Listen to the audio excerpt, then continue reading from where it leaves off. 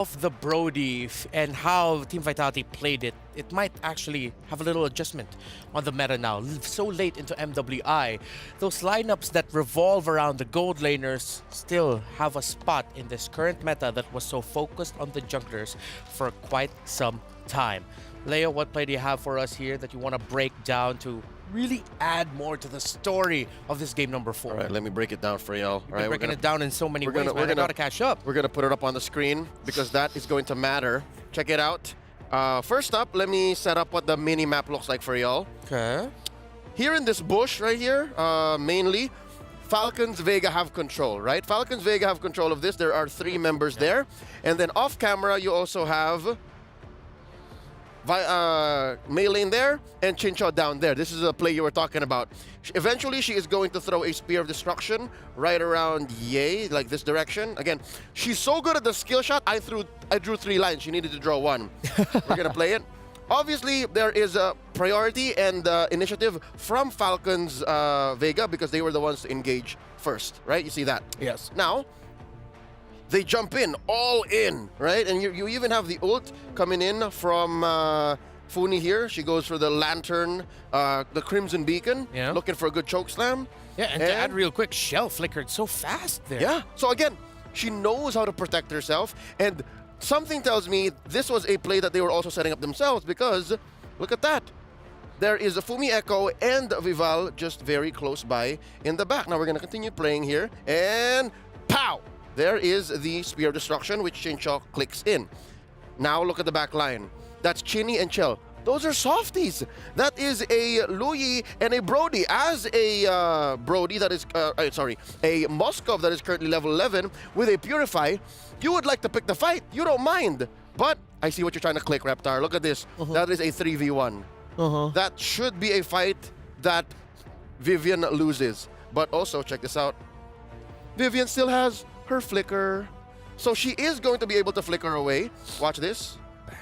And she flicker ways back. There you go. See, she jumped. She got choke slammed back. Yeah. Ah, interesting. I did not notice that. She gets choke slammed back. Yeah. Yeah, and then she flickers away. And all that while, the fight was happening and it happened again. Yeah. Chincho got bursted down because of the damage from Loyi and the Wind of Nature proc from Chell. And to pull the curtains back just a little bit behind the scenes, we can reel it back a little bit, Leo, if you can, please. There you go. I remember telling you behind the scenes, I said it felt like a miscommunication. Chincha and Falcons Vega, are we gonna commit the play?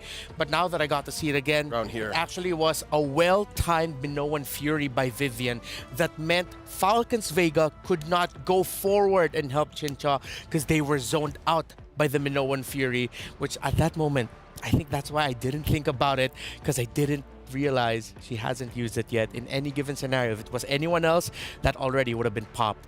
The audience predictions lean toward Falcons Vega, 67% to 33% over Team Vitality. The Falcons' flight will end now. But Team Vitality, they will continue their climb. The Hive still has their crown in their hands.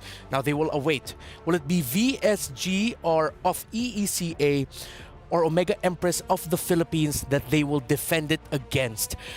The age-old narrative of PH versus Indonesia or a new narrative of EECA versus Vitality? That's it for now. We still have 2 more best of 5s. The second semi-final match and our grand final later today.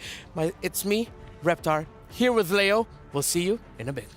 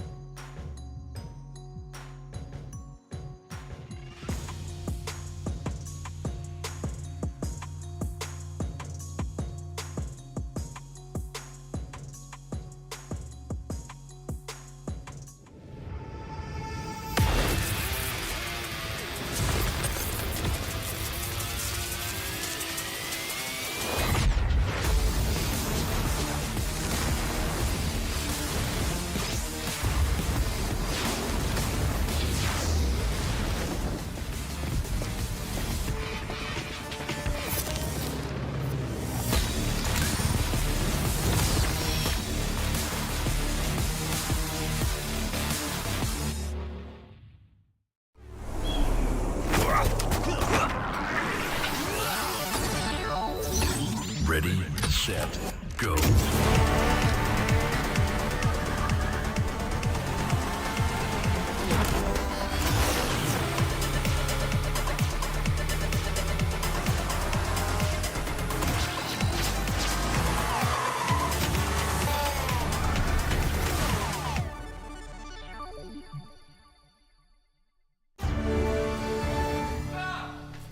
You ever wondered how a Hollywood movie is shot? On a Sony. You review it on a Sony. And how do you make that sound epic? You record it on a Sony. Lunch break on a Sony. So why wouldn't you watch it on a Bravia by Sony?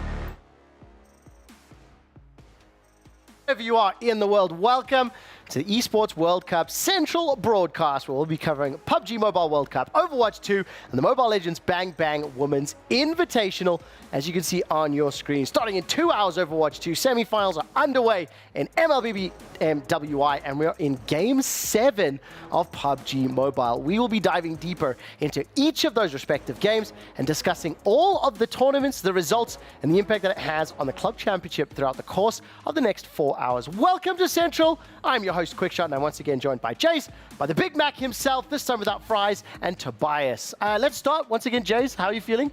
The MLBB tournament's coming to an end today. Yeah, so today we'll be resolving everything, and I'm extremely excited to what we have in store. Yeah, I'm looking forward to it. That was really professional on point. Mac, how you doing, my man? I'm great. Overwatch is going pretty great too. We're finally into the quarters. None of this shenanigans, no more mixing around, and it's going to be a great day. How are you, Toby? I'm good. PUBG is on. It's going to be on today, tomorrow as well. I'm sure we'll have a phenomenal competition. A phenomenal competition. That's really bold. Do you think we're going to have any more owl puns today? Oh, please. I hope so. You had 7. We do. Oh, woohoo, that was really good. I like that one. 8. Okay, let's take a look at today's schedule and see what is coming up. As we've already alluded to, quarterfinals in Overwatch 2, all 4 of them played today. Those are best of 7 starting at 4 o'clock local.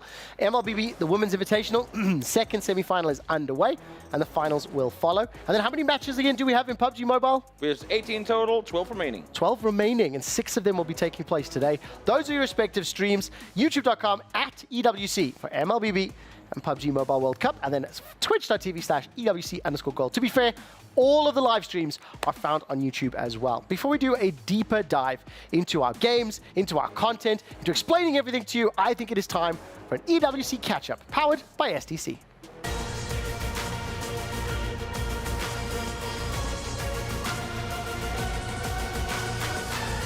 And one of my favorite parts of the day in our catch-up section is where we get to head to the floor and chat to the respective reporters and updaters. So this time round, it's my little rugrat Reptar telling us what's happening in MLBB.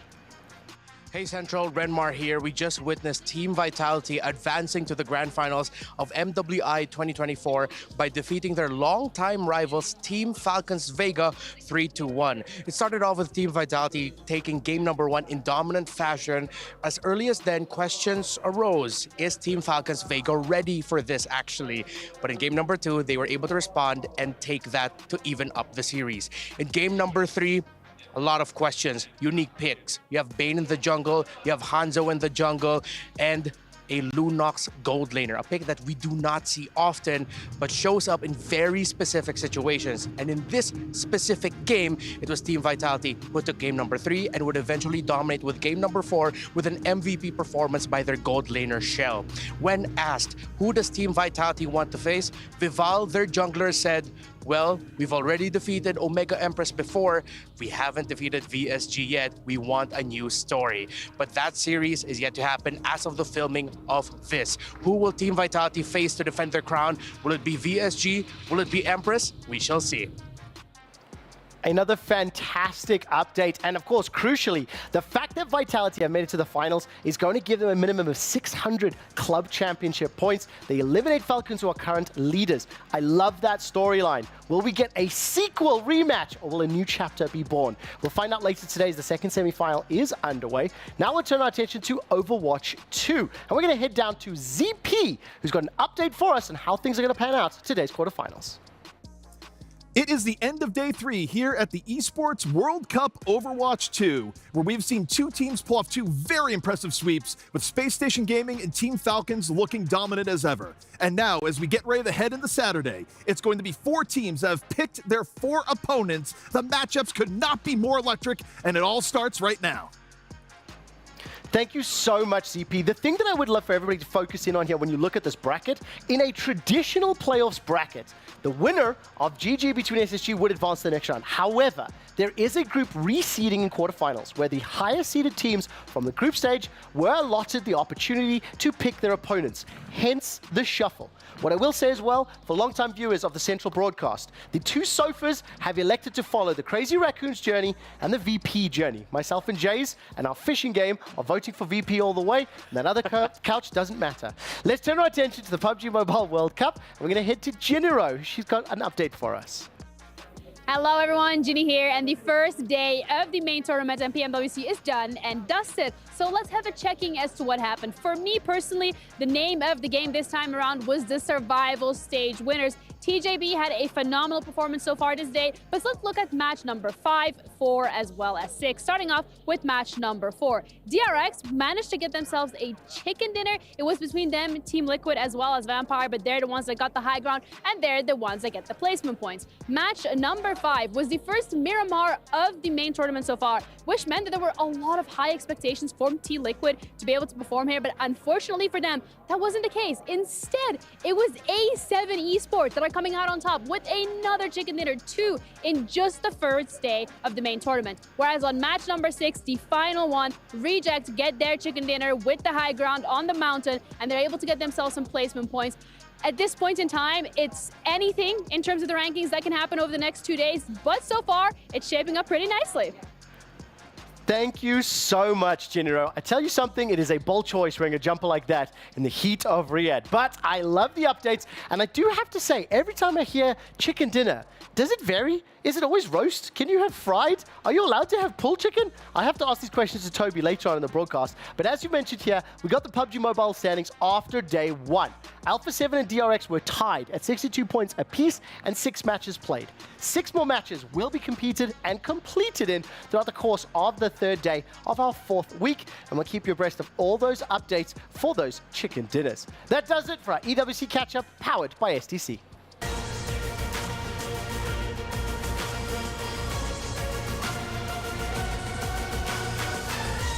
Oh, back on the sofa, make old man noises. I see a hand raised, Big Mac. What's up? Yeah, I just came up with the best idea, maybe not for this broadcast, but for content. Chicken dinner power rankings. Ooh. And we go through all the different kinds of chicken dinner and dishes because you know it what? could be roast, it could be whatever, but you know, everyone loves it in different ways. MLBB wraps up today. I think we need to go to dinner, try multiple different versions of a chicken dinner, and then we can evaluate it. Because once we get that, we can then have our standings on which chicken dinner is the best, and then we can look at what standings are like in the PUBG Mobile World Cup. That was a segue that was pretty terrible. It was smooth.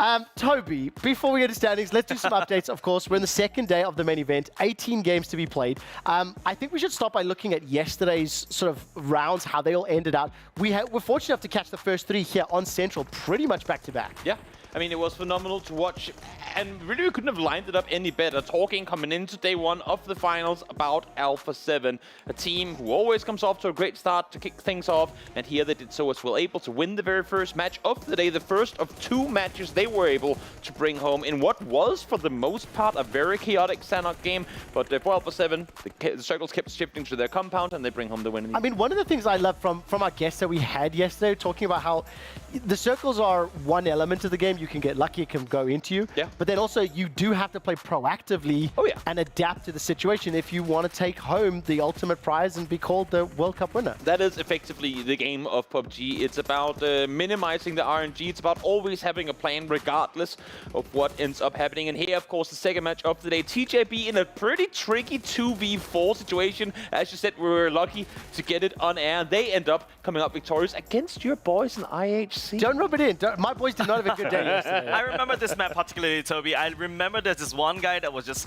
swimming out in the open, just waiting to be a 3rd player. My heart goes to that player as well. With the DXavier player power, I mean, and that's another element. It's how do you salvage? How do you, when it's 18 games that you're playing, how do you make sure to not have those zeros on the board? Because if every 0-point game is a 2 or 3 point game, I mean, we see that at the end of the tournament.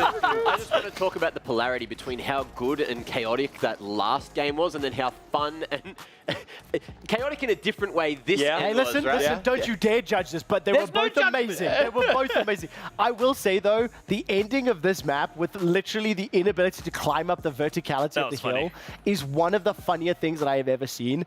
But it does show you a little bit of the strategy. You still play 2nd on the map. You still get those placement points. It is still valuable. There was definitely a world in which DRX should have, while they probably wouldn't end up win the match, they probably should have made a better showing in the finals than what we're seeing on screen right here. Yeah, it's a great little end. And those Talon guys that win this map, I actually saw them walking into the arena getting ready for the games today, and they were all singing. They were singing down the street in the 40-degree heat, and I was vibing. I was like, these guys are hilarious. Do they sing better than Toby? Yes. Fantastic news. Okay. I'm not sure if they can. And then, of course, over towards the second to final Wrangle game we go. Oh, sorry, the final Wrangle game of the day, where Vampire finally get a little bit going. Didn't quite have the eliminations to boot, though. And it's DRX again, this Korean bunch who finished dead last in group stage, able to take home yet another win. And our boys there, Team Liquid as well. Yeah, We had the yeah, pleasure yeah. of speaking to their coach Knight last week and definitely won over. Well, he won me over as far as supporting the squad.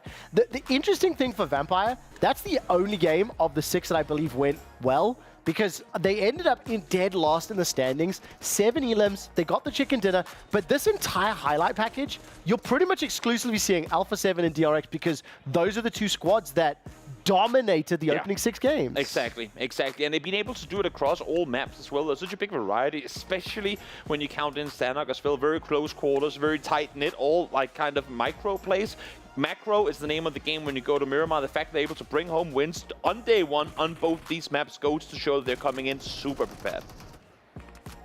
The boys from Boom, top 3 in this one as well.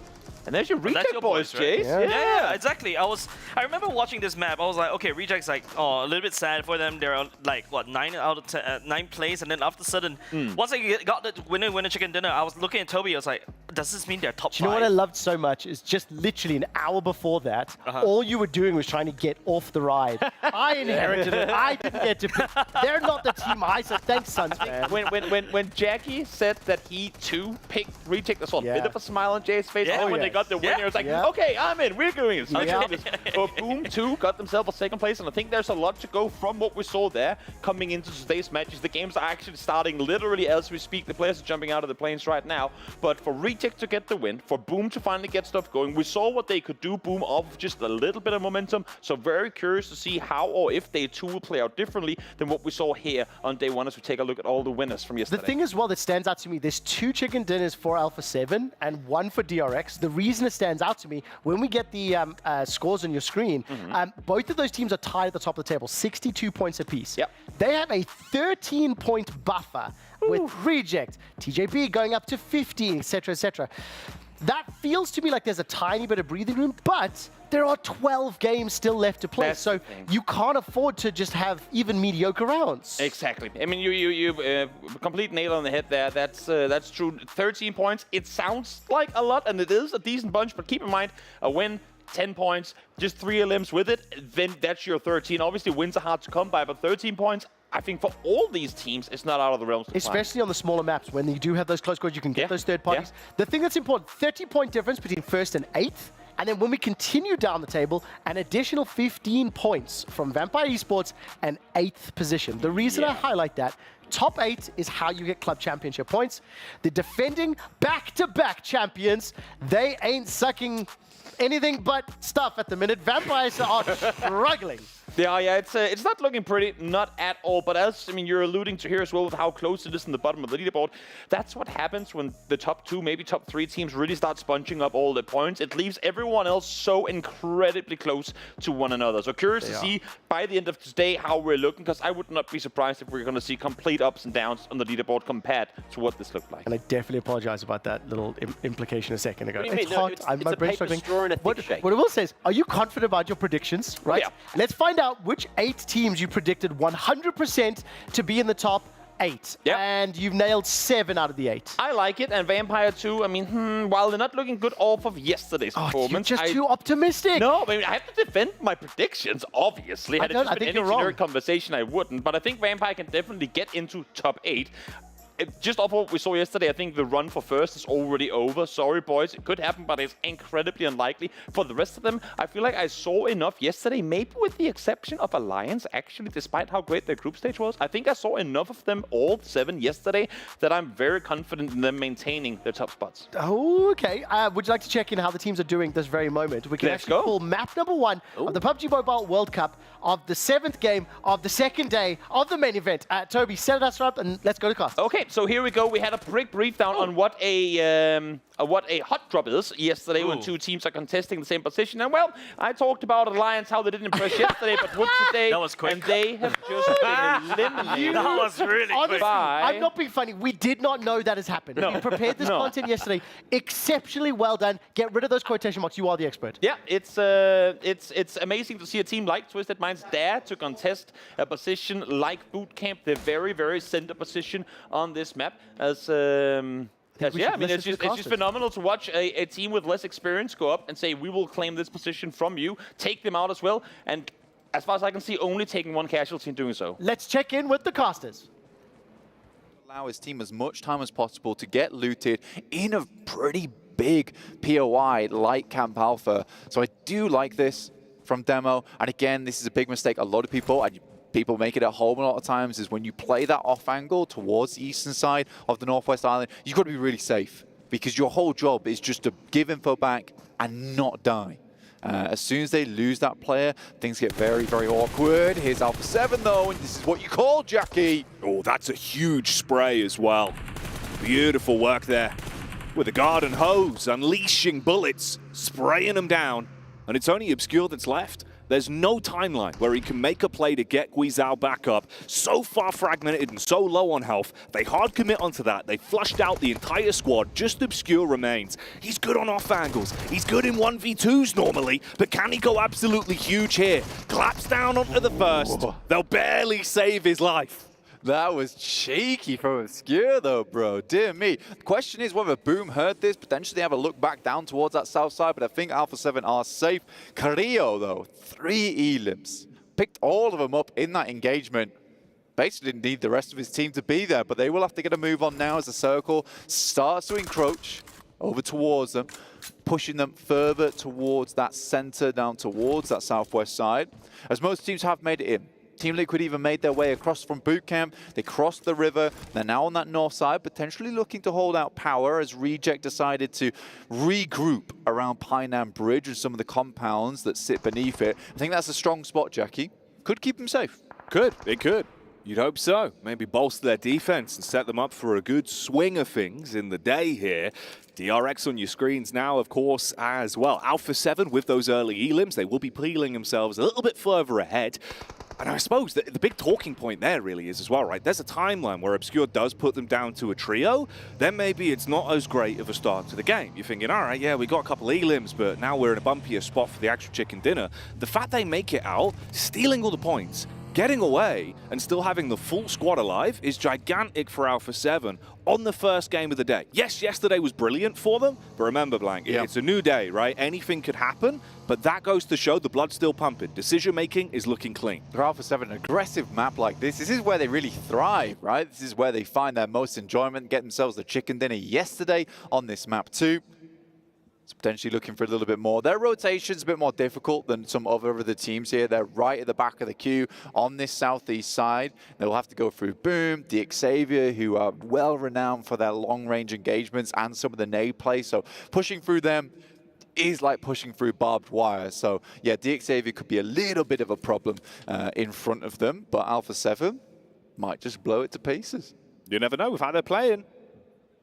Definitely could be an opportunity for that.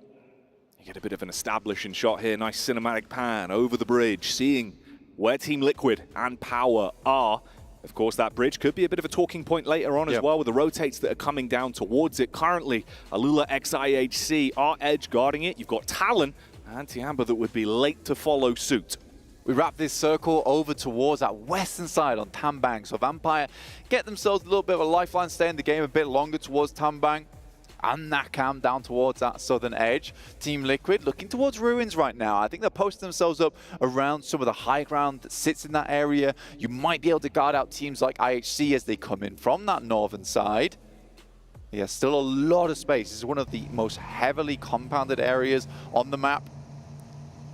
So for teams, a lot of safety can be garnered. If you're on the outside of the circle, though, those teams that have posted themselves up early on, like 4 Miracle Vibes in Painan, will be looking to stop a lot of these pushes from coming through. TJB with their 9 elims so far on Sandhawk on the average. Very, very nicely done.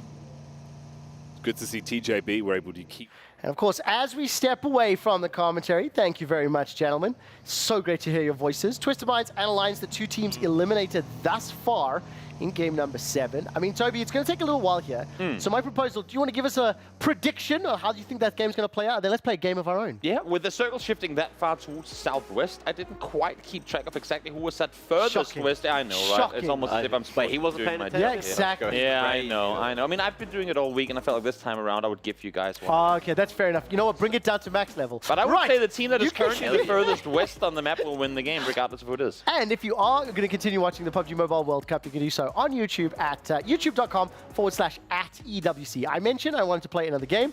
This is one that Toby has prepared for us. It is a mobile PUBG game quiz, but I don't know what context is. What's Nope, I our will give it to you. theme for today? I will give it to you because I just set myself up perfectly. I gave you guys a little win now on me because yesterday all you got was L's. We did the quiz yesterday. You did not get a single Between the three of answer us. correct between the three of you. And I asked you, what quiz would you like to do tomorrow to give you just a little bit of a chance to get something right? So therefore, my friends, I would like for you to bring out your whiteboards as we will now again hop over Toby's PUBG quiz show this time around. Let's go. With the weapons of the game, which you so asked for. So number 1, are we an A, an S12K? Are we B, an M416? Are we C, a barrel M762? Or is it a D, a MK14 EBR? I'm very bad with guns. I'm 5, also terrified at this 4, point. Okay. 3, 2, 1, and... Okay, I'm going... Oh, I wrote the word. Sorry, rookie mistake. Right. This is, in fact, a Saiga 12K. Wow! And we got the first correct one of the day. Of course, the There we FPS go. person knows his guns, right? There we go. I just First remember one this 'cause right. It's not necessarily a good gun, and I'd always find them, and I'd always have to throw them out. It's So I just, remember it's the auto shot. In mobile, this is a phenomenal gun. Everyone's working them. Next up, we have weapon number 2. Is this A QBU?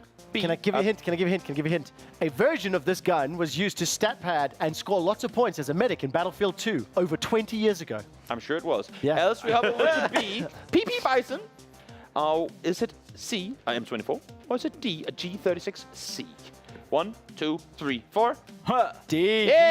Yay! Finally, I got something right. Ones. We did it. We give them these ones. After 2 days. Let's hop over to number 3. As we take a look at the next gun on our screens. Thank you, thank you, thank you. Here we go. Weapon number 3. Is this an AWM, a Mini 14, an AUG A3, or a QB Set 95? Do you know what I find interesting about this? Of the last 2 weapons we've done, 2 of them are French-made, just by the way. So, yeah. That's fun. This one and the previous one, yeah. Not 1, that 2, weird. 3. Okay, 1, 2, 3. 1, 1, 2, 3. 1, 2, 3. Yes. Hey. And all of you had them not right. You got it right. You 2 got it wrong. This was in fact not an AUG. It was a QBZ. One of Because it looks like a one of FAMAS. many ARs. Well, no. Well, No, It's in called my a opinion, it looks bullpup. like- It's called a bullpup. When the magazine's behind the... I'm not going to go deeper. It doesn't No. matter. Is it bullpup? Yes. Bullpup's That's an also- AUG. Isn't it? It's the type of gun where the magazine is behind the handle. So that's why it looks like a FAMAS. It's the same model. Because I know Moving the Australian Army Let's uses see. that one, There you and go. it's the Organ CS, right? Yeah, It's the exactly. green one with Yeah. that angle. Yeah. Yeah. Sorry, okay. Moving on. Nerding out a little bit. Let's hop I over to definitely the thought- next one as we see here. A SKS, B SLR. Oh, sorry, SCAR L. C, a M16A4, or a D, do you know what? Kar98. Honestly, I thought I was going to do so much better at this, and think I I'm know just this into one. 3, Okay. 2, 1. This is in fact an SKS. Kar98 is a bolt 100%. action. Yeah, he got I mean, he's this, a he got FPS this. guy, right? Also, I mean, for me, personally, this is a meme in the community, but this is by far the best DMR in the game. What? Sorry? It's the best DMR in the game. What is DMR? That's what I'm It's asking. a semi-automatic sniper rifle. It's, in fact, not really the best one, but I always have said it was wait, the best. Wait, so hold on. What does DMR mean? Do you want to Google? Dimensional magazine revolver. Designated marksman you rifle. kidding? So you don't even know? Designated marksman rifle. I don't know what it That's is. what I was saying, Oh, right? you know what? If you don't even Oh, know the yeah, terminology, yeah. how can I Ghost trust Recon. you? Seriously, is that it? Yeah, designated marksman rifle. Unreal. I knew that. I was did just not know testing that. Jace. Thank He you. didn't know that. He Yeah. had no idea. Let's, Okay, congratulations to Mac. You That's it. absolutely nailed that one. Hell yeah. Most of them, I was like, I can't remember the name of it, but I remembered the other options and what they looked like. Tomorrow, we'll make it Process of harder elimination, tomorrow. We'll make it Please harder. don't. I think I'm 0 and no, I'm 2 and 8, 2 and 6. Out of Pretty the last eight embarrassing, questions. actually. It's terrible, terrible. Right, it is time to turn our attention to the EWC Club Championship update, brought to you by STC.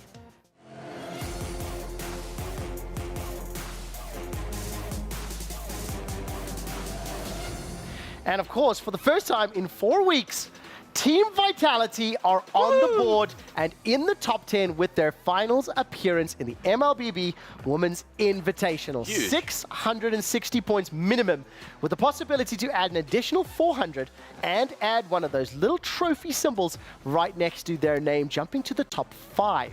Of course, it's not a big surprise to see Team Falcons at 32.85. Their squad was just eliminated from MLBB WI. And I think crucially, with the highlight on Team Vitality, and then you look at Liquid, Na'Vi, Gaming Gladiators, it means that the fight for second place is turning out to be an absolute nail-biter as we approach the halfway mark of the Esports World Cup in 2024. Let's find out whether or not Vitality can accrue the additional 400 points to actually make that statement true. And also, we will be speaking to Vitality CEO a little bit later on in the broadcast.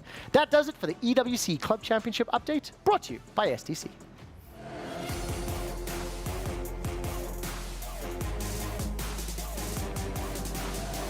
Right, we've taken a look at PUBG Mobile World Cup. We've mentioned MLBB, and we'll come back to that just a little bit later. I'd like to dive into Overwatch 2, because about a bajillion games happened yesterday, and I figure it's time to recap them, talk about what happened in that round of 12, each series being a best of 7, and the bracket reset. So, Mac, I'll come to you first. Let's bring the bracket up. Talk to me about the reset. Do you think the predictions as far as the number 1 seeds versus their opponents kind of played out, or are there any surprises? There were a few surprises for me personally. You'll see my predictions in a moment to what I thought was going to happen. I got all the winners correct, so I feel like all the favorites, all those ones that won, were the second place teams. All the third place teams from the group didn't manage to make it out.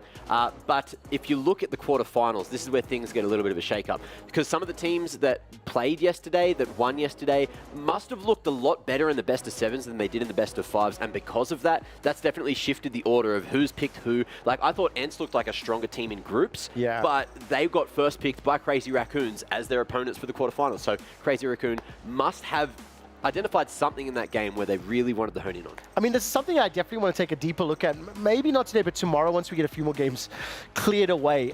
Taking a look at the game mode selections, taking a look at the hero bans, and then also taking a look at the map priorities, because Crazy Raccoon, we heard from Jake yesterday, if I recall correctly, saying how they could hide strats, go for the straight up mirror. They're not nervous or worried about what their opponents will do, because they just know they're significantly better.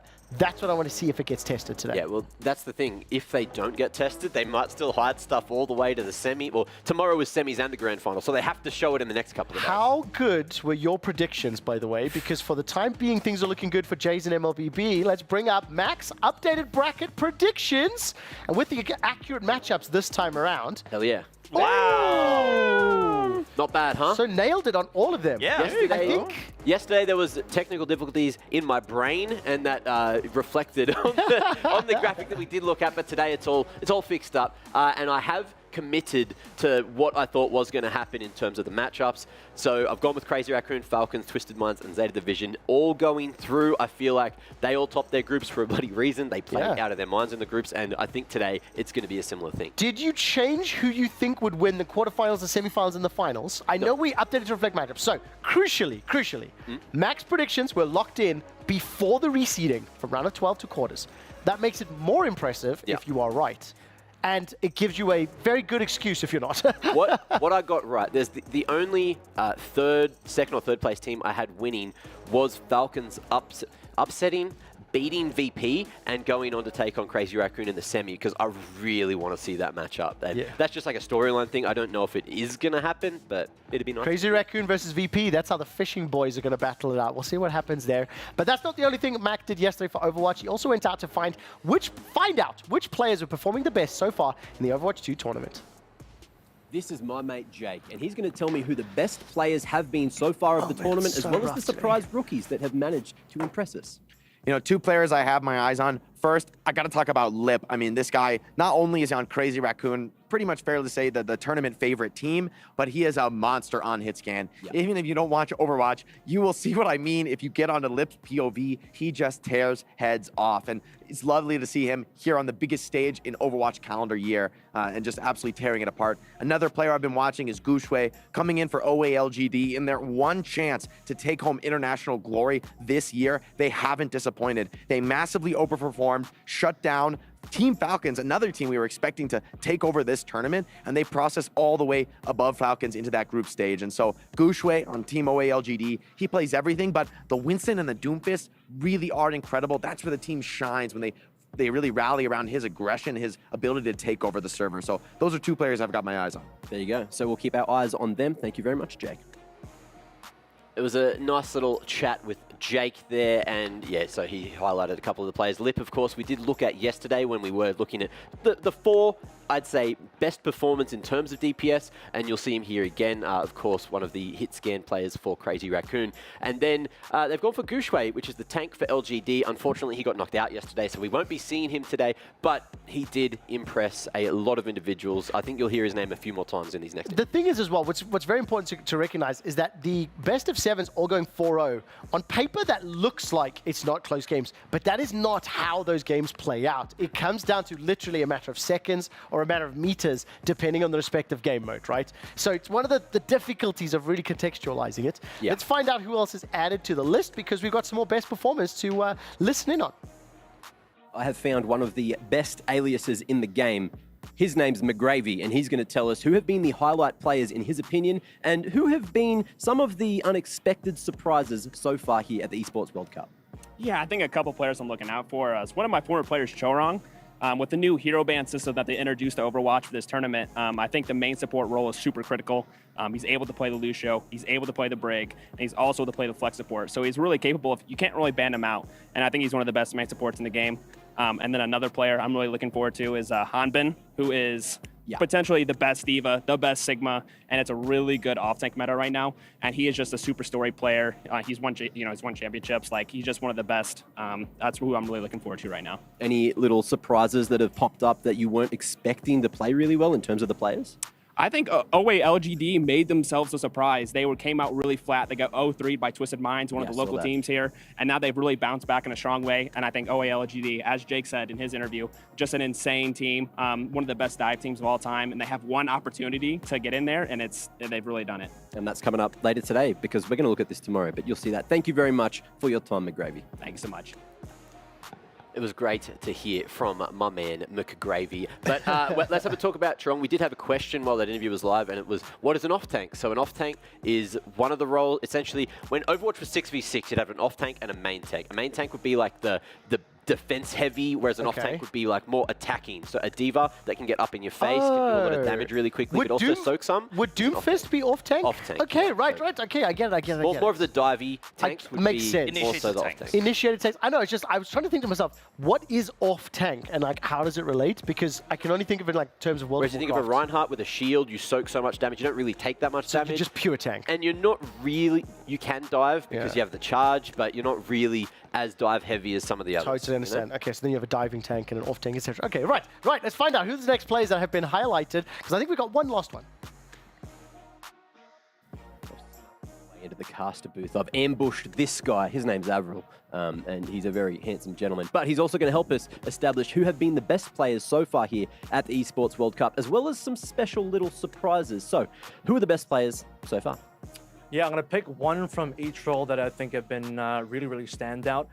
First of all, let's go towards... I'm going to pick one from each team as well, just to make it really interesting. I think Shu on the support side from Crazy Raccoons has been by far the best support so far in the entire tournament. I think he's the best support player in the world at the moment. Going towards the tank, arguably, some people might not say the very best in the world, but I think he's the best at what he plays, which is Hardy on the Rhine, on the main tanks, on the Brawl tanks as well for SSG, for Space Station Gaming in EMEA. He is just the absolute #1 in the world at his specific roles. And then, you know, moving to another team again, let's go towards LGD from China. Shy is making a huge comeback on the hit scan, and fantastic performances taking down Falcons yesterday off a lot of Widowmakers and other plays as well. And for, I think, a player that has been surprisingly good now, as, you know, we're currently watching through Fnatic at the time of this recording, it's just like, it's Dongak from Fnatic who, you know, has had a bit of a shaky past, but right now it's the Dongak time again, on that tank, on the ball, on the Doomfist, on all these dive tanks. He's just been so phenomenal to watch. Yeah, his Doomfist yesterday that got them into the round of 12 was insane, absolutely insane. Now, what about some surprises? Is there anyone that's turned up to the tournament that you didn't expect to be a star player that is really performing? I think mostly everything has been pretty standard. I think to shout out maybe the teams that have been knocked out a little bit, or you know, the minor region teams, Claire from Bleed Esports and Pacific has been a really strong standout on the tank. And looking over towards the fact that for Nightmare as well, Infected on the tank, Seeker on the DPS, some of the teams that we had to say goodbye to, but you know, important players that have done really well this tournament. And what about Anta? He was definitely the best coach at the tournament, right? Well, he nearly coached Makers into a win versus Twisted Minds, who, if it wasn't for that loss, Twisted Minds ended up now first in their group. So a huge three-way, I believe, tiebreaker coming out from that group, and Twisted Minds barely scraping in first. But if they had lost to Makers, it's a very different story. So, you know, huge underdogs from OCE that took down, or had a chance of taking down, one of the better teams here at the tournament. I'm sorry that we didn't let you rest your voice. I can see that we're getting ready to jump into another map, so we've got to get out of here. Thank you very much, Avril. Thanks, mate. It was a very interesting, very wordy one coming out from Avril there. But some of the individuals that he did shout out, look, Shai, Donghak, Hardy, Shu, most of which are still there. Well, the left side is, the right side's not. Shai got knocked out yesterday. Donghak got knocked out yesterday. Donghak in particular, I did get a little bit of insight as to why he was doing well, but then also why Fnatic might have made a few mistakes which led to their loss. So Donghak isn't necessarily the main in-game leader, the main caller or captain, as traditionally you would call it. They have another tank on the team who is better at calling, but not as good mechanically. And there were some huge mistakes in terms of ultimate usage yesterday in the game, which essentially cost them. Especially on that very final push in the very final map. Also, it was great seeing them play the hamster ball. It's not something we get to see a whole lot. Whether it was good, that is a completely different discussion altogether. Now, that does it for the time being as far as Overwatch is concerned. We'll come back to it a little bit later. As you mentioned, the games are only starting in about an hour and a half. What I would like to do before we dive into any other content here in EWC Central, I'd like to find out what happened at the end of that first map in the PUBG Mobile World Cup. So let's bring this up onto your screens. And Toby, give us a little bit of a catch-up here on what we have missed, because these are the last 4 minutes of map number 1. Yes, so as I said, as we ended our previous look into this match, it went far down towards the southwest, meaning rotation opportunities are very limited. You can't do wide rotations around the circle, because as you can see here, everything west is a massive cliffside and water. So unless if you want to go for some of those botations, there isn't really a whole lot to come for. Not only that, but the game is literally ending on a hilltop. So it's very hard to scout forward, very hard to maneuver. That's why you're seeing here, everyone is pretty much laying low, waiting for the circle to confirm, or I should say force them to go somewhere else. And because it is just such a valley here, right? All the tops of the palm trees, annoying. It just breaks up that line of sight from so many of those houses up on the top of the hill. Exactly. Yeah, I'm looking at this rejects at the very least. They're looking really good right here. I'm so glad to see my boys, you know, at the very least doing quite well in this particular match. Yeah, only one elimination thus far, but again, I mean, into placement points now, solid performance from them. But as you can see here too, now we are reaching a point where teams, I mean, backs against the wall or backs against the blue zone, quite literally. We get IWNRX eliminated. They did manage to snatch 9 eliminations though, so regardless of them not finishing top 5, they'll probably be within the top 3 when we look at the leaderboard after the game is over. But as I said before, now circles are starting to force players to make moves. 10 elims for Boom. That is crazy high already. I mean, we said it. They didn't strike out super hot. What was the difference again between second and third? It was 13 points, 12 points? 13 points, and they're already, I mean, this is effectively 13 points. 6 plays guaranteed, 10 eliminations, that's 13 points in this match alone. And Boom, I wouldn't be surprised if they get even more out of this one. Liquid playing well in Senok so far. This time around, not quite so. Out with just a single elimination, not the game they would write home about, I think. Quickly, just on the UI, when Team Liquid got eliminated, it said 37 points. Is that what they got this game, or where the amount of That points would they have been overall. insane. No, that's their total amount of points. Just double check. Yeah, It's of course, basically of course. it's basically a cutout of what you see on the right-hand side. Yeah, yeah, So the the current score cumulative. plus the elims, so you have to add elims to that. So now we're shifting closer to the water, which is interesting. We saw cliff sides in play yesterday, or mountain sides, I should say, that teams had a hard time getting up. You can really easily get trapped out on these cliff sides in these matches, and you can see now how teams are trying to use the terrain to full effect. Vampire Esports have to try and maneuver their way further forward, but you have Boom set on the other side, ready and waiting for them with just one of the TJ Beep. I don't even... Where is he? Oh, wait, is he down the water? He's not in. Where is he? He's further west. He's got to be in the water. I mean, we saw it yesterday. We saw it yesterday with DRX, the solo player that just snuck placement points in. And again, what better way to do it? If he is down there, he is down there. You can see him at the bottom of the screen. He is all the way down the water. You can see him on the map, and the circle pop has just He's actually just exactly in. Is he going to stay in? Oh my word! I can't make it out from here, but it's going to be close. What is the center of the character model? So what? Observers, please go, because obviously the image. Listen, the image on the mini map is outside of the circle. So he's got to be outside too. Where is the hitbox? It is center of the character. Right. So I think he's just exactly out. I don't know if he can swim to a position from where he's going to be further in, but we'll have to see. He's going to get moving. But for him here, if he can get a second place, that's 6 points accumulated from a solo player making a solo play. And we've seen it again, 6 points can be... Oh, look at that. Like, There you go. Yes! There he is. He is actually in the water. What is he standing on? He stood on the cliffs, and there you go. There he falls. But again, we talk about salvage performances. This is huge. They don't get a single elimination, but because he gets third, it's a 5-point game. That is something you can be very comfortable with. And now, of course, the final fight, Vampire able to maintain control of this building for a while, but now they have to make their way out of it. Oh my god, final gunshots. Okay, round Boom ends. gets it. How many points did they get in that round? That has got to be somewhere along the lines of 17 limbs and a win. Unreal. 16 limbs, 26 points in done. one game. Boom was set in what, 9th? 8th? And you know what? Coming into this? Vampire Esports heard me talking nonsense, and they put up a second place. Look, only securing 4 elims is not the highest, but it is desperately needed points at this point, at this stage in time. And one of the things that's the most impressive to me with this Boom performance here is that, as we say, Sanok is one of those maps where if you start a fight, you can be sure that other teams will join you quickly. Therefore, we rarely ever see one team go out and get a ton of elims, because they will get 1 or 2 teams taken down, but by that time, they will have taken so many casualties themselves that they end up falling short. So this time around, for them to take out 16 other players and get the win, and they had, I believe, 3 still on their feet by the end of the game. That's the reason why I had them in my top as well. They will definitely be closing that gap between Alpha 7 and DRX. We'll continue to keep you up to date with the PUBG Mobile World Cup results as the day plays out. But for now, we're going to take a very brief break as we take a look at the Overwatch boys from Virtus Pro trying their hands at geography. That's what we looked at yesterday. Today, it's time for actually Twisted Minds to try their hands at geography.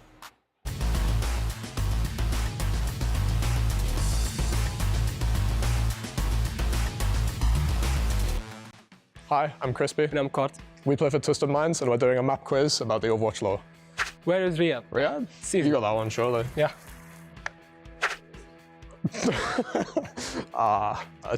It's in Europe, but we need to take a guess.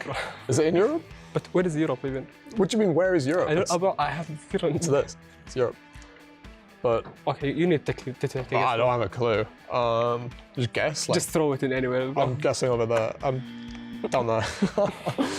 Oh, that's it's Australian. Yeah, Australian. Yeah, but it's just. Do you know where Australia? You don't know where Australia is? My geography is please, bro. No, it's just there. Oh, it's Dallas, right? Yeah, America. Yeah. Dallas. It's here, but I don't know where. It's like right there. It's like very central, but I don't know where exactly. Oh shit! Oh god! I've got it so wrong, haven't I? Actually. Paris. Paris is in Brazil. Yeah. Yeah, it's just. San di Rio, I think, or something like that. It's down there. Okay, I'll tell you the country and you just place it. Okay. From the moon, isn't it? Yeah. It's from the moon, like lunar colony, right? Bro, oh my god, how? I know. Lives in Gibraltar. Gibraltar, yeah, but it's like a tiny island, right? Yeah, but I don't know where. Oh my god, it's like near Spain and Africa. It's like there, I think, like right there. Really? Bro, Crispy. Yeah, I got that. I really don't know. It's a trick question. I swear they all happen in LA, because it's at BlizzCon, isn't it? Yeah. So every single one happens in LA. Yeah, actually, maybe, yeah. But I don't know where that is on the... Just basically. It's just west, right? Oh, wait, yeah, I think it's west, yeah. Maybe like somewhere around here? Korea, right? South Korea, yeah. You roll the pins there. But where is it? It's It's around here. I don't. Again. Let's go in the middle. Rinasapi, the new one. Rinasapi, the new push map. Oh, zero idea. You got that one, Crispy. So it's like, I have no idea. I'm just gonna guess like Mexico or something. Like no Mexico, but closer to it. Oh, it's in Peru. I didn't know that one. Dude, I have no idea. I have no idea. Too marvelous knowledge. They're in Gibraltar now, but where they used to be, I literally couldn't tell you. Oh, they're in Numbani. They're in Numbani in Africa somewhere. Oh, yeah. It's somewhere in Africa, but better put the pin. You got that one, bro. Put it South Africa, don't they? Japan, yeah. In Japan, and it's you've got all the pins. It's just off the coast. It's there, I think. Oh, it's one of the. Oh god. Let's go with your gut, bro. That one. Thank you guys for watching, and make sure to watch us win the whole thing.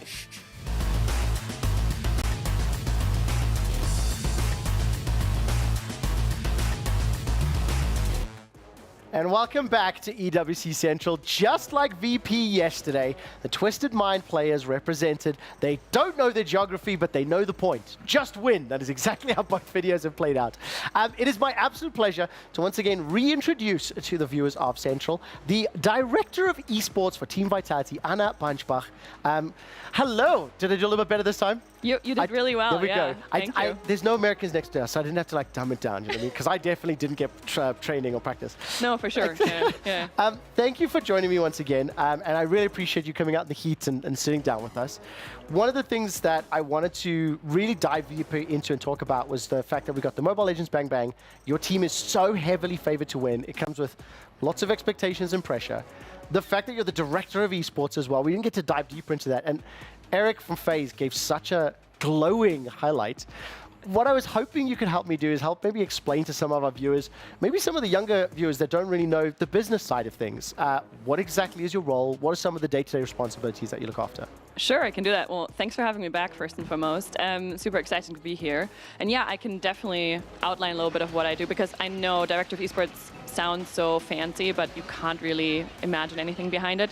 I think if you compare it to traditional sports, it's like a sports director. So at the end of the day, I take care of all of our teams. That means on the contractual side, on the performance side, on the player side, all of those things.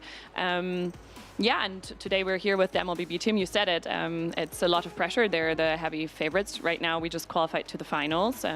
I think it's the 25th attempt to win in a row without losing. Correct. 999 days now undefeated in tournaments. Yeah. 22 total trophies under your belt. I've been well trained. Somewhere hiding behind the cameras is my MLBB expert. It's not me.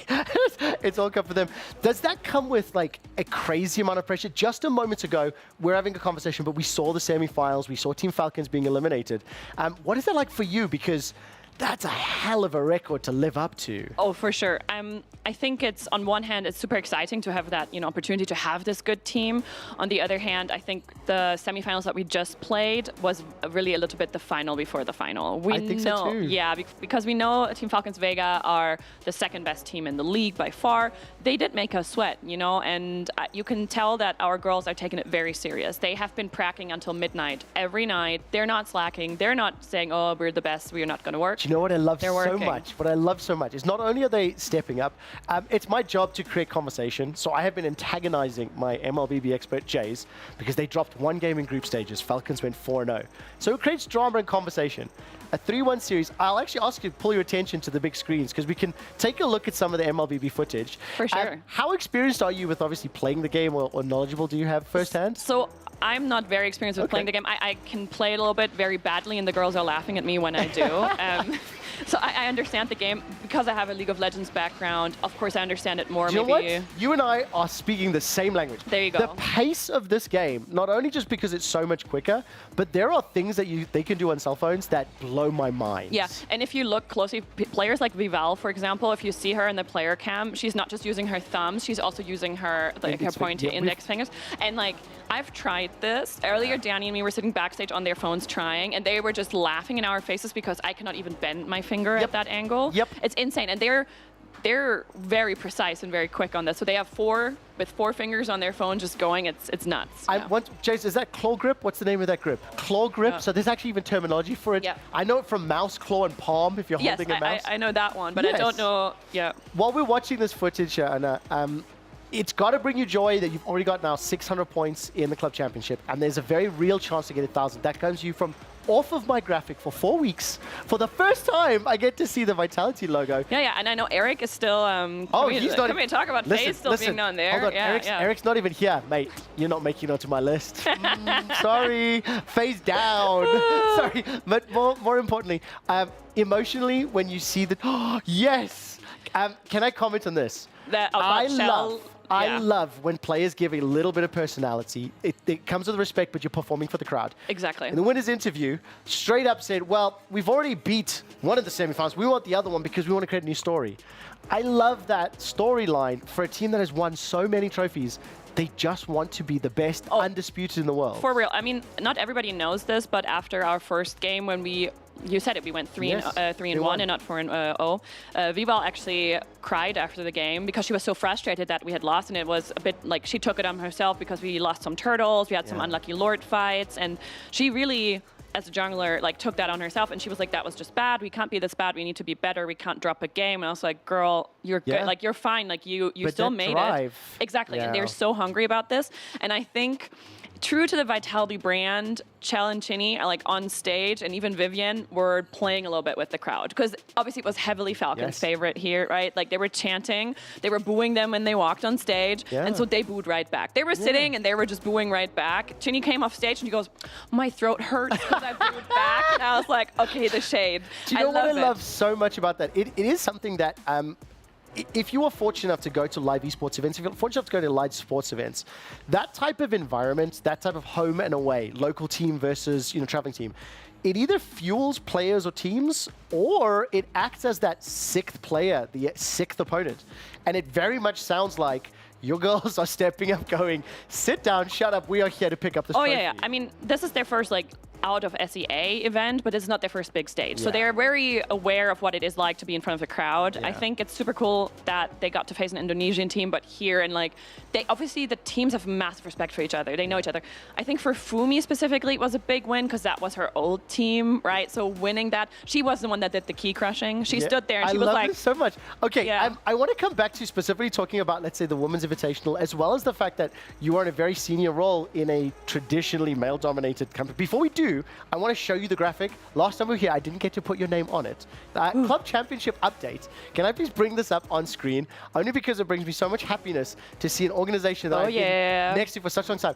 Already 660, and this is on the unexpected, impossible scenario, I shouldn't have said that word, that you play second MLBB. With a win, you go up to 1060, will overtake Game of Gladiators in 4th, and you get that trophy to your name.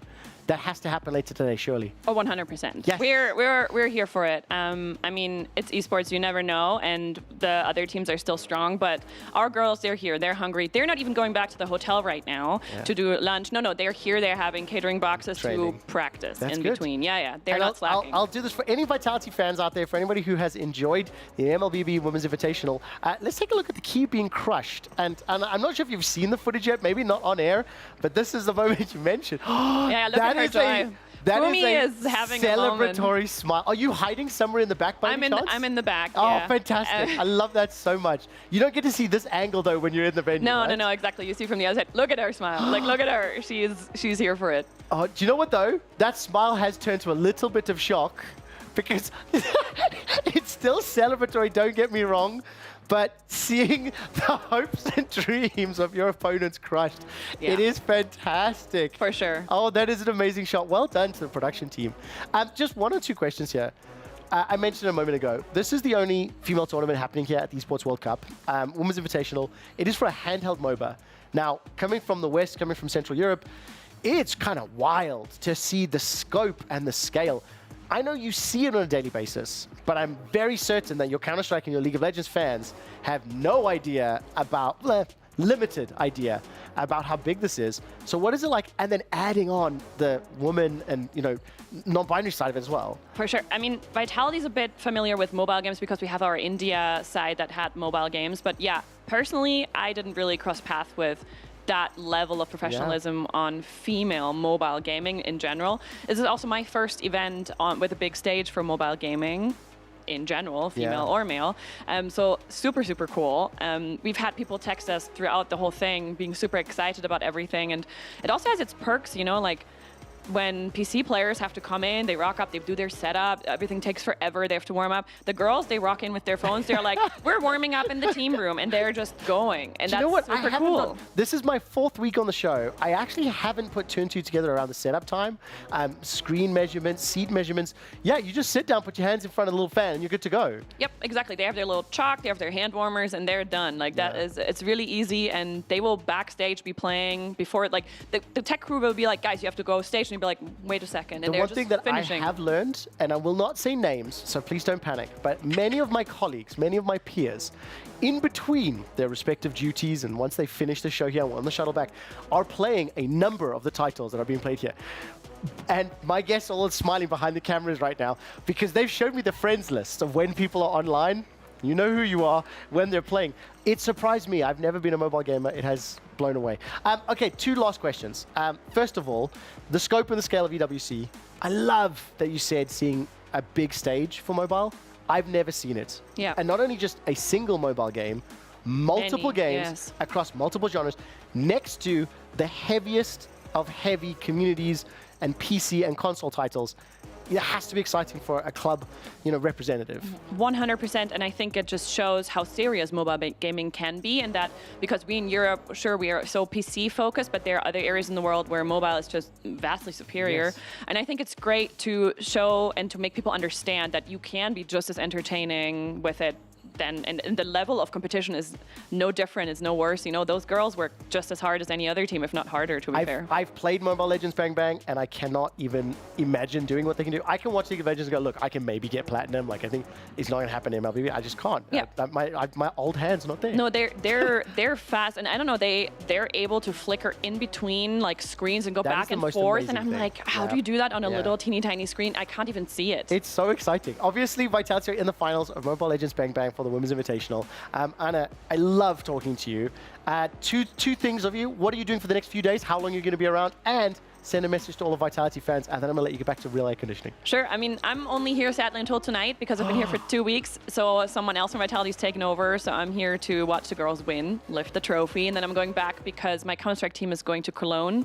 So I'm going to be with them there, you know. You know what?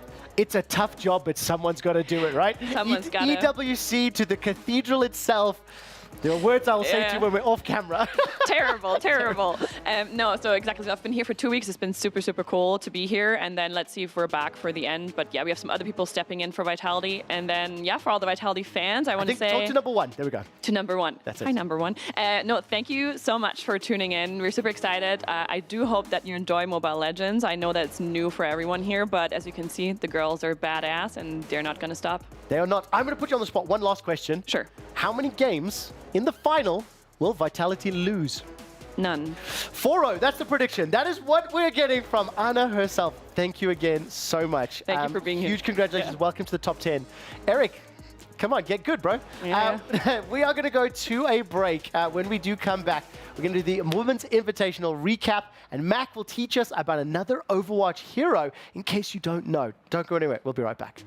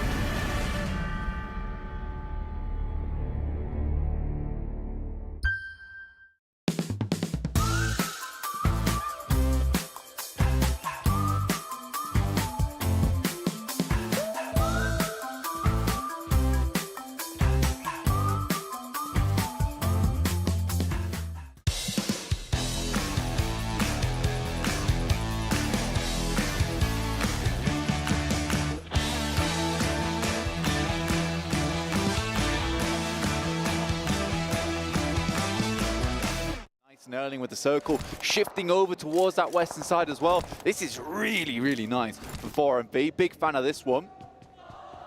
And they're honestly fanning the flames over towards this side of the map as they are heating up.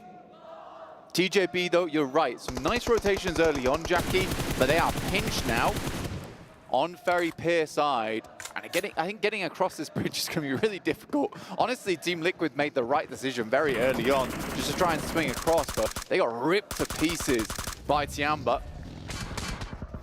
See how the nightmare scenario started for Power earlier on in this matchup as well, when Boom brought the hurt straight to them and were able to dismantle the squad.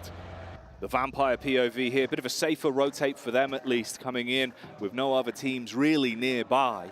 But that is a stark contrast for what we've got going on behind the Battle of the Bridge. Yeah. Alula XIHC, Twisted Minds, the duo that's left there, and Tongji Abao, all now getting very close to one another on what is a tight choke point for the rotate. The problem with this circle, the problem with the previous circles, was the fact that it was kind of undecided whether it was going to Sosnovka and where on Sosnovka it was going. So a lot of teams hadn't already made that push. They thought they had much more time, but time has just flown by here, and teams have not got into position. Alex, last player remaining. TJB looking to take him down. Zjol on the other side.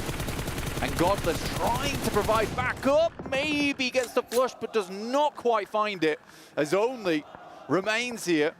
And a good player to get back up on his feet, because he's been making plays for TJB. It's so rough as well. You can see Alex is trying to come across everything he can, even from the knocked state, to try and give them an opportunity to do something. Maybe commit with another tag back.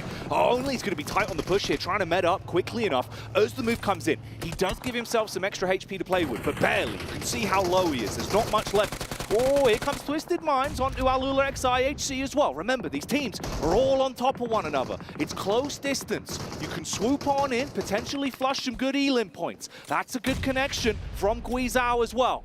There's a timer on this fight, though. The blue is hurting, and 4MB is a team that's waiting on the other side. The more open, ready to accept any team coming their way and chomp on them. Pick up the points for their troubles. Nades keep flowing through. In the meantime, Tiamba taking shots over towards Alliance, who are having a very bad main stage here, despite being so dominant in that group stage. It's a complete change of pace for them. Flower, he can be a real big dog for Tongji Abao. We've seen him having show-stopping performances, but in this one, he's got to pull the plug, try and heal up. Meanwhile, what remained of Twisted Minds are waved out of action as they go down. They at least got some Elim points from this one. That's one saving grace to it with 5 points, but now the focus is on Tongji Abao to take down a...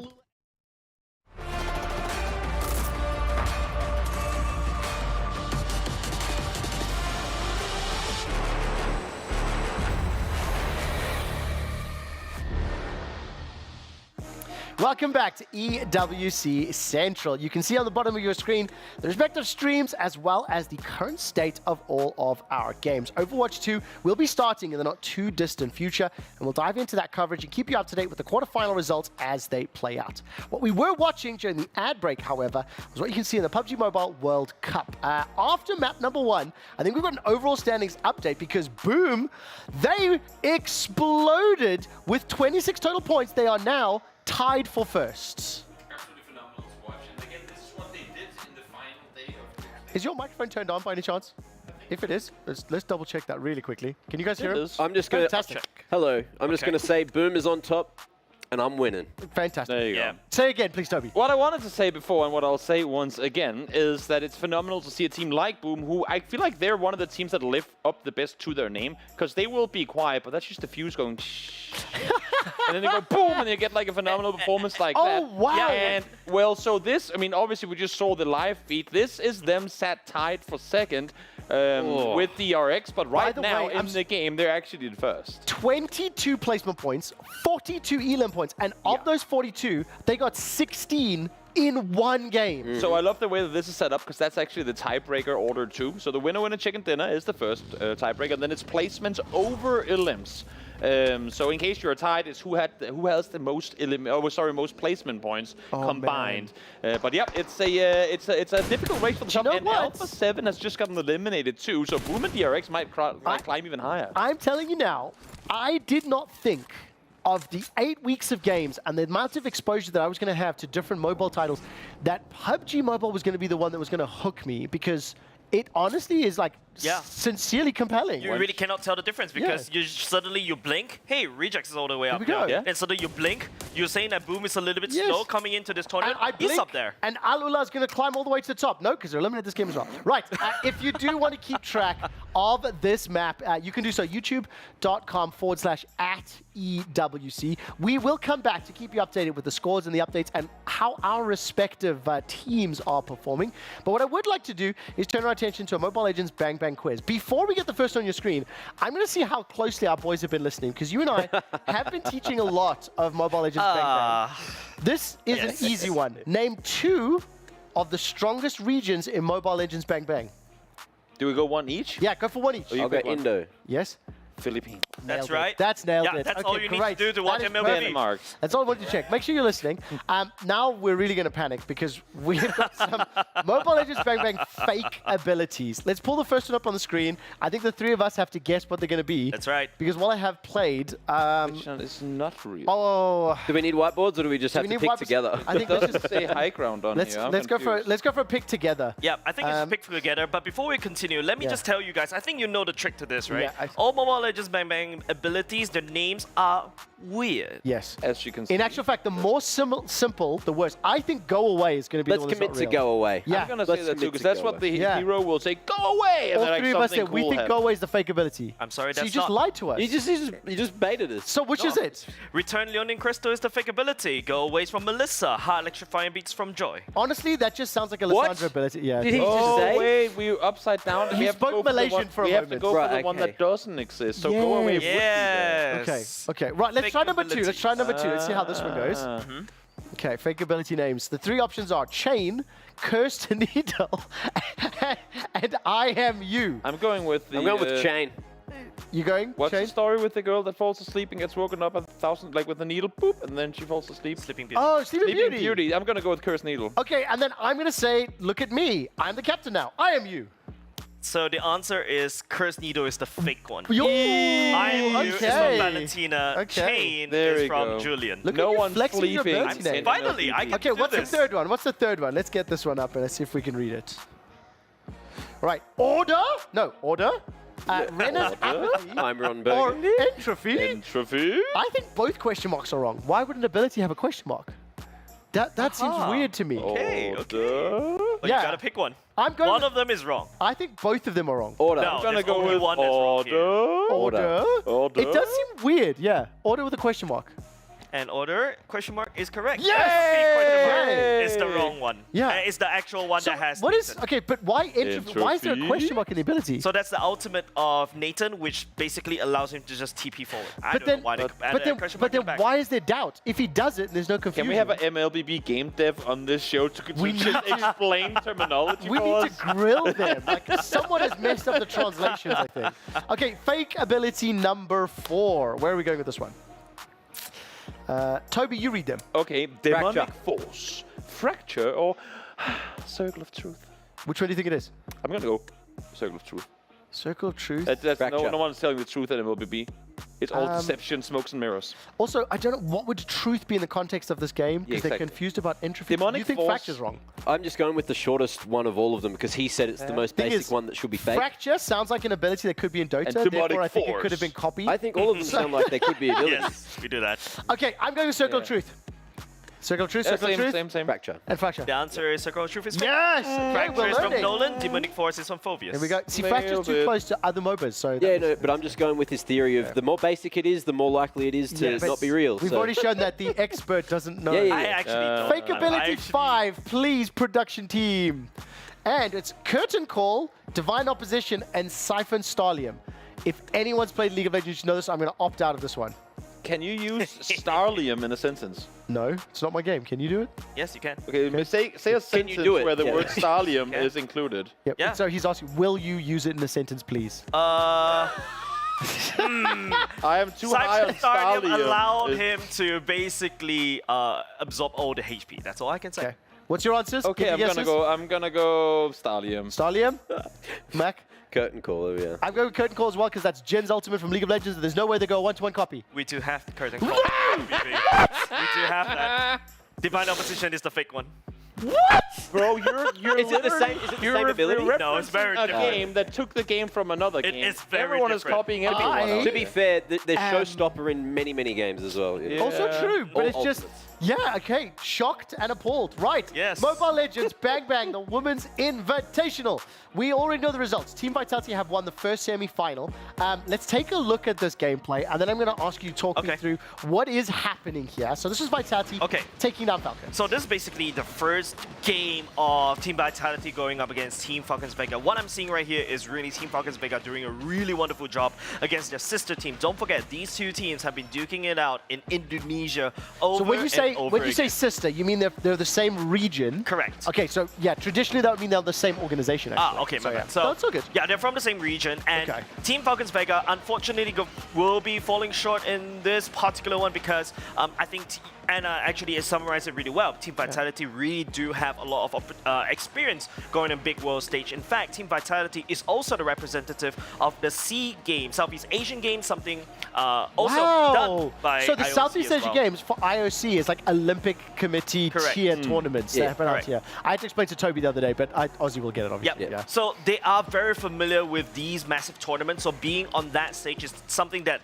they are really familiar with. Team Falcons Vega, however, falling a little bit short. But I really like this one though. In game number 2, they were able to kind of reply back just a little bit. And I think that's what Anna was talking about, where Team Vitality is like, Viva was not happy about that one. And yeah, and Team Falcons Vega taking this game, you can see how like happy they are, how satisfied, and a little bit like, phew, a sigh of relief right there. I will say this because I had the pleasure of watching these clips earlier with Anna. I don't think you guys would have seen this video package yet, but once the series is over, look at the Team Vitality players. They've got personality, they've got sass, and like we heard, you know, from the director of esports from Vitality, they're willing to be confident, right?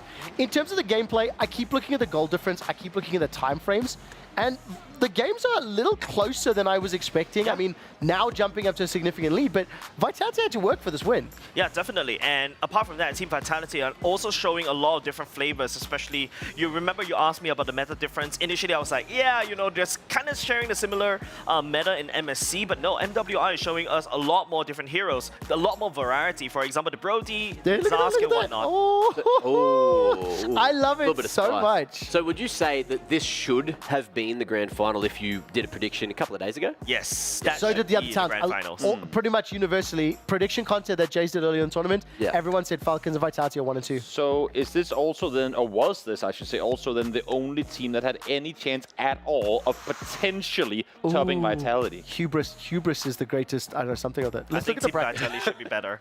Yeah, so with that said, I think right now we still also have got some games ongoing as well. So let's take a look at the brackets as of now. Currently, my prediction, a little bit haywire already. I hope we do have that prepared up, but Team Vitality losing one game going into the grand finals. Question about this. I love Toby's question. I interrupted it. But VSG, OMG, like, I mean, let's talk about the chances. Okay. Because if Vitality are the heavy favorites and they were expected to win everything, how much do they need to just not trip over themselves to win the final? Because both of those teams are definitely underdogs. Okay, so I think Team Vitality should be able to, you know, conserve everything into the back because they're really solid. And by the way, if Omega Empress, which going into the grand finals, that will be a replay of the Southeast Asian Games where it's Team Philippines going up against Team Indonesia again. Yeah, and of course, remember that the fact that the fact that Vitality got to eliminate a team from their own region, they have a lot of experience, they have a lot of respect. So there was very specifically, was it Shell? I can't remember the exact name. I know was saying who used to play for them, their same roster, and now it's come over. I sincerely want you to keep a close eye on her emotions and her facial reaction as this key gets crushed. I think it's Fumi, but Fumi, thank you very much. Yeah, but like literally, you can see the.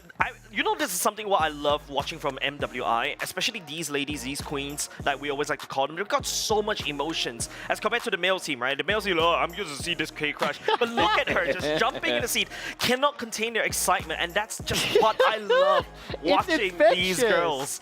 It's just so entertaining to watch. I will say, I think it's fair to say we've had a range of emotions. Like I also distinctly remember one of the gentlemen from Mongols when he was told to there to crush a key, there was almost disparagement and sadness. Like, you really didn't want to do that. By contrast, Dota 2 players were like, let's go. But that's the point of competition. Like, it'll bubble up in slightly different ways. Yeah. Right, gentlemen, do we think we've learned some stuff about MLBB? Definitely. Fake abilities. Maybe. Maybe. Maybe. We'll put this to a test a little bit later on because the semifinals are still underway. We'll find out who's going to be facing Vitality in the finals. But now, though, we're going to send down onto stage with the victorious Vival from Team Vitality. And we are live again, ladies and gentlemen. What a match that was. Congratulations for another win. And now the question would be, how confident are you, even though for that grand finals? How confident? Yeah. We shouldn't be too overconfident, but yeah, we should always try our best, even though we are overloaded by Team Falcons fans, especially when we lost 1 point. They were so against us and all. But yeah, in the end we proved to be better, and we came out victorious. Yes, you did, Queen. Yes, you did. That was absolutely amazing. So speaking of which, you mentioned that you cannot be too confident. It is now, it was 24 consecutive tournament wins, not even series. I don't even get that much of a win streak in my ranked game. So that's amazing. Now, when it comes to Game 2, I want to talk a little bit about it because the draft was phenomenal. We've seen the Lunox, we've seen the Zask, as well as the Bane. But did you expect Falcons to pick that Hanzo? We actually expected them to play Assassins. But we expected them to use Fanny, so we banned. But the main thing is they will pick Assassins. We expected it actually, but with Hanzo, then it will be easier for us to get the turtle if they pick Hanzo. So Fanny is much more a problem. So yeah, we got the turtle and all. Got the turtle. I see. So, of course, that was still a wonderful play right here from Vitality. Now, with that being said, it is the moment for Falcons, Chin Chao, to please pass on over your tournament life. And that is the key right here to Vival. It was a game well played. You know, we could do a friendly handshake or a fist bump. Beautiful stuff Oh, happening fish bump, here. yes, amazing. Thank you so much, Chin Chao. Thank you. Amazing performance. Amazing games, well played, yes. Thank you. So yes, now you have the key of Team Falcons, the rivals of the longest time. Its key is now in your hand. How do you feel, Vival? We actually, everyone actually waited for us to go against Falcons in the finals. Yeah. But the moments where we fought each other came very, very soon, and it's very exciting. And we still, can't be overconfident. We still played our best. It was a very fun and tight match just now, And yeah, in the end, we did it. You did it indeed. Now, let me ask you a question if you don't mind, right? Second match coming place right now. You got VSG going against the Smart Omega Empresses. So, what are your predictions? Who do you think is going to make it? From our, we watched them both play, and they both are good. And actually, it's okay for us to battle against anyone. We wanted to go against anyone, but I think it's much more interesting for us to go against VSG since we have gone against Smart Omega before. Okay. And I think it will be much more interesting if our opponent is a much more newer one. Yeah. A new narrative, a new story taking place here from the land of Dawn with the Queens. Right. So they want something like a wild card. They want to face off the underdogs. So yes, VSG is the team that our defending queens, Team Vitality, is looking forward to face. So with that being said, once again, huge congratulations to our queens who continue to defend their throne. Thank you so much for a fantastic interview. And I sincerely love when players seem to know exactly the stage direction, because there's a nice fist bump there. No, actually, one thing, okay. From Falcons, despite having already I conditioned did that for with that. one of the MLBB casters the other day in the gym at the hotel, and he did the same thing. I'm like, is this like a thing It is, with it is MLBB? 100%. A fist bump is a Western tradition. It is Right. not one that you see at the East. Okay. Take my word for that one. That's Theo, if I'm not mistaken. What I will say is that obviously phenomenal interview. I specifically, again, just love the story right at the end from Vival. We don't care who we play. It doesn't matter. We want a new story. We want a new chapter. We want to beat someone we haven't beaten before, because they're all so easy, is basically the tone of the interview. What I will say, though, is that we were going to take a quick look at the Smart Omega Empress series. They're up 2-0 versus Victory Song Gamers. Is this the result you were expecting? Yes. Okay. And do you think this is going to be a clean 4-0? I feel like this could be a clean 4-0. Smart Omega Empress has shown that, they understand the meta really well. They're from one of the strongest regions in MLBB. However, for the side of Victory Song Gamers, they are kind of like one of the uprising regions, right? In the way how they qualify into MWI is actually via a sort of like an influencer competition that actually allowed them to qualify into, which is kind of crazy if you ask me. Obviously, there's a tech pause there very briefly. I just wanted to say that that is the best use of KitKat as well. The technical break, sponsored by KitKat. Yeah, that's technical awesome. break. Need a KitKat. Have been very fortunate, because I've delivered those lines when working on other products and other broadcasts. Regardless of that fact, obviously, by the way, I have to make a formal apology. It is not best of 7s. They are best of 5s in the semifinals as well as the final, meaning that Anna was very gracious and she didn't correct me earlier when I had the incorrect number. You should have corrected me, but you forgot as well. We were jumping like crazy behind the camera as you just did see us. Well, you got to tell me now. I just said best of 7. Sorry, You it's didn't best of correct 5 me. for finals. I reminded you now. My producer had to tell me. Anyways, they're up 2-0, so Victory Song Gamers on the verge of being eliminated. I would also have loved to have shown you PUBG Mobile, but they just finished their map. We actually have the ending. This is exceptional stuff. So, Tobias, I see a Talon, I see a Vampire doing well. Yeah, and there's indeed a Tianba in the middle of this, and ending down on the southern side of Erangel, down on the military island, as we like to call it. And I didn't see how the early to mid-game played out, but there definitely was a lot of commotion, because usually you'd have 1 or 2 more teams alive at this stage, but with how much space there is for these players now, means that a lot of teams were eliminated through the mid portion of the game. It's Tianba set with the compound under control. You have Vampire on one side and Talon on the other, and everyone right now is waiting for that final circle to show so they can start moving in. The winner chicken dinner percentage at the top on the UI. Yes. Is that predictive based off of the amount of health on the team? It is full algorithm position, load out how many eliminations they have already, how many players Got is a alive. question for you, Toby. How much do you love it? And choose your words carefully. I think there are other things that can be shown in the late game that are more necessary. With the percentage-based algorithm. But I will also have to say, sometimes I've seen these and gone, there's no way this percentage is that high, where they actually end up winning. I'm like, This you know seems- what? this Maybe seems they about knew right, at something. least, I think. Maybe they knew 30, something 30. I didn't. Yeah. So let's see now, Vampire. I mean, as you can see here, both of these teams, of course, Vampire and Talon, not really liking that Tianba has this compound for cover, so they want to try and flush them out of there with util, set up smoke so they don't have to fight one another. They're effectively setting up a let's just both fight the compound at the same time, while also trying to lobbing some nade over towards one another. They're fully coordinating the nades over towards the other team there as well. Yep. You can see Talon just got minced, and it's Vampire that are looking really good right now, right? Yeah, Tianba knows they have to come out of the compound. Talon, good nades as you set from Vampire over the top to take some of them out. And Vampire, I mean, this is where things get dangerous. We just saw Boom with the win. Now Vampire is starting to turn on the thrusters too. I know. This is getting incredibly competitive. Those owls were trying to turn their head, but they can't turn it 360 degrees enough. You had to have been watching yesterday for that to make sense. It was a bunch of jokes about Talon. More importantly, did you see how many points Talon got? Vampire got at the end of that one?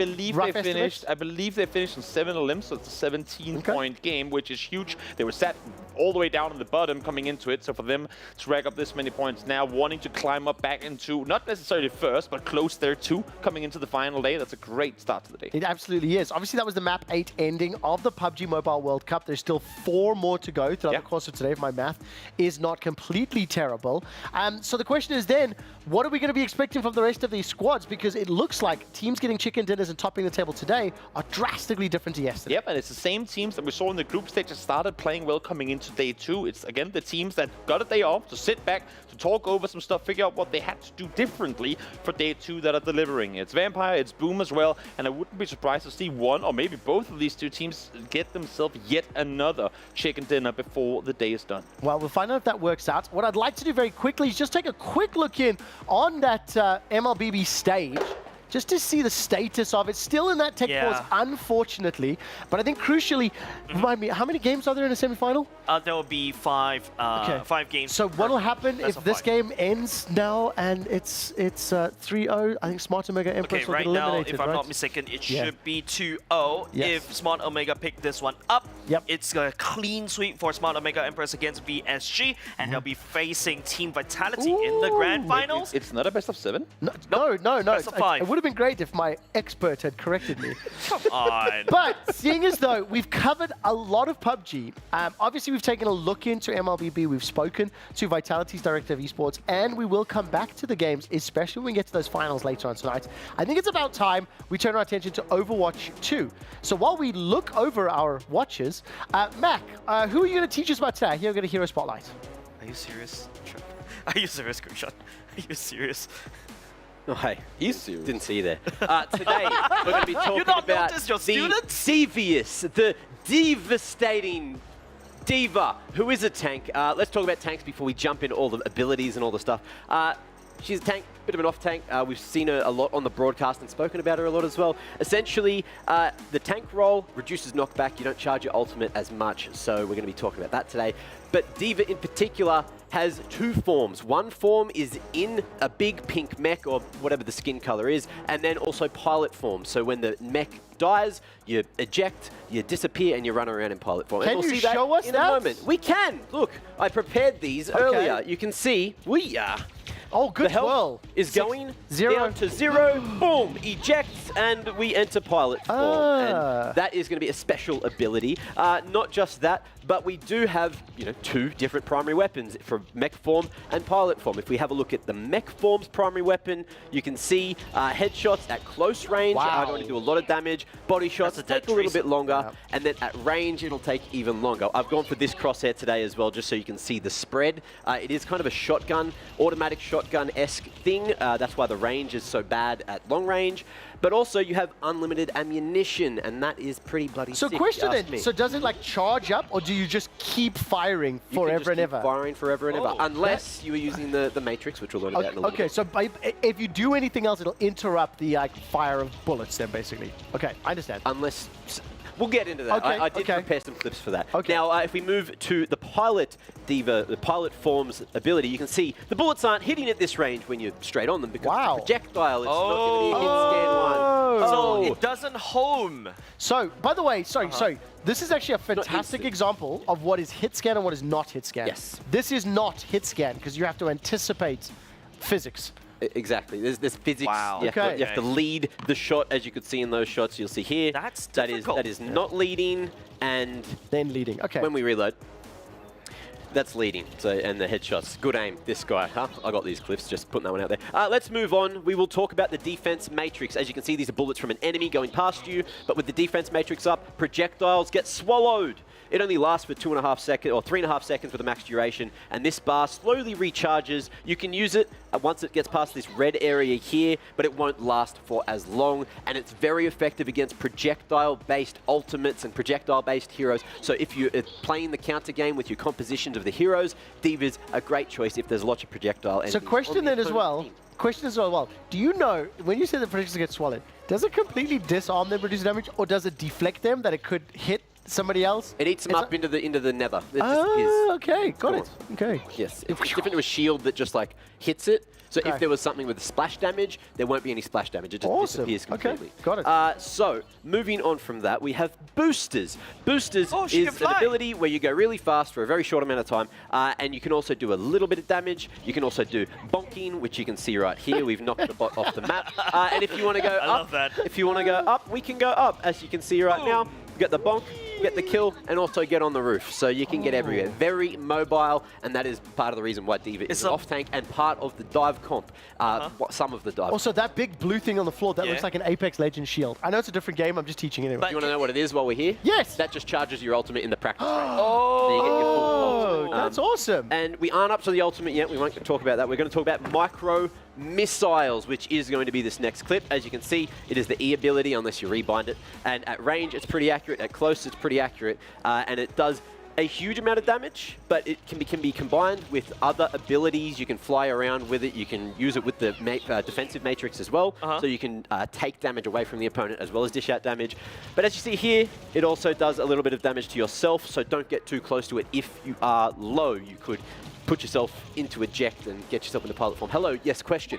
Can you use the chain gun thingy and the micro rockets together? You can. We'll have a look at that. That's a lot of damage. In the next couple of clips. But first, we are going to talk about ultimates. There's a mech form ultimate and a pilot form ultimate.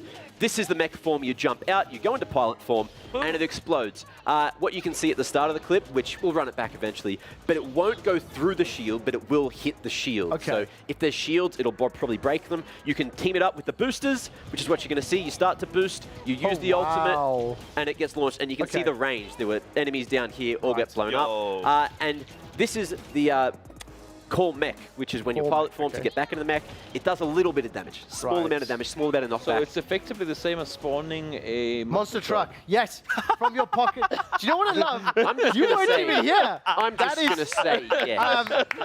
Honestly, here, the shield. There you go. I sincerely, Bunny, I miss you so much. And Free Fire makes. Apologies, teacher. Please continue. Where are we up to?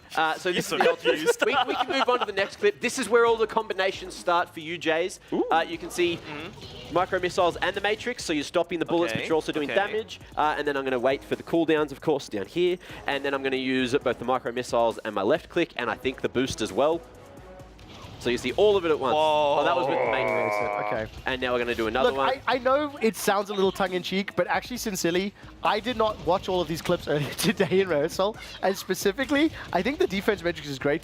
I don't think I've seen as clear an explanation of that ability while watching the games because there's so much happening at once. That's why I like to do these hero spotlights, right? Because there's so much happening in a game of Overwatch that it's really great to break it down and we can all learn together. Do you want to watch this one again? Did you understand that they all combine? I think I get it. Do you understand Diva Toby, now? you seem confused. Toby, give me a question. I'm just surprised that there's, because you introed this thing with that being a tank, right? Yeah. But all the tank does is shoot a lot. That's it. Off-tank. We went over the off-tank earlier. It does damage. You soak damage. She has 575 health and then another like 150 health. And listen, I think before we break him, we're going to prepare for our very own Overwatch 2 map quiz. Let's check out the boys from Toronto Ultra rating some of their favorite skins. And Mac, you calm down over there. We'll be right back.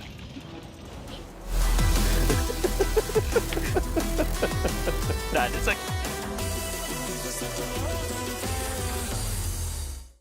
What's up, everybody, and welcome in to Overwatch 2 Skinder, where I'm going to showcase some of my favorite skins, and we have Sugar-Free and Vega to tell me whether these skins are hot or not. Are you guys ready? Let's get into it. All right, let's start it off here. Number one, I got a Funky Baptiste. Hot or not? Funky Bap. I mean, I like the afro, the jacket. This one's good. This one's always good. Yeah, a little nice jacket. Funky Bap, hot? Funky Bap, that's hot. That's hot. All right, what about Surf and Torb? I mean, it doesn't get better than that. It's like you're ready for the summer. It's a summer fit. Torb always has the best skins. This is definitely like top 3 Torb. Top 3? That's the best Torb skin in the game. By Number one. Yeah, I think that's S tier. That's S tier. Number one. Skin for sure. Agreed. How about Venus Moira? Nah. Not her best. Nah, it's just native. More skins. Grill Master 76. That's A+. That's like one of his best skins as well. Yeah. You got some really good skins going. Ringmaster Winston. This one is insane. I always use that skin. That is my Winston skin. This is the Winston? Oh, wait, is it? S tier? Yeah, I use that That one's S tier. That is S tier, yeah. What do we got here? Tracer Adventurer. It's also another S tier. That's one of her best skins. We got like all the best skins in this. All right, killing We're on it. a streak. Brigitte. This is the Shield Maiden. That's a nah. It's like a 5 out of 10. 5 out of 10. Okay, right in the middle. Yo, this is like all my skins. Widowmaker Ghostly Hey, Bride. this is Merit skin. No, he copied me. That's a yay as well. Yeah, for sure. Merit learns from the best, Sugar Free. I understand. Yeah. Amaterasu. Amaterasu Kiriko. Can't get wrong with that. Yeah. It's a hot. That's a yay. It's a hot. It's a hot. Yeah. What do we got here? I see a Big Bob. This is Ash Warlock skin. I don't think it's that good, to be Nah, honest. The Bob looks cool, but I don't like That may be the ugliest Ash skin in the game. I'm just gonna say. The gun is chunky too. Yeah. The gun is really bad. We're moving on. How do we feel, friends? I think Sombra is way better. That's good. That's a good skin. That's just It's nothing the more face to changer, say. Yeah? No. It's good on a 10 scale. Where are we giving I it? think 6 out of 10. That's like a 7, bro. Bro, she has way better skins. It's not bad though. Nah. And Diva Police. Officer Yeah, Diva this skin. one's good. Yeah. On it? Obviously. How do we feel about Diva right now? Is she overpowered? She's in a good she spot. Is so broken. She's in a. What are you she's saying? She's in a good spot. She's OP. Support. Yeah. How about my Bastion? That's an OG. This one's nostalgic. That's an OG this is, skin. yes, So that's like. yes. This one's from the cinematic, so it's got a special place in my heart. Yeah, I had that one on console. And let's close it out here. We got a Sigma Flying Dutchman. Sigma skins Hot are or pretty not? bad. Yeah, that one's like. It has potential, but it didn't hit. You know? Are you saying Sigma needs the most outfit work? Yeah. He could use some work. Make him prettier. All right, that's Vega. That's Sugar Free. And this was Overwatch Skinder. Hope you enjoyed it.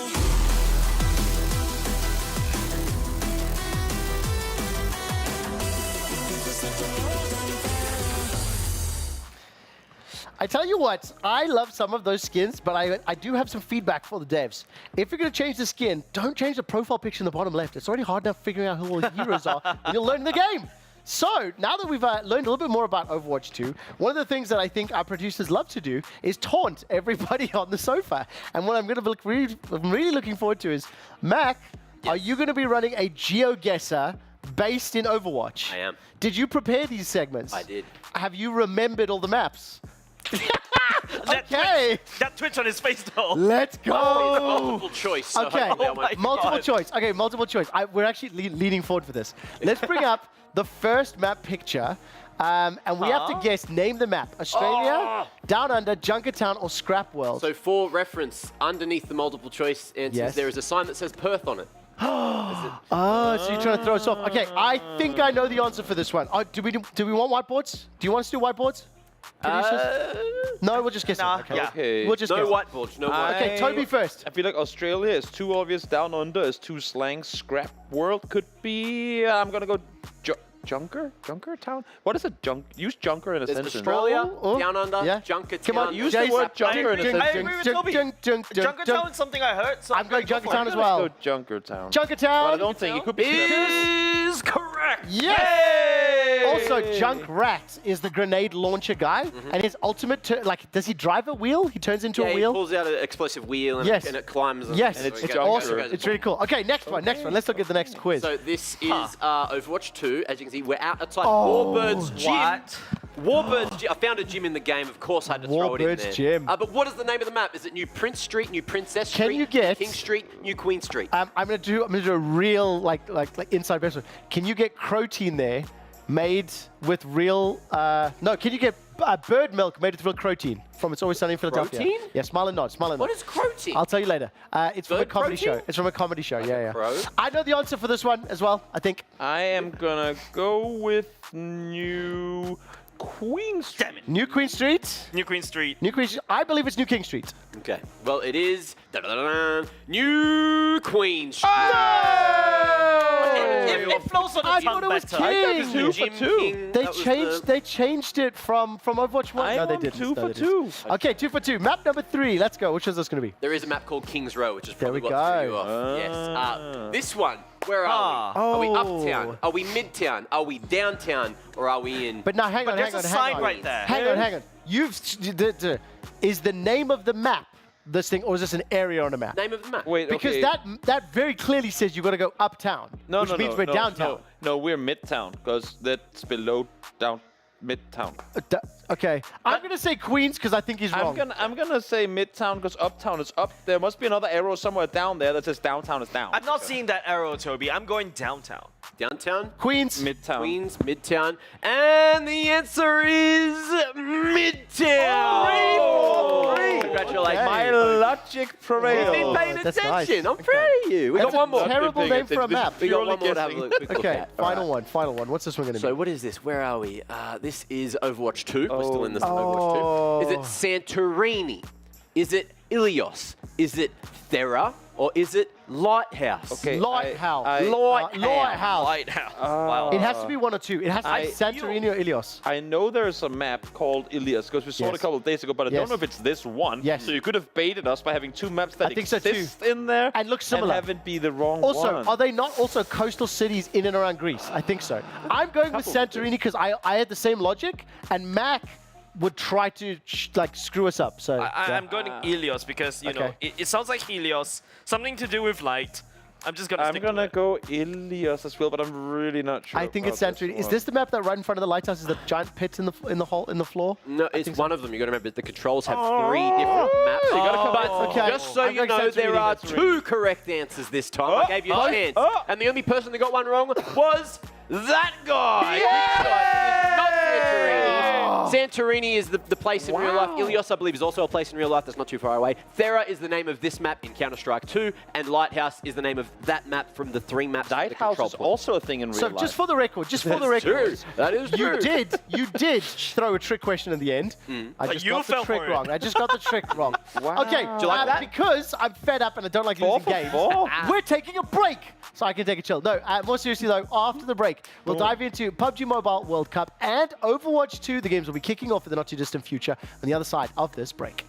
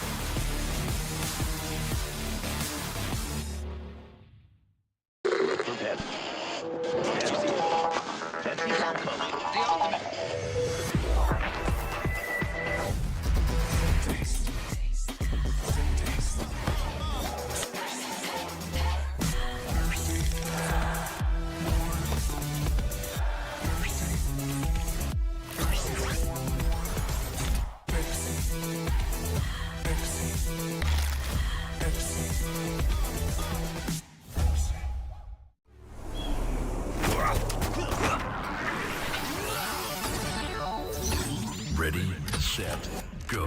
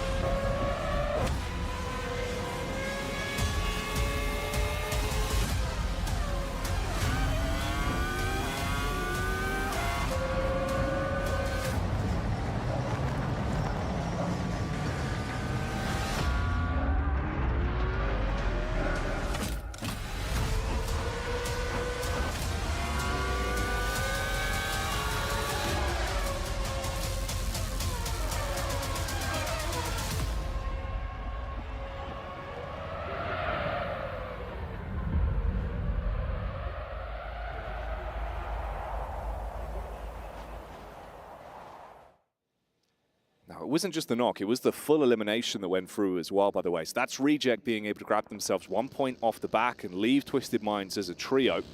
Here's the move on in from Alula XIHC. Of course, they instigated the fight onto DRX. Things are still a bit bumpy. You've got 1 man down on the ground, the rest of them trying to move out. Power from the sideline, hard confirm onto the knocked player, and will grab that one. So they take away the point all the way from over the back. DRX tried to pull a fast one there. Pull the wool over the eyes of the teams that surrounded them, trying to get out with the player on the back of the buggy who was knocked. Respect the play. Doesn't work out, though. Meantime, stage 3 about to hit us. We'll decide whether we're heading north, south, or directly central, keeping this game up in the air. And that's exactly what we're doing, heading over towards that island. Reject currently have that nice little split over towards the southeast side of the bridge that runs through that tiny little island that sits between the river there. And TJB is in. I think TJB has made some smart rotations like throughout the main stage. Not always having the greatest of success on them, but I think they are rather smart in the way they did it. I mean, they impressed me yesterday. 2v4 coming out as well. Yeah, I think China is definitely here to play, with Tiamba actually regaining a bit of points here themselves, up to 7th. They're putting on a very, very nice little performance for us here. Yeah, it's a good show for the fans back home, especially if they can keep that momentum up. Not the worst place in the world whatsoever in terms of the new zone that's moved in. Awful lot of water in terms of the density of this one as well. Fragmenting the map, like you said earlier, just straight down the middle, dividing some of those peaks, making it a little bit more uncomfortable in terms of your rotation pathways. Teams moving in a little bit. Reject still got that nice split on the go. Boom as well. They've been looking good today. Currently in the driving seat. Top spot for them in the standings. Yeah, Ignition switched here, Jackie. Ignition switched on, and you got Boom Esports exploding out the gate, honestly, which is awesome to see. And I think for Boom Esports today has just gone really well for them. I think this is something that a lot of people are expecting. For Indonesia as well, this is a really big result. And again, it was back in the day, a lot of Indo pride. I mean, they used to be the greatest at this game. Okay, and it's nice to see that we're having these send-ins from teams like Alter Ego and now Boom as well. It's awesome. I'm very, very happy to see a bit of a resurgence here for this team. Oh, yeah. And region. Oh, exactly, man. It's cool to see. You can only imagine, you know, what the Indonesian talent are thinking right now. It must be popping off over there with some of the calls.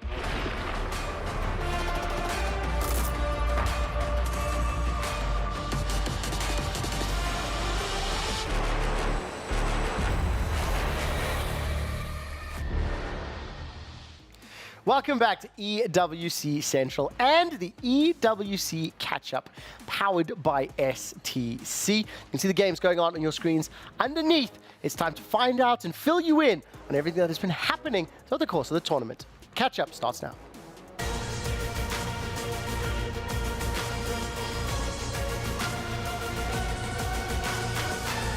Well, obviously, as we start the day, I think we just finished an Overwatch quiz. I think it's only fair to come to Mac and say what has been happening in Overwatch 2. Let me have a look here. On my notes, it says the broadcast hasn't quite started yet. Okay, well, the content is starting. The games will come in later. Games are coming in for PUBG Mobile. So, Toby, what's been happening there? A lot. It's been going down crazy from start to finish. First, we get Boom with a win. Vampire gets second. Then we get Vampire with a win. Boom don't get second. 68, they're now 67, set in first. 66. This is as close as they can possibly get. And not only do we still have a half day left, but we have an entire day of games tomorrow as well. This, by the way, they're in map 9 right now, match 9, Halfway which there. is exact. Correct, well done. So, Boom are now in the lead as we are halfway there. And let's turn our attention to the Mobile Legends Bang Bang, because we do have a pretty big update for you. What happened in the second semi-final? So the second semi-final, unfortunately, VSG, after that long break, kind of lost that game against Smart Omega Empress. Smart Omega Empress delivered a clean 3-0 in the best of 5. Not a 4-0?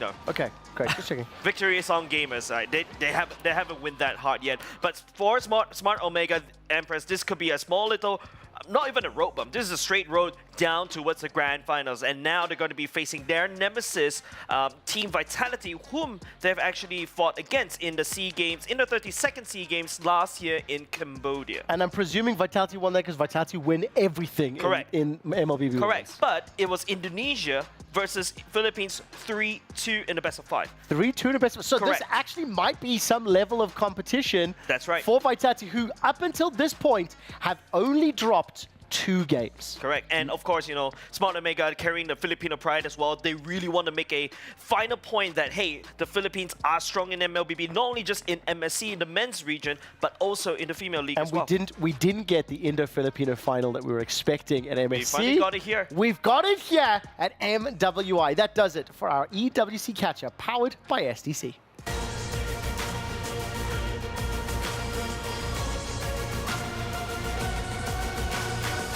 Okay, now as we just heard, Smart Omega Empress secured their spot in the finals. So let's hear from, Linian, say it. So let's hear from not Ayanami on stage in an LJ interview. I did not have said name. Thank you. And can you believe this twist in events that just taken place in the last few seconds of the match? Now, honestly, Bara, at the start, and even not Ayanami, I have to be very honest, okay? At the start of the game, I was having my doubts. I'm sorry, you could smack me now, because I thought that, oh, you know, probably the girls are going to drop the first game, you know, as per usual, but they will double down because you guys are diamonds, right? You work well under pressure. But this time, I don't know what happened. This morning, the Empresses woke up on the side of the bed and chose violence. And when they said that heads will roll, heads did roll today at the Land of Dawn. Congratulations. It was a very dominant and convincing win. There was no back and forth at all. 3-0, clean sweep, not like it was a best of 5, but you guys did it in 3 games. So now we have not Ayanami here beside us again because it was such a quick game. I can say. Yes, we were supposed to interview Amori, but she said we had to go to the toilet. But yes, we have you here today. And of course, let's start with Bara. You have questions Let's go for with her. that. So, pretty much starting the MWI 2024, it was like a warm-up, but today something was different. Like you had a hot start and a beautiful one to end it with. So what changed? Like she said, I think we all woke up on the right side of the bed. Also, we're more confident now than the days before, and also I feel a lot better now.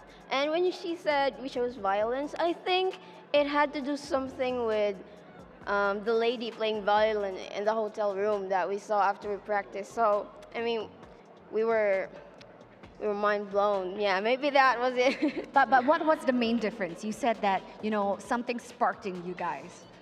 Maybe because this is the third day, third time's a charm. Right. And of course, with the Filipino crowd here in the presence that's spurring you on. It's definitely amazing to have your fellow countrymen supporting you. So speaking of which, we're gonna have Minan pass on over the keys. Over to you. And here she comes, our queen, a queen to a queen right now, Yes. presenting the key. Minan, can we have a friendly fist bump? Thank you. And let's Thank you hear for it the for great both teams. sportsmanship from Minan, from Victory Sound Gamers. Now, question is, congratulations, by the way, and making it through the grand finals. Now, when it comes to this matchup between Indonesia as well as the Philippines, this was a matchup that was in the SEA Games just earlier. And you guys came in second, whereas, you know, we have Indonesia taking the gold medal in the SEA Games. So what do you have to say to Team Vitality to tell them that, hey, you know, this Smart Omega isn't the one that you knew previously? What's different? We're more prepared this time, and we're probably more in shape also this time. I mean, we're mentally more prepared and physically more prepared, well rested, I mean. And we will do a lot better than we did last time. So, good luck to the both of us. I think you can feel the weight of that finals brewing on Not Ayanami's shoulders. I do have a question though, with a nickname like Not Ayanami, who's Ayanami? Herself. Maybe that's her alter ego playing on stage. You never know. I did say you weren't going to be able to answer that question, but okay, moving on with the show. Very quick, PUBG, let's take a live look into match number 9. Toby, give me an update on what's happening here, then let's throw the casters. Will do, will do. Let's see as we hop on in. One of the first things to notice as we take a replay is A7 and Boom Esports already out. DRX down to just 2 as TJP Talent alongside Reject will now have a chance to climb the leaderboard, making it even closer. But do not listen to me anymore. Let's hop over to our lovely casters. feeling uncomfortable for them on the move up. TJB, this is where they've situated themselves. I like this lineup from TJB, and a lot of teams kind of underestimate this position. They do love the bunkers. You know, getting that information that you can check down towards the south and side and be able to peek up and quickly look through is really useful. But goodness me, which team do you want to be with on a deserted island in the middle of the river is the real question for DX Xavier, as they are still 4 men strong here, holding onto the bridge, demanding the toll be paid from these teams on that northern side, and they'll be paid for in blood. Playing Desert Island Discs in real life at this point. The soundtrack to their movie. And it's not a very nice one. I don't know if the reviews are going to be favorable for them with the position you have been left in. Reject have been calming it down, but they might have a forced fight. Twisted Minds are nearby. OCO moves slightly ahead of the rest of the pack. Oh, that could be an interesting one, mate. If that kicks off in a little while, I'm interested to see where that goes. You've also got the split here from DX Xavier and Power, hometown heroes. They've had a bumpy day, and again, we see damage inflicted onto Haji. And Haji's having to back off just a little bit. That's a nasty name from DX Xavier. Sends Haji packing.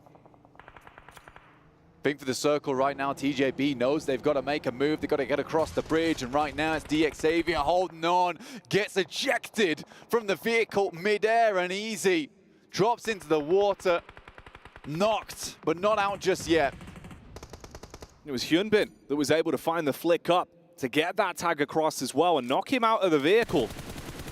The Lamborghini looks to end things. They dive out of the car, finally looking for the quick swim across, see if they can reposition. All 3 of them have their eyes locked on. Oh, a bit of a split up as well. You can divide yourself into 2 duos here for Tongji Bao. Nades go across towards Sarah. Have to send some back of their own. Squeeze out, putting punishment in. Sarah needs to hit a decent nade to provide them a little bit of space to push on forward. But Tongji Bao on the other side might have an idea about this one. Medkit being administered. Shadows spots out Tongji Bao as they're trying to make the cross. A really nice position he's got here, but if he's spotted, could be bad news. So he drops the smoke. This is smart. Deny the sight line. Wasn't able to get the amount of pressure or value out of this position initially. Ratto boy strikes onto Sarah. He was the one man in the close angle, and a nice nade is able to do damage onto him. Divine is nearby, but the paranoia is, of course, a well-placed nade with you having to group to go for the pickup. That could take you both out. The other 2 players that were in the water have made their pathway across onto the other side, back on dry land. Talon took a hefty hit as well. It was Misery that went down from the contact. They were floating in what could have been a watery grave. They picked themselves back up, 3 players alive, but trapped in such an uncomfortable position with these 3 angles surrounding them. Tongji Bao in the back. You've got the 2 sides for DX Xavier with their wide split as well. Misery spotted immediately. If he comes back up, takes a big gulp of air and a big hit from the lead on Flower.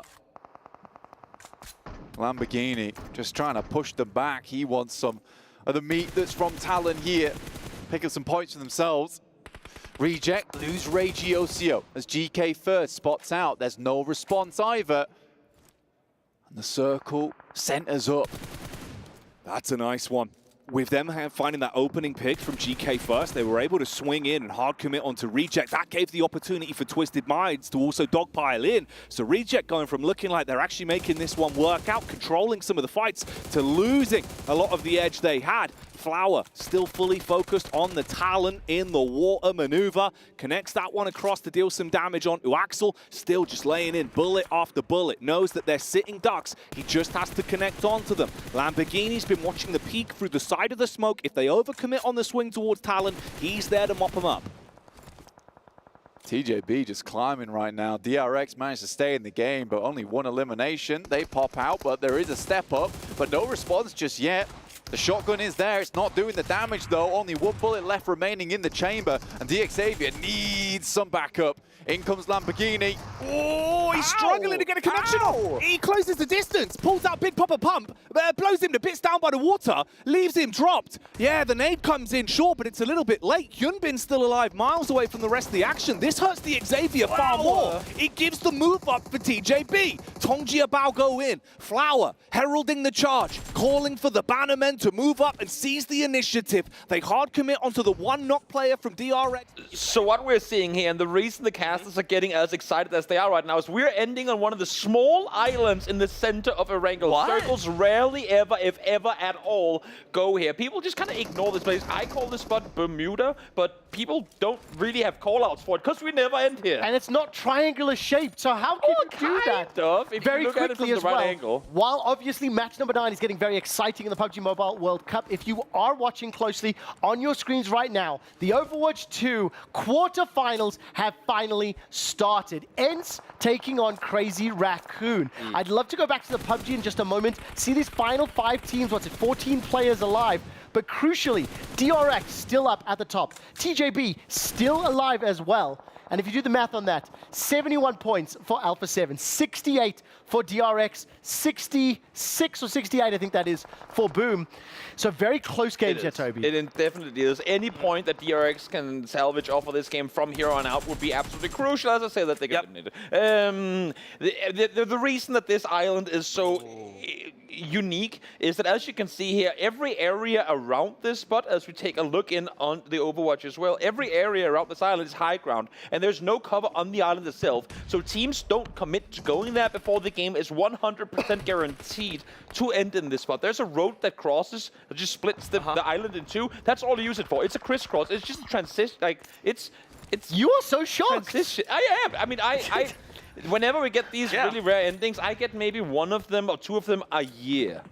Wow. This is how often these things happen. Ooh, finals teams are on the roster there. And also, they oftentimes throw curveballs at you, so it's not going to be your usual teams that will come out on top, because everyone's going to go, nah, this circle's going to shift away. It's going to shift away. Something else will happen, and still, they end up coming back here. Overwatch will heat up, but I think we should definitely jump into the PUBG, because there's only 3 remaining. Reject again. It's getting right towards the pointy end now. You know what? The production team are on fire today, giving us the multiple looks, timing it before Matt could even finish his sentence. And then, Jace, you've been trying to get in for a second. Correct, because I'm really excited about Rejects right here. Just taking a look, 3 men up.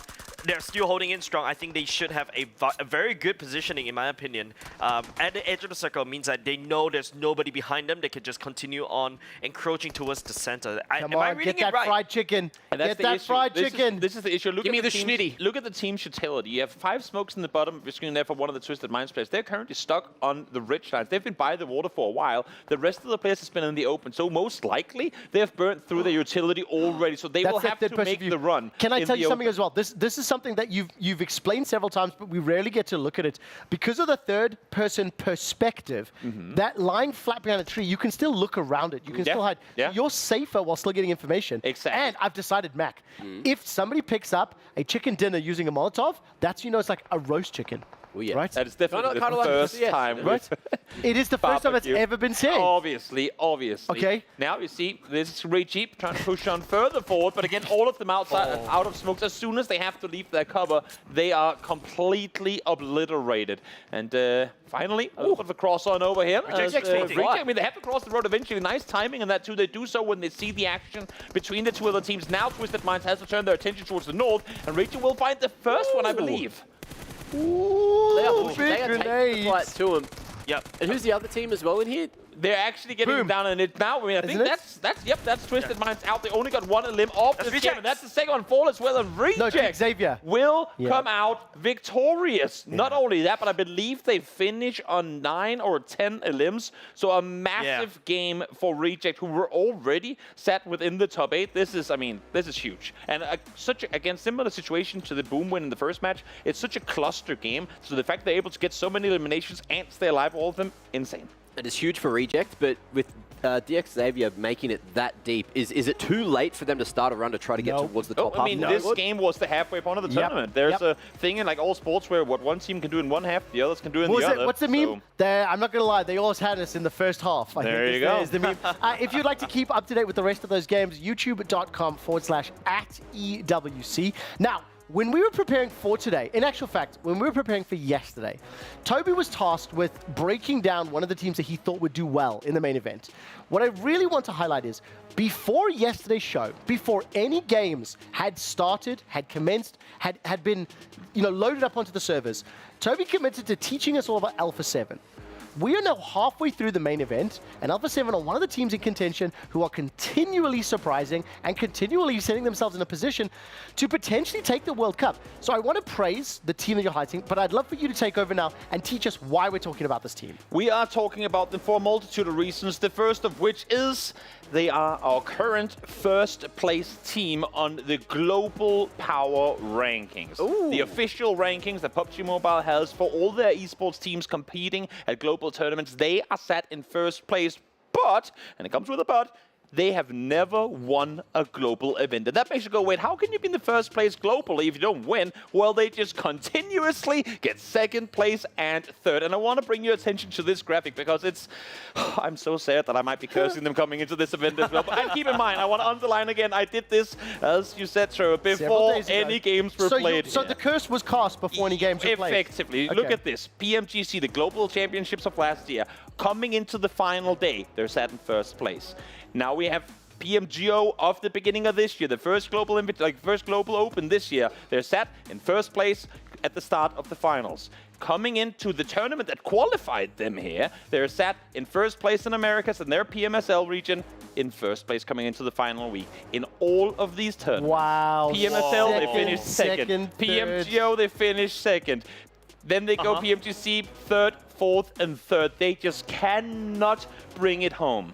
I just like the fact that you just hype them up so much. We're seeing really good stats earlier just now, and then all of a sudden you just show me this. Yes, that means that the other teams that we've all predicted to win can catch up. Definitely. True, but what I feel like, you're like playing it down, right? But PUBG, it's not just one-on-one. No. Like, it's not team on team. No. It is team on team on team on team on team. Yes. There's like 16 teams in the server. There's 64 Oh, players. do you know what? That's amazing because when we were preparing for this, when we discussed it, the phrases that I was throwing around was how this is a team that hits the ground running, that probably prepares very well, that comes out the gate in a frame of mind to do well, which then also paints a gigantic target on your back because you can hot drop on them. You can try to play to limit. If you know that they are the point leader and let's say 3 or 4 other teams are competing, you kill the point leader, you increase everyone's chances of winning.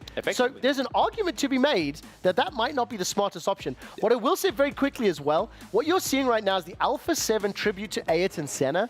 Out of interest, do any of you on the sofa know who Ayrton Senna is? Enlighten us. Okay, so very quickly, we will be speaking to Alpha 7 a little bit later on during the day, but Ayrton Senna is one of the most famous, most renowned, most successful Formula 1 drivers of all time, who passed away in an horrendous Formula 1 accident. Oh. And I believe it's 40, 50, it's many years since that date. So for that tribute to be for him and wearing the Formula 1 jumpsuits, there's a lot of emotion and there's a lot of backstory to it. I can't wait to unpack that with you a little later today. It's obviously a heavy story, but it also tells you that the owners of the org behind Alpha 7, they are really committed to long-term competition and non-traditional ones. Formula 1 is definitely not traditional. PUBG Mobile is definitely not traditional. To go back to the team at hand, how do they do this? How do they pick up the points? What are some of their playstyle elements? I'll get into the playstyle as we see the players on screen here. Carillo, Maguilin, Revo, and Mafioso. Phenomenal players. The 2 players I mainly want to highlight here is Revo and Mafioso. They have been playing together since 2021. And you can go, but it's just 3 years. In esports terms, that is a billion years. Teams, they get swapped all the time. They have been together for a long time. Mafioso right now, the guy who's mainly out there fragging, it's actually Revo, who used to be the guy. He's the MVP of PMSL as well. He used to be the guy that did the fragging. Right now it's Mafioso. So they're kind of a tandem in that, but they're led by Carillo, their in-game leader, a phenomenal player. He has a great understanding of where to put his troops in the kind of the grand scheme of things when they're in game. In that photo, he also had aura. You could see that he is a very Does he play Dota? individual. No. Who just I want to ask you though, because you specifically said knows where to put his players. Yes. So where do these players drop? What are kind of their starting points? And like, is it something that you can bank on every time? Because if you're consistently scoring high at the beginning and consistently placing second, there has to be some strategy you can deduce. Definitely does. And as we take a look at their drop spots on the map right now, what they do is they go for spots that aren't heavily prioritized, which means we talked about drop spots, how teams will fight in the early game. What we see from Alpha 7 more often than not is coming into phase 4, phase 5, they won't have had any eliminations and they won't have lost any players. They like to land on the edges of the maps. On the Wrangle, it's Georgia Pole, it's the Popka, it's on each their side of the map, meaning that if the plane path doesn't allow to go them to one of the spots, they will opt to go to the other. Question, Jace? Yeah, I was thinking like the fact that you can even come out with this kind of graphic where they know, they love where to drop. Does that mean that, you know, the Everyone other teams, knows where we know, Toby knows their opponents know. Oh yeah, everyone knows where everyone drops, so and they that's why play they accordingly. always play second, because if everyone knows, look, it's an oversimplification, and I'm sure it happens from time to time. We have Right, there you go. We have had it before, where in the final game, even though no one has said anything to them, teams will go somewhere else if they're in first place, just because there will be teams coming for us. We have to change it up. Oftentimes that ends in a downfall, because if it ain't broke, don't fix it. But, well, I mean, maybe there is time to fix something as we come into the final games tomorrow, because in this tournament too, Alpha 7 is still ahead. Talk to me a little bit about their exact placement. Can you look that up right now? After match, now look it up. You have the technology. And look it up right now. While you look that up, Alpha 7 yesterday, across the 6 matches played, they picked up the chicken dinner, one fried, one roasted, on map 1 and map 5. They are currently in the top 3 in the standings. Toby may be able to give us a more specific one. Prior to last game, second place by 1 point. Second place by 1 point, and that's and not I think they I believe they are actually in first place off the graphic that we saw before. I mean, that is very close, doing exceptionally well. Yeah. As I mentioned as well, CEO Petala Barreros, I'm going to learn how to say that, will be joining us towards the end of our broadcast around 17:30 local Riyadh time. We're going to ask a lot about PUBG Mobile, talk a little bit about the organization as a whole, and obviously that tributes to Ayrton Senna. It is a interesting choice for a very young audience, for a very young game. I mean, the fact that none of you knew who he was also tells you how old I am, but it is a phenomenal breakdown. Right? I think I do remember it after you mentioned it. It's like 1970 something when he passed away. Yeah, yeah. Oh, I'm thinking of more recent than that. What you're thinking of is the film. That's my dad's age. Because the 2 guys that raced, and I'm gonna say this as slow as I can. I believe the guy's name was something Hunt and Ayrton Senna. They raced, they did a lot, but they passed away, and there was a film about their lives. Biopic, I think it's called.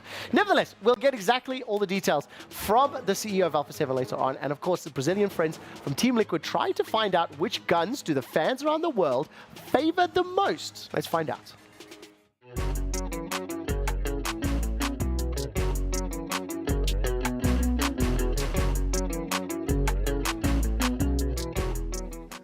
Ah, eu acho que eles vão botar UMP em primeiro. Eu acho que a WM. Em primeiro? É, eu acho que a WM é a mais famosa. Tá. É. Mas pode botar a UMP, né? Eu acho que a UMP. Pode ser a UMP. Tá. A WM em segundo, né? É, a WM em segundo. A WM. Terceiro. Complicou agora. DBS acho que tá muito famoso ultimamente. Até... Ou Scarelli. É que é o público, né? Não, mas acho que... DBS eu também acho, né? Dessas aí, a Scarelli tem que estar, né? É, são os que será que na frente da DBS? É, acho que sim, na frente. É. Scarelli. Scarelli, terceiro. Daí depois sim, DBS. É, agora DBS. DBS em quarto.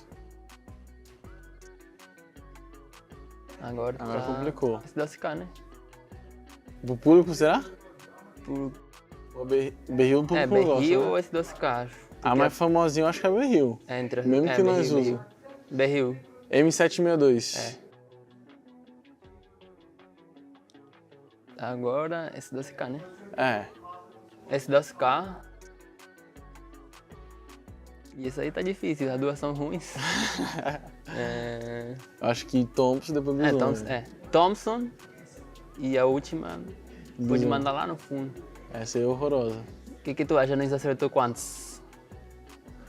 Acho que metade. O top 2 acho que nós acertou. Acho que acertou umas 4 de 8. Tá. Dá pra ver agora? A gente acha que acertou 4. Eu falei a WM. Carai, berrei o Aonde tá segundo. onde? Terceira, junto com a S2K. Nossa, é impossível Bison ser melhor que a DBS. Tipo, escolher. Mano, os caras botou Não, tá doido. Não tem como. A WM eu a gente sabia, falou. sim. É, eu porque tava pensando. todo mundo gosta de usar sniper. Só que tipo, os caras tão igual.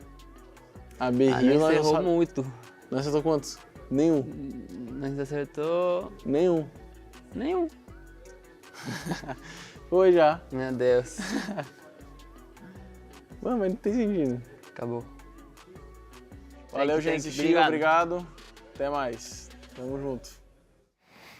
I love the fact that they're confused about these picks, because I am too. But it just goes to show the variety of weapons that you have in a game like PUBG, where the casual player base will pick just whatever they find on the ground, whatever they find funny for reasons they do, and then you have the competitive base of teams that go, we only play that one, but that one, or that one. So when they line up the weapons according to what they expect the viewers to do, they'll go, of course they pick the ones we do, because we're the best players in the world. Casual players like, nah, we'll take this one, we'll take that one over there, we'll throw some pans. They need to watch more EWC Central and play the games that we play so they can get their heads into the minds of the fans. That's what we want to do, right? That is true, that is true. If I was to line up, though, according to what they were saying, too, I think that Orm being in first place makes sense. It's the only weapon in the game that can one-shot, regardless of the weapon, like, regardless of the... So, listen, you're going to lose all of us because we don't know the weapons or the names. You clearly don't. But We if tested you... that earlier. Thanks, bro. How close... You took a photo. How close would you have gotten? Be honest. Having the 50%, barrel in 60%? second made no sense No, to me. I don't need specifics. Would you have got 50, 60, 70, 80% right? Probably 0%, just like the Honestly, pros.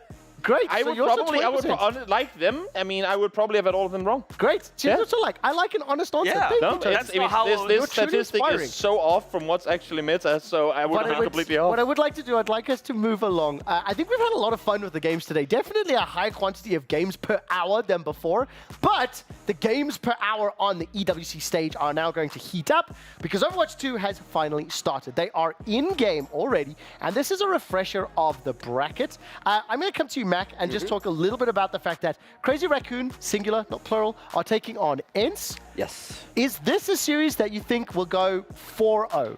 4-0, yeah. Okay. I feel like it should. You know, Crazy Raccoon, they got that first pick of their opponent last night, and they've picked ENCE for a reason. And they're already 1-0. They just managed to demolish them on Ilios, which we all learned earlier from the game. So, look, it's looking like a pretty quick one. They're just currently getting ready for match 2. And it's not Santorini.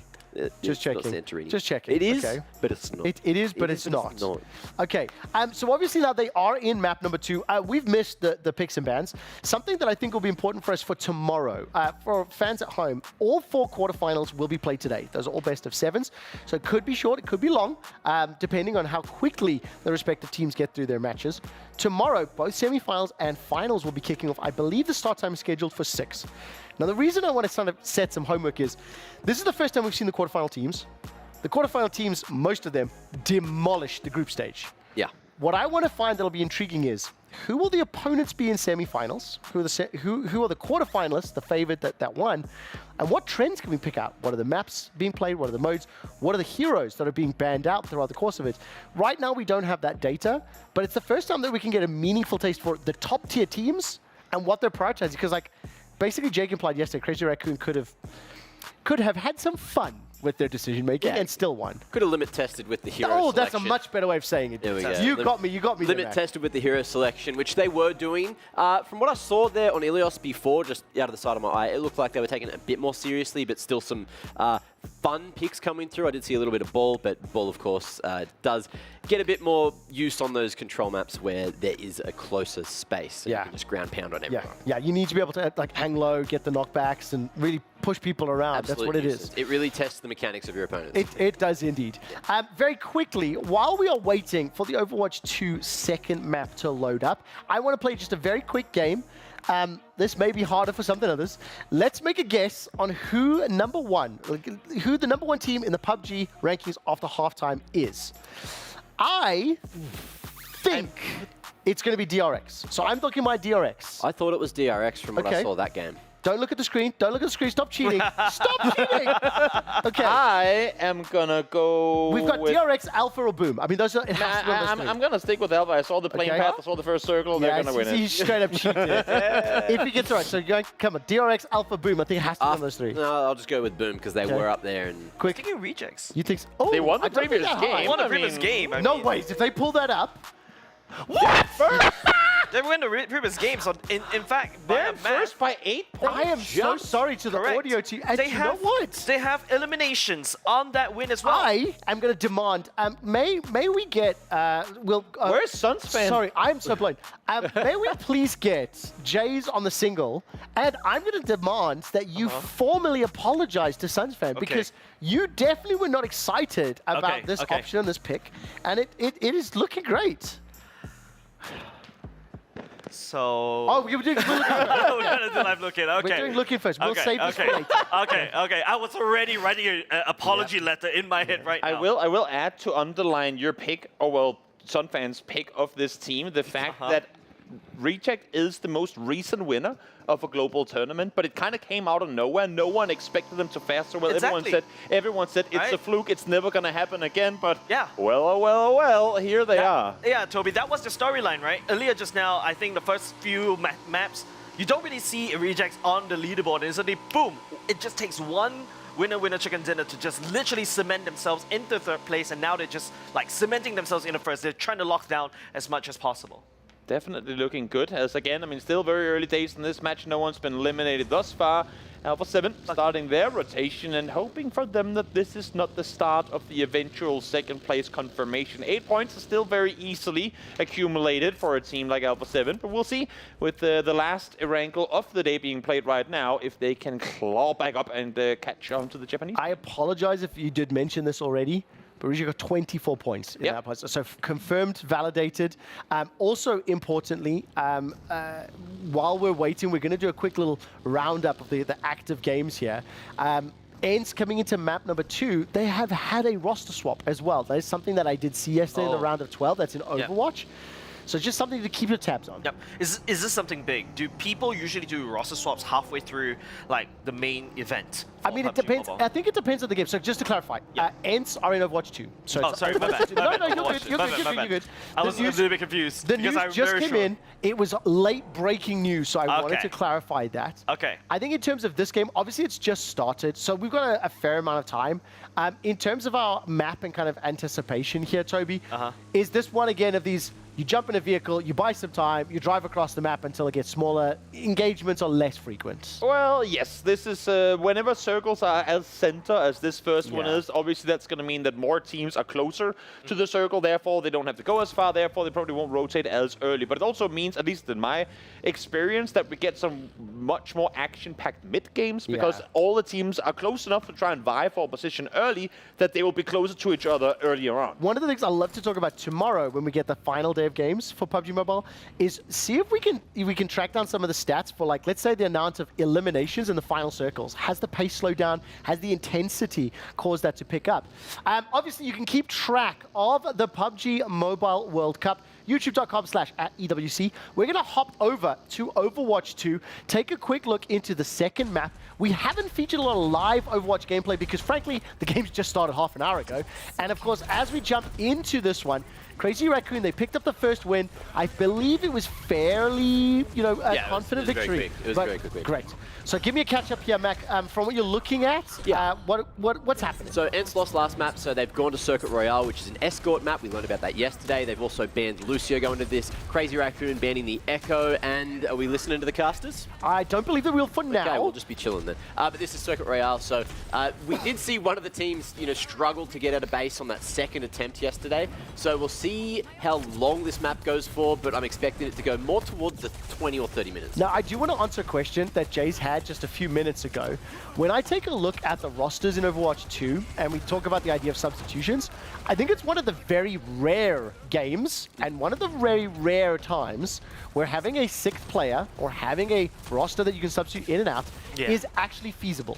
Now, part of the reason for that, Overwatch 1 was 6v6, Overwatch 2 is 5v5. There wasn't a surplus of professional players when we look at the scene. And, just for interesting, ENCE swapped Mirror for Rack Attack and Max for Junbin from Crazy Raccoon. Both teams changed it because you're also then going to have players that can specialize specific heroes, specific roles that will match specific game modes. And that's exactly where, you know, from a mobile perspective, I think, Quickshot, you also understand, you don't really get roster swaps, especially halfway through the tournaments. Usually, we put our best foot forward, our A team all the time, and that's why I ask the questions. Not only just for Overwatch as well, I think even for PUBG Mobile to a certain extent, like, yes, Overwatch came from a 6v6 kind of ecosystem. Of course, you do have a lot more variety in terms of team composition now, they're reduced to one. But what about PUBG Mobile, right? I know we're still watching on Overwatch this time. I just feel like I want this. I feel like I need to know this. In PUBG and in particular in China, both in PC and in mobile, they oftentimes have up to 6 or 7 man rosters that they can kind of swap back and forth between, even from day to day over the course of tournaments. We want to go aggressive today, let's bring on the fraggers. We want to play passive, let's bring on the mine. If you're watching the maps behind with your coaches, you get a 30-minute prep time to come in and then lead the team. I personally believe every single esport needs to develop deeper substitution rosters, especially in ability-based games like a hero shooter like this or a MOBA. But anyways, we've talked about philosophically. Matt, you go. We had the mirror. We still have the mirror between both these teams. Ents are doing a relatively good job. You can see 3.5 minutes, and they've already made their way towards the second point. It is currently getting contested. With the Echo ban, you're going to see more of this Pharah coming through. I remember having a look. Kevster pretty good on the Pharah. He sang pretty good on the projectiles on the Pharah as well. And this Circuit Royale in particular, I have found out, is one of the more optimal maps for Widowmaker because there are very long lines, some nice tight angles, and a lot of cover to play around. So as long as you're not too far away from your team, you can continue to play here. And you can see, you know, currently there is going to be that X-ray vision, which is Widow's ultimate. And she's going to be able to see everyone through the walls. Also known as a wall vision ability. So don't say that word, damn it.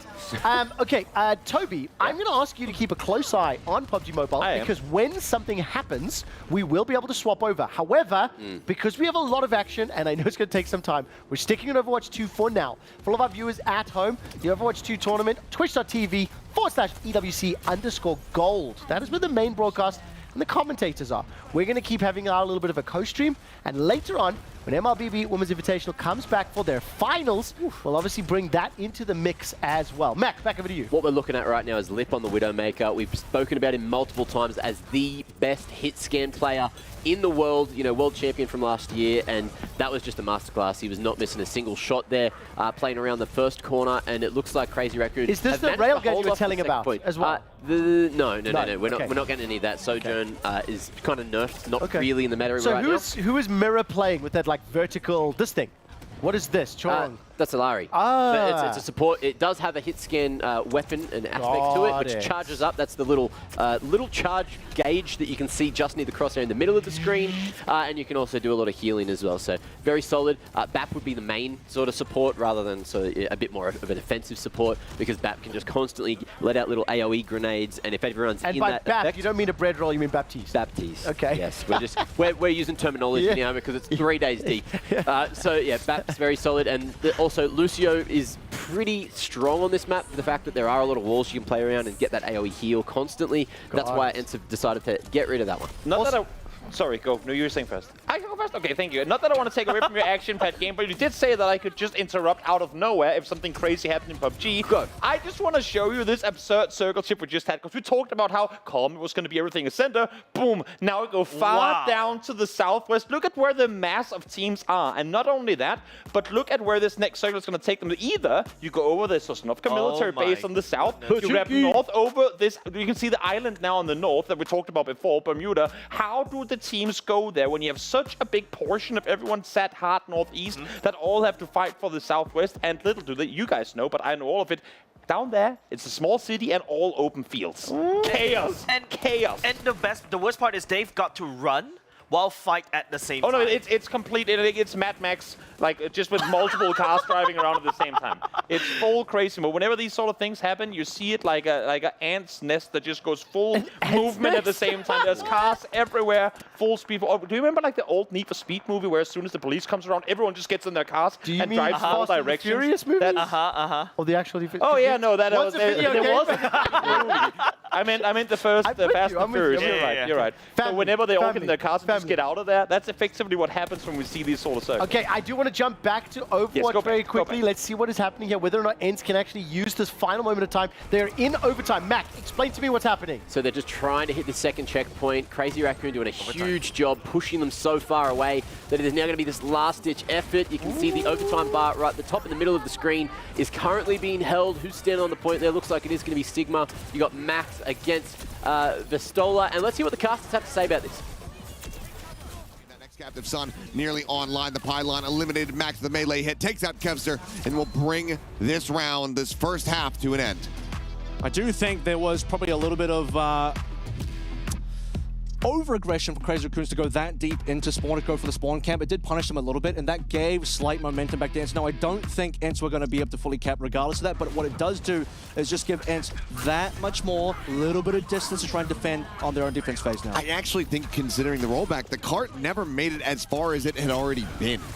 So ultimately, while they do over-aggress, there's a little bit punished. I think that if they had gained any meterage, it was about 5. Yeah, I just think the last fight was a little bit more of a dogfight than Crazy Raccoons have wanted, because they are a team that are a little bit more of a perfectionist team where, you know, in a sense, they can get way cleaner fights than that, but by being a little bit more aggressive, having a little bit more time pressure to come back and be able to defend B in time, it made things a little bit sloppy, because you saw it was way more scrappy in the final fight in the OT than it probably should have been for CR.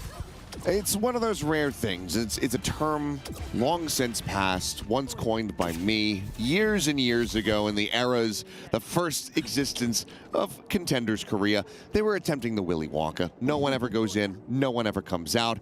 It's very rare that you see the full-blown spawn camp where they're able to sit right in front of them the entire time. Crazy Raccoon, they got close. I do think it sends a message. I do think it sends a message that say, like, hey, look. Oh, yeah. We're that much better than you guys. This is your map pick. And now on the attack, Kai needing to find the advantage here with these defensive sight lines. Lip again, patiently waiting. Lip had the defensive Widowmaker. Kai has a defensive Widowmaker now, so there's no excuses here. He needs to be performing up to standard versus Lip. Otherwise, I mean, ENCE's, and here we go. Well, otherwise, one of ENCE's only potential victories is going to be snatched away from them. Finds that first kill. Kai up and over the top here on the walkway. Mir able to play off the back of that damage. A bit of an alley-oop found as Heesung will fall, so dropping both DPS players. Already a solid start here to the defense for ENCE as Kai finds another. Lip on the hunt, slowly creeping forward. Does get spotted out, I believe, though, so has to play back, and this is going to be slow moving off the rip. So now, seeking the pick. Quick little concussive blast around the side there. Just the pylon taken out. As the cart now starts inching forward, this opening corner taken by Crazy Raccoon, but this is the break point. Things are slowed down here as we wait for ultimates, obviously. Okay, here we go. We know what the ultimates here are now. Sky at 75, so that is the lead so far. It is a reasonable lead. It's more than 20% actually. Sky getting a lot. If ENCE don't die here, if they can just slow things down, get the healing up. Sky, okay, now's the time to ult. And Shu going to be taken down. Vistola able to find that. So maybe they can just hold it for a little bit longer, given that the BAP on the opposite side has been taken down. So yeah, can just keep that Amp Matrix in the back pocket. Continue to try to snowball out. They're going to be broken down. Max, all things considered, though, quite far forward. 23%, 25 now, up over Vistola. Yep. So Flux advantage in the hands here of Crazy Raccoon. You get the pickup, Lip. You can find that shooting gallery, that easy headshot. Things could fall apart, but there's the Captain Sun going to be coming through. Mirror looking to start things off nicely, and Will as Lip gets popped. Kill found. Immortality Field going to be forced out. Chorong falling low. Looks like some stability going to be found as there's the pickup off the Flux. Kevister dead off the rip. Just didn't have any HP. And as Kai gets dropped down, he's not within the Immortality Field, but is not going to get punished. Elimination cannot be found on that front, but Stola will still fall. So the front lines starting to get broken open. Kai eliminated. An opportunity for Lip to now match that infra site that Kai has been holding on to. I like that Mirror has the tempo here to go for the Captive Suns, but Crazy Raccoon this time, you lose Lip, but that's fine. You'll trade Max for Vistola, and that's a far more effective trade. Sky's window here, unfortunately, not going to find enough value. And no, unfortunately... we will interrupt you here for a second as this insane match of Overwatch is taking place between Crazy Raccoon and ENCE. If you want to continue watching this game, hop on over to twitch.tv/EWC_gold to watch the remainder of it. The reason I'm taking you out of all the action is because we're joined by an amazing guest of Blacklist International. It's Danica. I hope I said this correctly. It's correct. Yeah. Welcome so much. Welcome, welcome. How have you enjoyed the event so far here? Well, I really enjoyed being here in Riyadh and also like watching live the MWI for the first time. It's really a great experience for me. Absolutely amazing. Of Yeah. course, I was skipping way down the question list there because, of course, to start things off, I want to give you a chance. Please, to the camera, introduce yourself. Who are you? What are you doing here? Where are you from? Okay. Hi everyone. I'm Danica Suazo, and a lot of people know me as the Blacklist International team correspondent, but here at EWC, I'm a KOL for MWI. So yeah.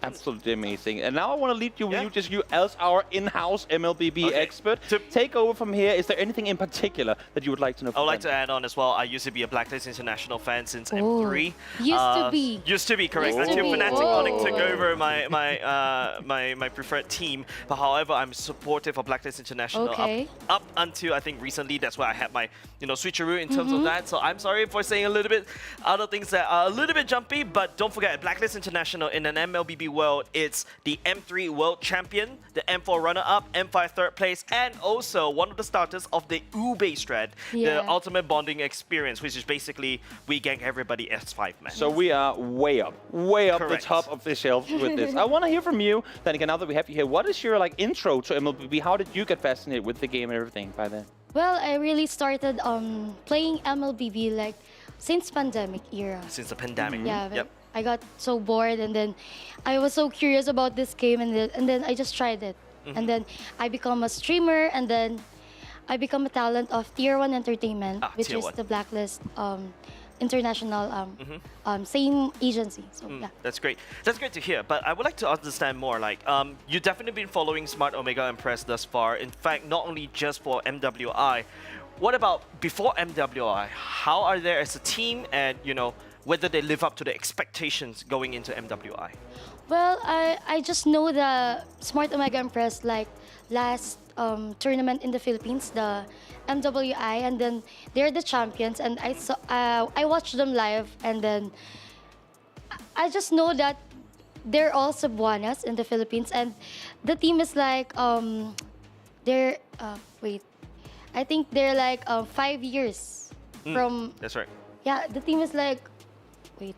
I need to Don't worry about it. Okay, no worries. Because I'm very careful about the team. Yeah, no worries, I'm not really sure about the team, but yeah. But so far, I just met them here at Riyadh, and we're getting along. So, that's amazing. Yeah. Yep, that's absolutely amazing. I'm having a good time with the team. I want to hear from you now as well, if it's okay with you, Jace, because we've obviously heard a lot from Jace regarding the tournament, the MWI tournament going on right now, talking about expectations and things we've seen from the different teams playing. Do you, I know, it's been hard, of course, with all these things that we're doing in the game to follow the tournament, but when you see these women playing the tournament, how amazingly they play, how does that compare to your own playing experience? Well, I just consider myself as a noob when I saw them playing. Oh my gosh, I'm not that good. But before, when I'm not yet seeing them play, I feel oh, I'm really good at this game. But when I saw them play, oh, I'm a noob at this game. So yeah, they are really good players in the Philippines when it comes to female MLBB. Definitely, I understand that point as well. That's why I'm a caster. And you're a streamer as well. But apart from that, yeah, I really thought, in order to follow MWI, you also have to look back to the SEA Games, right? They were also the representative for the SEA Games as well, leading 3-2 against Team Vitality against Indonesia. We are all talking about Team Vitality. In fact, we did a segment about Team Vitality. What do you feel about Team Vitality? Do you think Smart Omega Empress will be able to at least make it a 3-2 in the favor of Smart Omega?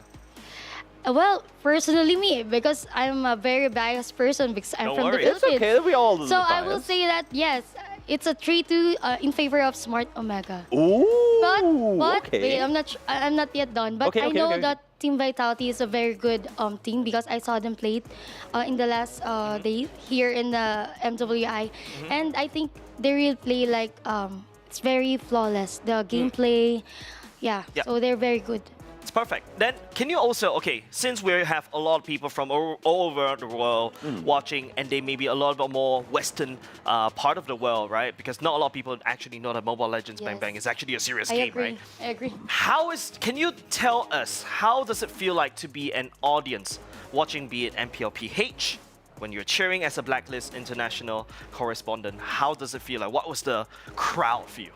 Well, for me, when I'm cheering for a team like or this one and for with Blacklist International, I feel like I'm one of the player, something like that, because when I cheer, like I just give my my full support on the team. So yeah, but for me, the crowd of the MLBB, like for today, it's the crowd is really awesome here a while ago. They're all cheering. Like also on the other side for VSG team a while ago, yeah, they're also cheering. So I think the crowd is really good here also in Riyadh, and also I think from the Philippines also. Do you get home crowds here in Riyadh? Yes, a lot. Oh, wow. A lot of Filipinos are watching a while ago, and I think they're just waiting for the grand finals today. Are you excited for the grand finals as well?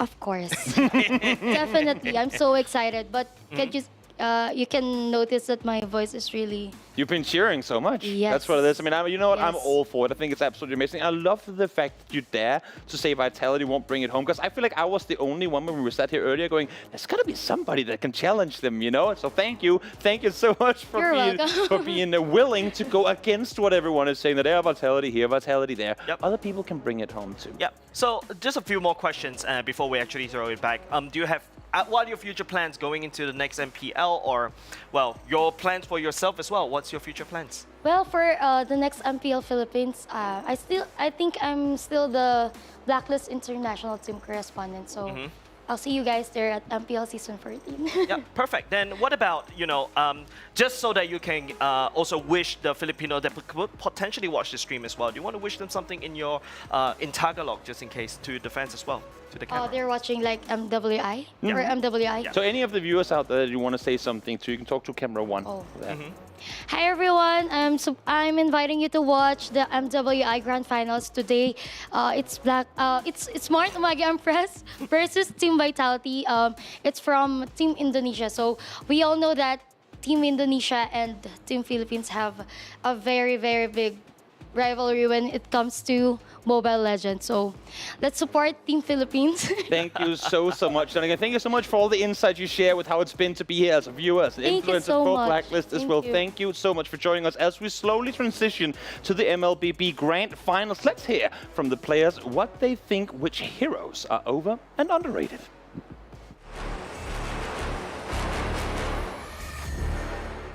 Underrated, maybe.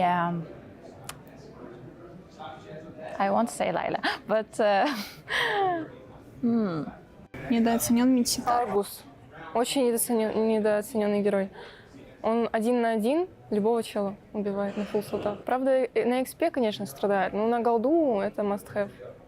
На Next-патче его апают, все будут играть на Аргусе. The hero that I really don't like to go against is Lucian, because whenever I try to go near, she will pull me, boom, boom, because the hero can, the first skill, the second skill, is it? The second skill can lift up and then pull me to another side. Yeah, that one I really don't like. I get really annoyed. I don't know, for me, underrated is Alice, Esme in jungle. I love Esme in jungle very much. And Vendetta, of course. Yeah, Vendetta. Very underrated. Because it's my main hero and I don't see a lot of people play with it. So, don't like that. I think the underrated hero is Zaz. Because he's good. Yes. Because in Malaysia, we really use it. But when I came here and then I tried to play rank and then people all ban Zaz. Yeah, ban Zaz. They ban her. Yeah, but in Malaysia, we don't ban any Zaz. Но Дариус считается самый сильный лайнер за счет того, что он берет соло перк, фулл ДД и погнал. Вторым скиллом шотает любого персонажа. Ну, типа, это можно задоджить, если быть умным. I think the hero that they're going to pick the most is Ling, because right now he's in the meta and he's a really OP hero. that he can rotate through the map really fast. Yeah. I think the most hero that people will pick is Terizla, because he is too overpowered in right now, meta. Yeah, probably they ban or pick the heroes.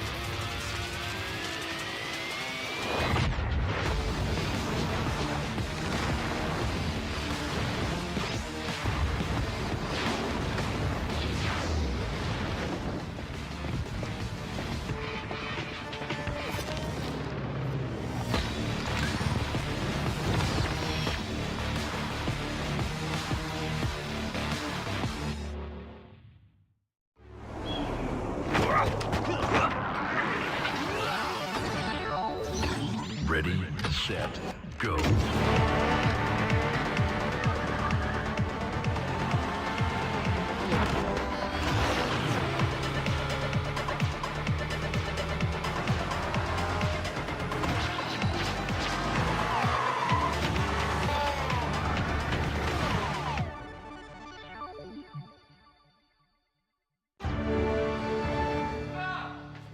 You ever wondered how a Hollywood movie is shot? On a Sony. You review it on a Sony. And how do you make that sound epic? You record it on a Sony. Lunch break on a Sony. So why wouldn't you watch it on a Bravia by Sony?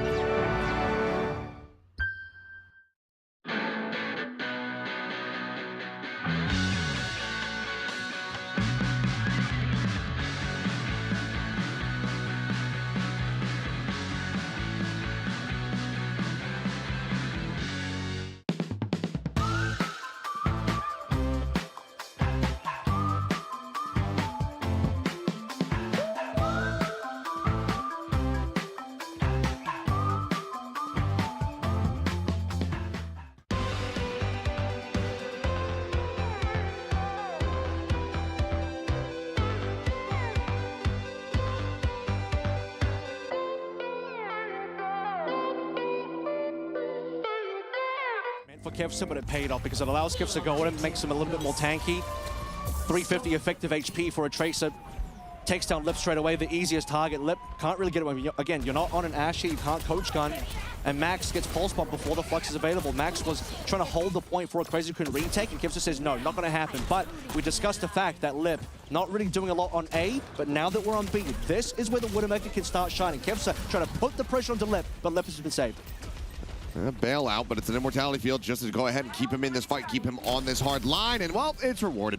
So all the investment to keep Lip, it pays off. This guy does get taken down. Yeah. A solid headshot going to be found, and that helps lock this fire truck right here in position. Petala trying to backpedal, trying to get himself out here, but Paimon does get caught up in the crossfire, ends up getting picked off. Really, it's just Kevsa that has to run at Lip here because you can't snipe him. You can't do anything. Mirror and Sky cannot challenge. They're not actually on any sort of snipers. Crazy Raccoon now going to go for the spawn camp, just diving straight on in. Here we go again. As break on the mech. Watch the stagger. Petala. Yep, going to try to make it back over the spawn room. He's trying to run at them, say, yeah, please end me, please get rid of this life. And they will be somewhat merciful because they have to get ready for the next respawn wave. Now, good news is Kevsa's the one guy that can maybe break out a spawn, but at this rate, it's going to take Ant some time. It's going to cost some ultimates. Lip's even going to Infra Sight here. Yep, Sight now coming through.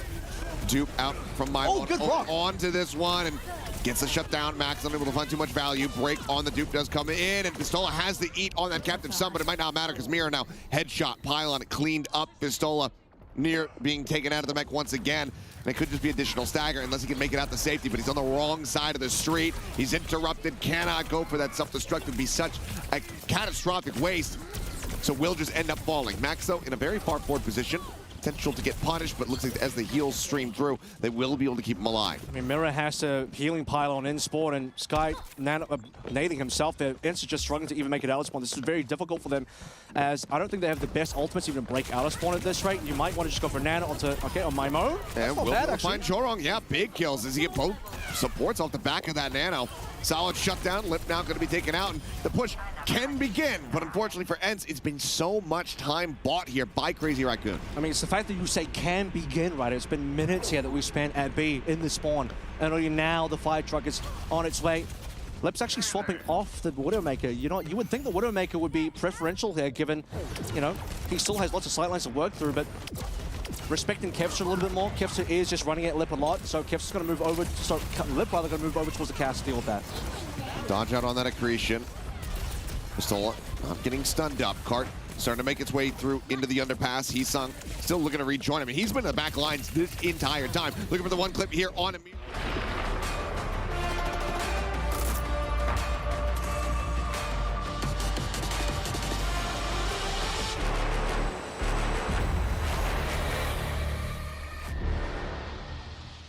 Welcome back to EWC Central. For the briefest of seconds, I actually forgot what the name of my own show was.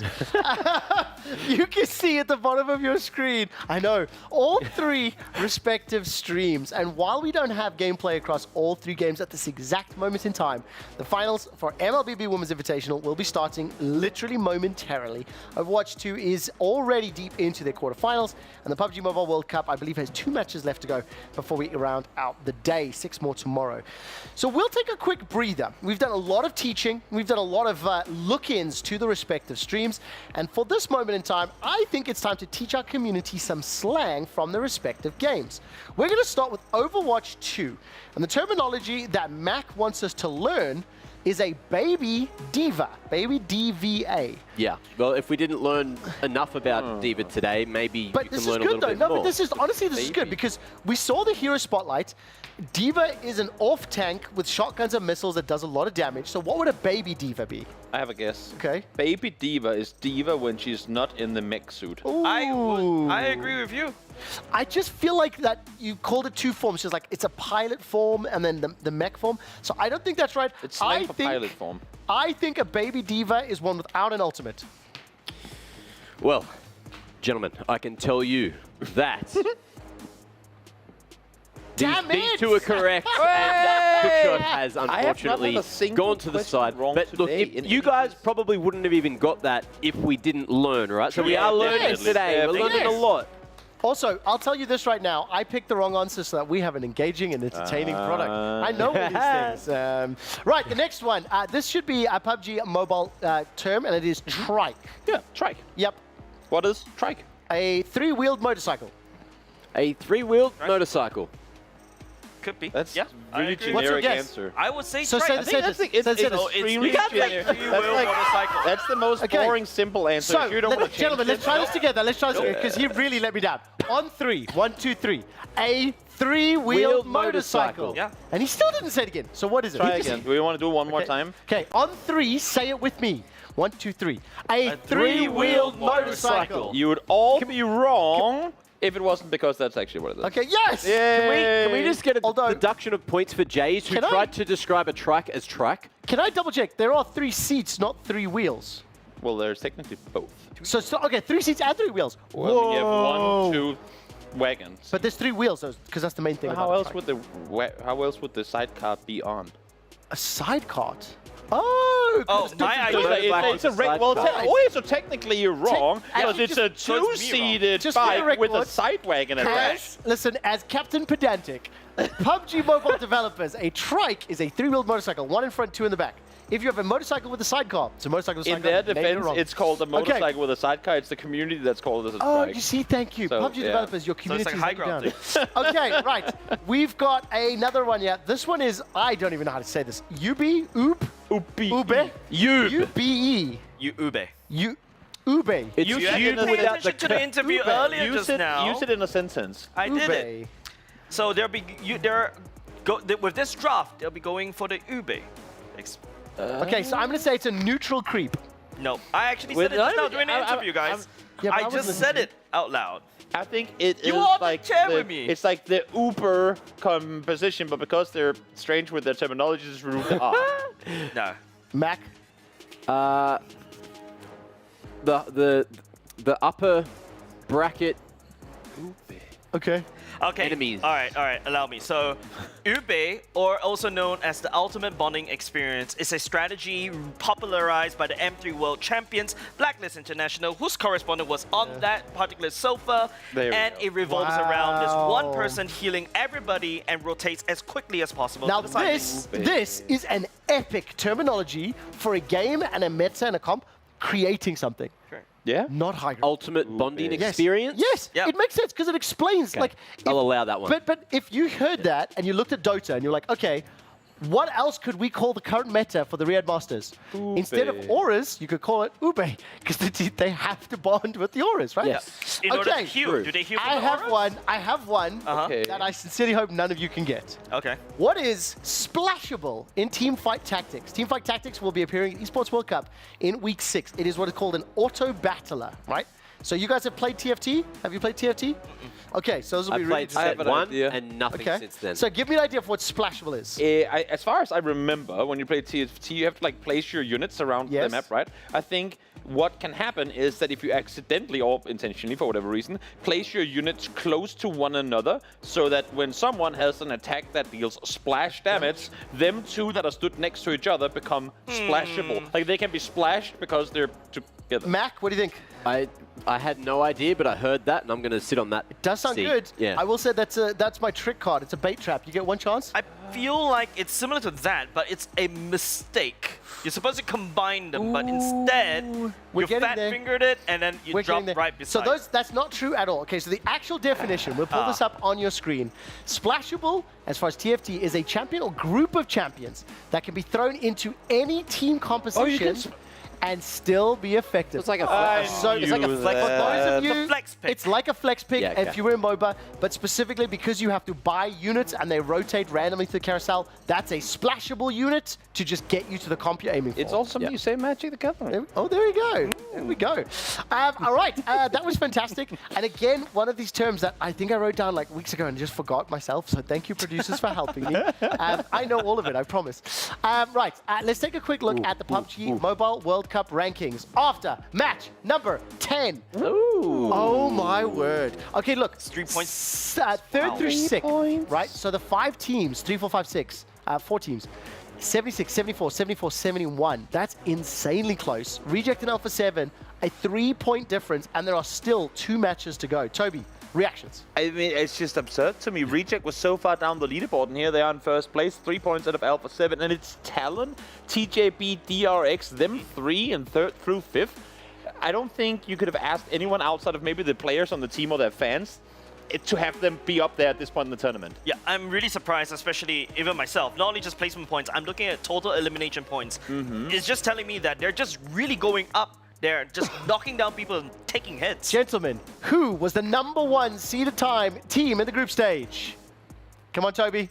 Alliance. And please, can we turn the page? Where do Alliance find themselves after 10 of 18 matches? They peaked too early. They peaked way too early.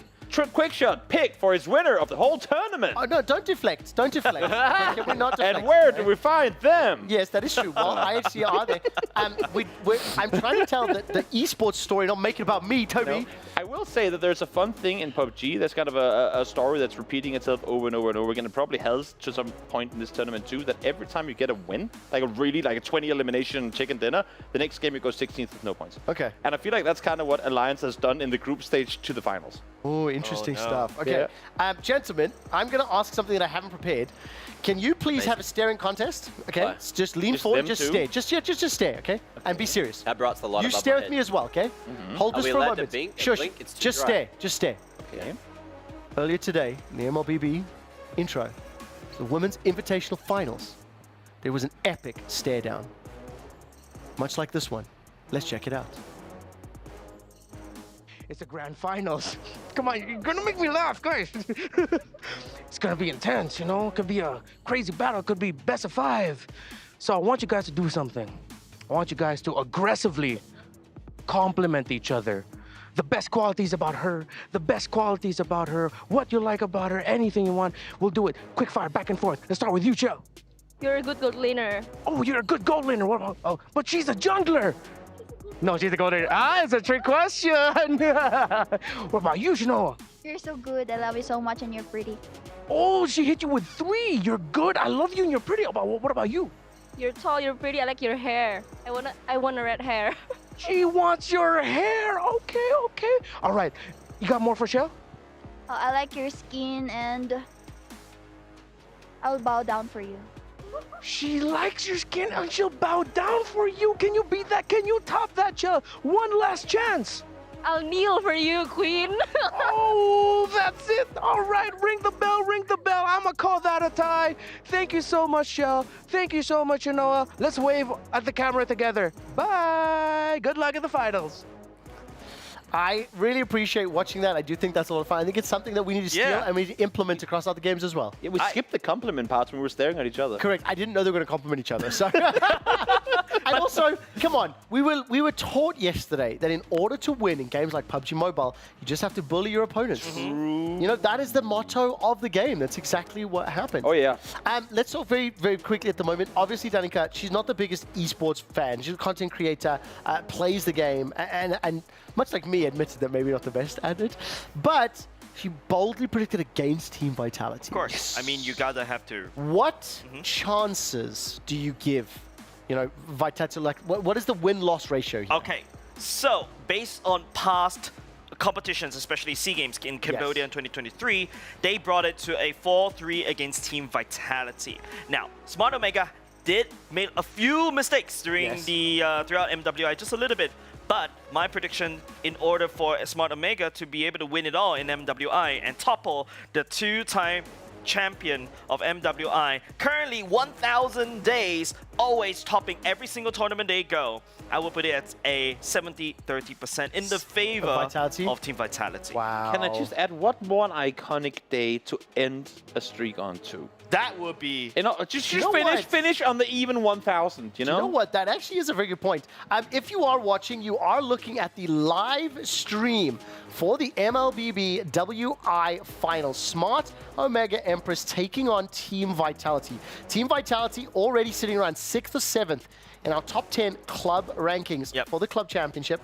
A win here would put them to, I think, 3rd or 4th, get them the trophy, and that's one of the crucial components that you need if you want to pick up the $7 million first place prize. So I'll be jumping into game number 1. It is a best of 5 between these two respective squads. Let me set up more stakes right here, right? Don't forget Smart Omega versus Team Vitality.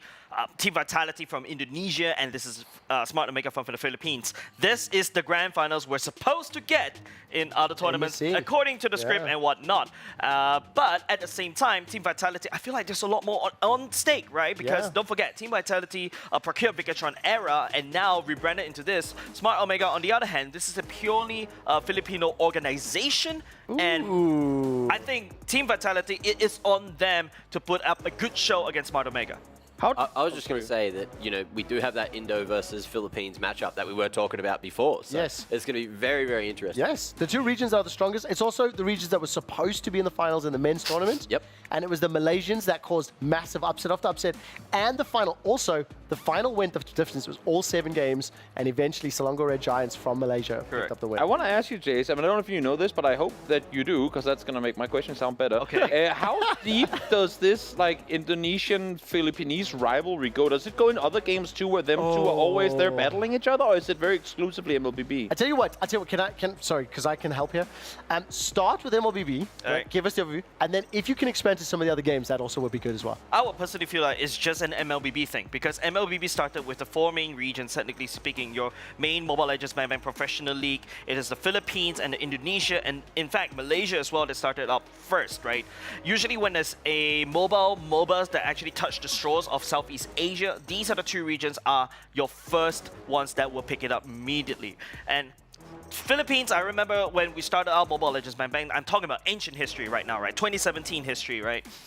They were the first runner-up. The champion actually went to a Thailand team instead. So I think that gives them a lot more zeal, a lot more pride in themselves to really be really good in this game. And by the way, the M series, which is basically their world championship. Out of the 5 M series they've been to, they won 4 of them. M2 was Brand Esports, or now currently known as AP Brand. M3 was Blacklist International. M4 was Echo, now known as Liquid Echo. And M5 was Falcons AP Brand. So just to make it very clear, these 2 regions are undoubtedly the strongest, especially in MLBB. The fact that it's true for both the men's and the women's tells you a lot about the scene. I will also say this, as somebody who has only been loosely connected to the most recent tournament, the MSC is the mid-year international event. Yeah. And that's what the name of the men's tournament was earlier this event. I have never seen a larger amount of respect and also emotional responses from communities as I have seen in the Mobile Legends Bang Bang. When teams from other regions, other countries, and when games and upsets happen, woo, there is a vocal amount of support from both of these regions. And also what I hear, what I find fascinating is how every single member of the broadcast team is also fully aware of it. And it really, it is very heavy. I will say, Jays, we'll come back to this in a moment because the Mobile Legends Bang Bang Women's Invitational Final hasn't started just yet. We are going to swap streams over to take a look at the Overwatch 2 game right now, which is now in map 4. Crazy Raccoon on the verge of a sweep. First of 4 will win this. So we will come back, Jays, and we'll get your input on that one. Mac, I'll come over to you when we look at this one. You have to just expect with a 3-0 already, game's been on for like an hour and a half, 2 hours. Crazy Raccoon should be able to close this out. Yeah, it looked like they played Midtown just before. Crazy Raccoon managed to pick that up as the 3rd map, and now we're moving over to Push. We're moving to Runasapi, which we've seen a little bit of yesterday. The difference is, look at Crazy Raccoon. They're going for a Zarya comp, bit more of a dive-heavy thing here. Over on the end side, they're back towards the Ram. Who is Zarya? Which player is playing Zarya? Zarya is Max for Crazy Raccoon. So you can see with the pink hair and the white face there. Yeah. He is usually, essentially, her ability is you put an orb on yourself or ally, and then if people shoot the orb that pops up, you get charged, and if that number in the middle of the screen hits 100, which it has right now, you do bulk damage. You also have a laser. It's not a projectile. It's hit scan with a laser, and if you're tracking it goes through Diva's shield that we learned earlier. It certainly can. But if you are fully charged while you're shooting people with that, you pump so much. Please also, if you saw that animation just a second ago, that was Zarya, played by Max, and doing effectively what looked like a bunny hop. But it's actually using the explosive from what I believe is the right click on the weapon and using it almost like a rocket jump. For anyone that's played Quake, anyone that's played a lot of those like really old school ego shooters is what they actually used to be called, because it was 1v1, it was just about those matchups. Before. I think the mobility on specifically that hero is super fun to watch. Yeah, it's a little bit harder with Zarya because it's like a rocket jump, but it's a really small rocket jump. Whereas it's a rocket bunny hop. Yes. Whereas, you know, you had Farah that used to have the displacement. Yes. Weapon. I can't remember the ability name at the moment, but it's the E, and it would shoot you if you start to float as well as you pop it on the ground next to you. You just get launched. Yeah. But we're not going to see Farah because Farah's banned by Crazy Raccoon this game, which means we get that echo coming through. Also, on the did Ben seriously ban Wrecking Ball? Yeah, well, they must have just been annoyed by it on the last map. I kept an eye. I think Max was playing it for a little bit over on Midtown, so maybe they just didn't want to get that thrown at them. If I can explain myself, if you look in the top left and right of your corners, you can see the band and the little hero portrait. Yeah. That giant hamster face is the Wrecking Ball. We've discussed this hero hamster before. Ball thing, right? It is a hamster ball. It's literally a hamster that drives in a big ball. It attaches a grappling hook to a piece of terrain, and it swings around and knocks you off the map. Straight up. That is just all it does. And for a moment, they added that ability in, or as an item, in Fortnite too. You could sit in circular balls with a plunger that would do the same thing. The thing that I find fascinating is, I think pretty universally, it is not considered to be a particularly strong hero in the current meta in terms of the numbers, but with the disparity in team skill or ability, it is also considered a flex, right? So last night, when Fnatic were eliminated by ENCE, in fact, they played the Wrecking Ball a lot, and the broadcasters were talking quite significantly. Well, at this point in time, when your back's against the wall, you just have to play Comfort. So even if it's not the most effective hero for the current version of the game we're playing, oftentimes if you just got a lot of experience, you really know the ins and outs, the intricacies of that hero, you can sometimes get more value than necessarily the on-paper numbers. Yeah. Keep an eye on this one. ENCE finally getting a little push going. They did win that last fight, but if we take stock of the ult economy, there's going to be either a big fight shortly, maybe Crazy Raccoon is just going to bait them because they are currently in the lead by a fair amount, and it looks like that robot is not pushing too quickly right now. Just trying to get their way back towards the middle. My word, Lip's aim is actually wild. Ugh.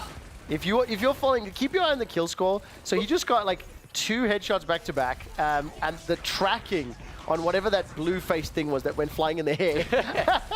Echo. Yeah. Question: is Lip playing a character a hero that needs like leading? Is it like hit scan? No. Cassidy hit scan. Oh, okay. Lip is a hit scan player, the best hit scan player in the world, arguably. I see. Gotcha. As you can say, Echo is not hit scan, it has projectile, which also has delay on the damage. If the I don't know what they are. The projectiles hit you, they'll stick in you. This is something. Again, developers. Seriously, we're going to give notebacks. A bullet and an energy that's flying through. They're both projectiles, technically. Yeah. But in gameplay terms here, yes, it's used to be. It's projectile hit scan because back earlier in Overwatch 1, most of the projectiles were like Thara's big missile or the grenade launcher from which is a bullet arcing projectile. Widowmaker and Cassidy are hit scan. Yes. Yes. They fire projectiles, yes? Yes. You see my point? But they instantly connect. I know. They scan on I'm the just hit. being pedantic. Do you know what? We should actually, at the end of this show, we're going to do one of those things where we get AI to listen to all the hours of content and then put together like a mind map of all the words that's the most used. If we're being pedantic, I got one for you. Earlier when you were on the bracket, you called it a reseed. When yesterday I called it a reseed, you're like, it's not a reseed. Did you notice I immediately said, and what that means is I added the clarity? Yeah. Toby, you got a question there before me and Mac get into an argument. Exactly, then we went completely Mom and Dad elsewhere. are fighting. I'll still ask my question though, because we are looking at all of this, and it to me is still very hectic to watch. I've understood a lot, thank you, teacher. From what we've talked about over the last couple of days, I've gotten to play the game a couple of times as well. I want to know, obviously they all the different heroes have the same amount of abilities, they just vary a lot. Is there one hero in particular that is kind of coined as the hardest one, like once you master this guy, like you're completed the game kind of thing? Something like an invoker of Overwatch. Well, the thing about mechanically Overwatch, hardest. It's a hero-based game. No such thing. We spoke about this. It would be incredibly rare for anyone to be able to 1v5 in this game. And the only heroes you would maybe be able to do it on is a tank that is just giga broken out of let me. What about like a Genji with the ultimate? Like to pick up 5 minutes? The thing is, I think your question is inherently flawed. Let me rephrase my question. I think your question is inherently flawed because every single character archetype, whether it's DPS, tank, or sub-variant, and then support, they have completely different tool sets and kits. So therefore, what is easy for you and what is hard for me are different. Rephrase my question then, and it kind of goes back into that a little bit. Which of the heroes is the hardest to master? Again, just... It's still not, but I mean, it's I feel like there's going to be some mechanical difficulty. Do you know what I love? Actually tweet at the name is Toby and tell him which one. Yeah, which is the hardest. Because I would say, for my personally, because I play with a low for you then. For me, now I play with a low sensitivity, and a hero like Genji has never been my forte. He's the sword guy, right? Yeah, the sword guy with the shurikens, ninja stars, shurikens, projectiles. Yeah. If we want to get into that conversation. But because a lot of it is tracking, but flicking around and then deflecting and crawling up walls, and you got to look at the wall to crawl up the wall and all this stuff. It's just, I just never got into it, and it's not my thing. I feel like I do much more consistent damage whenever I'm playing DPS on something like a Cass, something like a Soldier 76, Widowmaker, like all the hit scan. But I come from hit scan games, so that's why I lean into the things that I'm better at, although I do enjoy a Mei from time to time. Interesting. Interesting. So I'm a fan of hit scan and projectile because of Quake.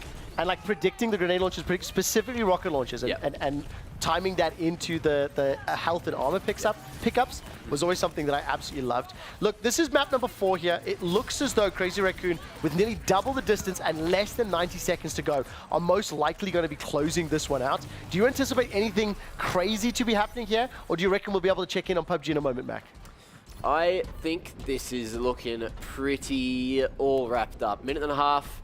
Do you want to sit on to the end? Do you want to listen to the Manifesto? I don't know. We'll have to check. Sit on to the end because I think PUBG is going to get exciting in just about 1 minute and 40 seconds. So we're keeping this to the end then. I mean, look, the little robot, we're going to still keep our eye on him because Jake told us that there's an animation where he rests his hand on his buttocks.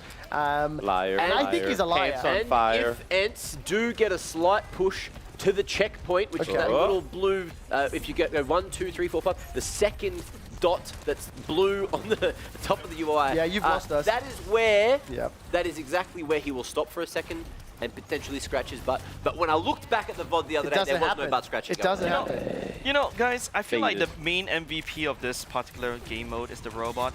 You see so many projectiles flying everywhere, and the robot is like, just there's no damage. He's invulnerable. The thing that is quite tough is, like, obviously, unless you play Overwatch, and unless you are familiar with yours, much like a MOBA, you know, the first time a lot of people watch Dota 2, watch MLBB, watch League of Legends, it is very overwhelming to unpack all of the colored circles. And if in this game, there's a lot of different colored circles that sit on top of one another. Yep, and it's happening in first person too, which just adds to the confusion. But I think one of the things that I do really appreciate is, like, when you do watch this as a spectator, you have to keep your eyes on the ticks next to the portraits at the top of your screen. Yeah. Because only when a number of them have ticks side by side are you really going to see proactive and big team fights. You have to time your ultimates together, you have to charge them together. So there is this ebb and flow quite naturally in the game. And what just happened as well, you'll see that Ent just barely touched the robot to trigger overtime. If they weren't contesting when the time ticks down, the game is over. And they're currently just trying to keep a hand on it. But it looks get like some energy, Crazy come Raccoon on. Get some energy. It looks like he's about to do it. To Look at win! the timer's running down. 4-0, Tick, the clean sweep here, putting themselves into the semis! Light the essence because Ents are downed. Crazy Raccoon advance to the semi-final. A 4-0 sweep, more than double the distance. Headphone users, your ears be damned. I think I'm heavily compressed, so you know they might have been saved there. But yes, great effort from Crazy Raccoons, but of course, singular expected. Crazy Raccoon. Yeah, it is very hard. It is. It's very frustrating. There is a team, obviously, in Call of Duty, you guys will know it. League of Legends, you guys will know it, called 100 Thieves. It's not 100 Thieves. It's not 100 Thieves. It's 100 Thieves. And trust me, they get litigious if you add an additional clarifier in the beginning. Obviously, the Overwatch 2 quarterfinals will continue. VP are taking on somebody, I can't remember their opponents. Next up, after the break, you'll be able to keep track of that at twitch.tv /EWC_gold. We are turning our attention to the PUBG Mobile World Cup, second to last match of the day. And Toby, what are we looking at? How have our scores adjusted since the last time we checked in? Early days, only one elimination thus far, which has gone on the side of DRX, actually. Kind of an unfortunate early loss for them to now be down to 3. It's still, as I said, in the very early stage of the game, we've just had Circle 2 pop. We're going to see Circle 3 start closing in just a short moment. And as you can see, as we've talked about before, when we go on over to the map of Miramar, you can recognize it by the fact that it's very deserty looking. It's a lot of open space. It's about maintaining buffer space, elbow space, so that once you do have to make your rotations, you have more room to do so. You don't want to have teams right next to you in the dips right over on the other side of where you're positioned, because once you're within nade range, we've seen it in endgame after endgame after endgame, you can go out in an instant. So teams want to maintain space here. Today, are we getting the double Miramar, or is this the last one? We're getting the triple Miramar. Triple Miramar. Oh my word. I might be wrong on that. You have the tech. You have I'm the thinking Wait, now. I'm trying to think. You have the technology. I do, but I like to just know stuff, Can and you then just I be don't. Right? Get the document. Do look it your up. job that you've I think been it's just hired double to Miramar do. today. I'm gonna double down on double Miramar. Expert. There we go. Yeah, double down on that. I know. That's why I'm hugging this one. The thing that I definitely have become a fan of in terms of the scoring model, at the very least, the competitiveness between several spots, like leading towards the survival stage, the race for 1, 2, 3, 4 was very, very close. When you look at the top 8, it is very close amongst sort of like 2nd through 7th and then 8th through sort of 15th. But Reject and Alpha 7 are flying ahead right now. Yep. Time. Get to see where the next circle's going. I am very curious to see this, because if you, I mean, obviously most of you probably don't know the map. Everything that is center, up towards Picado, down towards where you can see Chief in the very center, and then up towards our Reject's position, that kind of triangle there is extremely flat, extremely open, and that is actually exactly where we're going. So for the teams that are currently not there, you can see DRX, they're in a 2-2 split right now on the center of your screens. You can see, I believe it's Vampire in a 2-2 split. Those two teams now have to make a commitment. We got to commit to one of these two positions, and everyone else will hopefully have their scouts looking, wait, these guys are leaving that compound, we got to go there right now and claim it before other teams comes rocking up. Terminology lesson. Yeah. I just call that the circle pop. I've always referred to it as the circle pop, and I think other people... Circle in my region reveal, have. circle pop, circle announcement. I mean, Yes. whichever you... Announcement. I don't know, whichever way you want to see it. It's the reveal of the next circle. Could I please confirm something for you? Please do. So throughout the main event of the PUBG Mobile World Cup Finals, every day will feature 1 game on Sunhook, 3 games on Orangle, and 2 games on Miramar. So there's no change-ups. Easy peasy. There is nothing. Now, Mac, how did our day start when we discussed things? I think it was going to change from day Oh to yeah, day. it did. What I So got let's not confuse our viewers, because we can make fun of Toby later, and we will. But yes, 2 Miramars at the end of each set of games. Only 1 game on Sunhook. I think that is intriguing in my head, because with the maps being imbalanced in terms of the number of rounds you play on them, a map like Sunhook with a high elim potential, much closer quarters, way more combat, it kind of favors if you are able to bank points. Oh yeah. Which means tomorrow, when there is 1 Sunhook to start the day, if a team like Boom, Rejects, whoever's near the top there, you get a 15 elim game, and all of a sudden you're competing for first for that title of World Cup champion. I mean, Boom won the Sanok game today. A7 or Alpha 7 won it yesterday. If they can go back and start tomorrow with a win, all of a sudden, they're going to be looking really good. But now, as I was talking about before, this is where teams have to commit to these very select few compounds. You cannot be out in the open in this area of the map. You have to fight for real estate. And obviously, there only being, I think, 5, 6 compounds in this circle, and 16 teams alive. Fights about to happen. So believe you me, once this fight comes to an end, or even halfway through, you could very likely see a 3rd team coming up and going, wait, we can see both these guys have taken casualties. We're rocking up as a full 4-man squad. We're going to take out both of them and then claim the position for ourselves.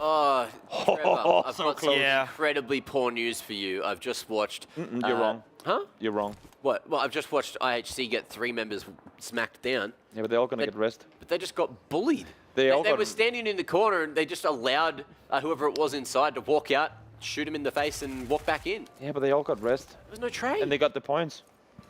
Did they all get rest? It was the other way around.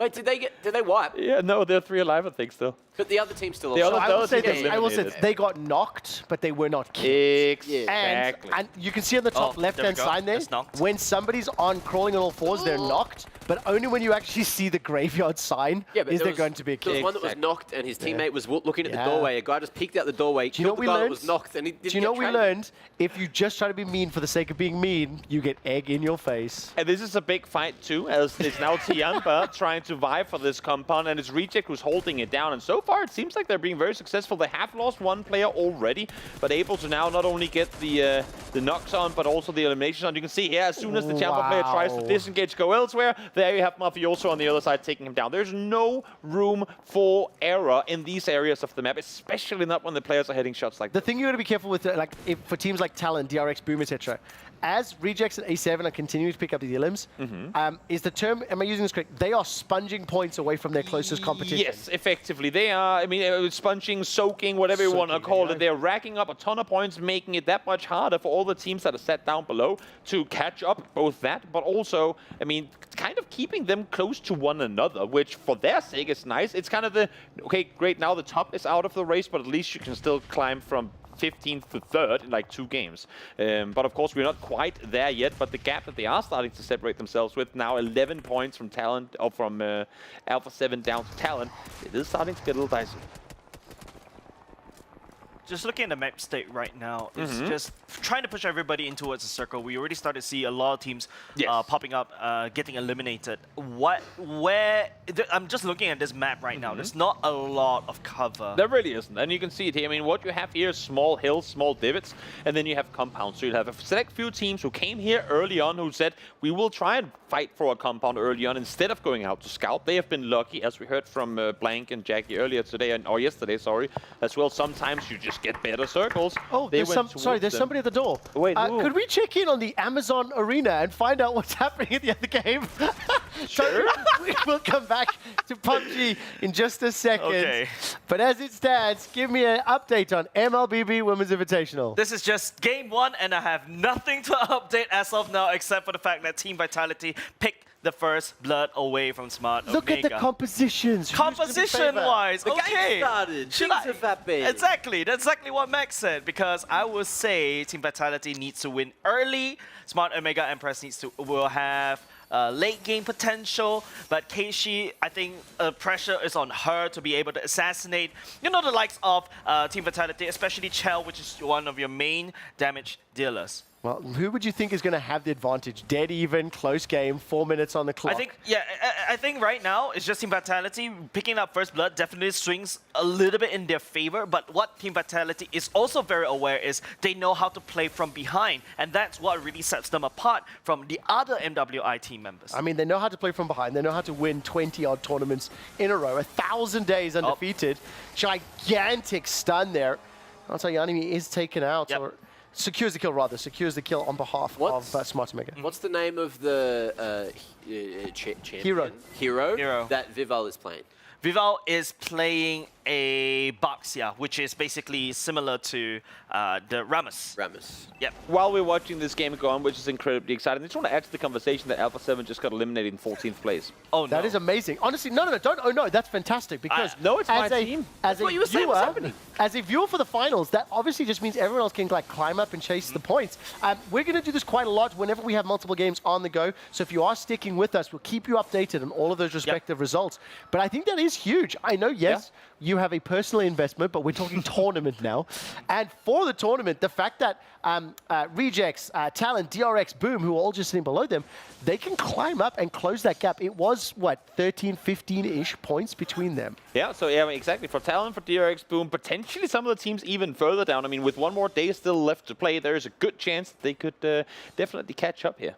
Sorry, I was just having a giggle. The Ents triangle is getting crushed, and the Crazy Raccoon player tried to... tried to start the press by crossing his legs over and he almost tripped over. Oh, that's fantastic. Okay, so we might get a replay of that moment. Maybe we could bring it as part of tomorrow's stinky plays. I remember what you did to Clara, especially for MLBB. That was so funny. MSC. The only mistake Crazy Raccoon has made this tournament. The only mistake thus far. Not crushing the key properly. The only mistake. I will say, keep me updated on how this game is playing out because Smart Mega are currently leading. Yes and no, I would say. Team Vitality, like I said, they always are able to play from behind. Don't forget, they also have one of the most obnoxious heroes open for them. Vivian is playing this character called Angela, which is basically Yumi, if you guys are from League of Legends. Can play with one hand, gives you a lot of shields, a lot of survivability. Smart Mega Empress needs to try to find a way to really whittle them down. They are absolutely looking fantastic. Okay, very quickly, I did ask for the footage because I want to show everybody at home. I'd like to show the key being crushed on behalf of Crazy Raccoon. They eliminated Ents on the Overwatch 2 World Cup. Now, pay careful attention to some of the nuances here, all right? First of all, we're looking for the cross-legged play, right? That's going to be the first thing. So let's see how this goes. Where does this happen, Mac? Right about now. Oh, there we go. Okay. Now, what I think you guys may have missed as well is you do need to stand on this thing. It does compress down. Keep watching the key. This is Ents being eliminated from Overwatch 2, the first quarterfinals, and snapped. Full snap. Oh, yes, it does snap. It does missed it. Okay, we didn't get to see the snap at the end, but the key did snap.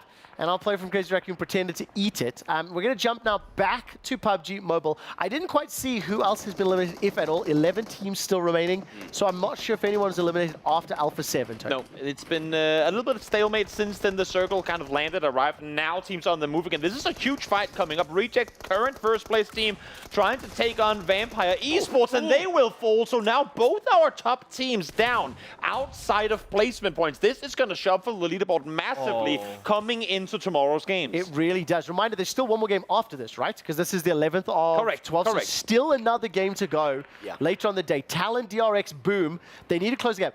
But Rejects still got 7 elims. They're sitting on 97 points right now, which is gigantic. Couldn't be any better start. Getting eliminated at 11th position right there, I think that would definitely drop a couple because you're looking at the differences in points between the first and second. It's not a lot of wiggle room to play with. Nope, definitely not. And when you look at all the teams that are still alive, yes, T-Amber went out somewhat earlier, TJB as well, but for DRX, for Boom as well, currently sat in decent positions. Both of them now with this push coming through from Liquid. This is them seeing these two teams getting eliminated going, great, this is our chance to catch up. We have to do it here because you don't get a lot of shots at both of these two teams out early on. Yeah, Liquid's struggling to get eliminations at the moment. Looks like there might be an opportunity here. Ooh, wiping IWNRX. Ooh, they got them. Yeah, not clean, but they managed to Crucially, find them. the other thing that I've only just clicked now, and I'm a bit embarrassed to even say this out loud, but when you got 9 teams left and you got 31 remaining players, that means there's only a maximum of 31 elimination points to be gathered. Yes. I'm aware of that, okay? But when you have 9 teams between them, let's just presume each squad gets something. That's on aggregate 3 elims per game, right, or per squad. And that's pretty much what I think we have been seeing aggregated across the teams between 3 and 6 elims. So that's really what you bank on. You have to overachieve if you break that number. Unless if we see one team really separate from the pack, which we've seen before, winners of tournaments usually end up sitting at between 8 and 9 point averages. Okay, we are going to take a quick break from this one. Obviously, if you'd like to keep up to date, MLBB, the Women's Invitational, if you'd like to keep track of Overwatch 2, they're in an ad break right now, or the PUBG Mobile event, youtube.com/@EWC. After the break, we're going to sit down with the CEO of Alpha 7, and then we'll begin to close out the day, but the games will not be ending. We'll see you on the other side of the break.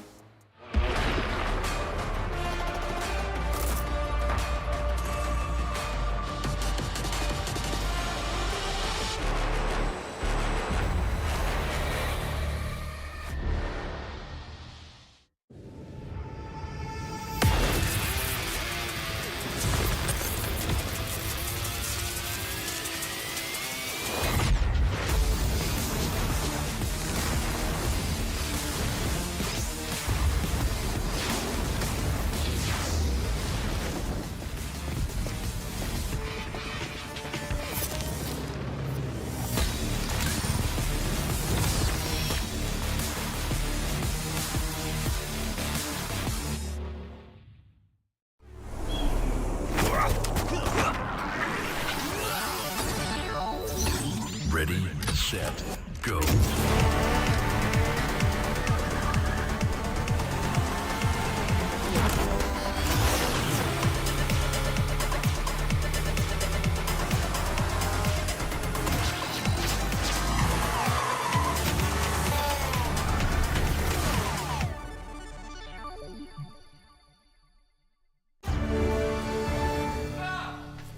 You ever wondered how a Hollywood movie is shot? On a Sony. You review it on a Sony. And how do you make that sound epic? You record it on a Sony. Lunch break on a Sony. So why wouldn't you watch it on a Bravia by Sony?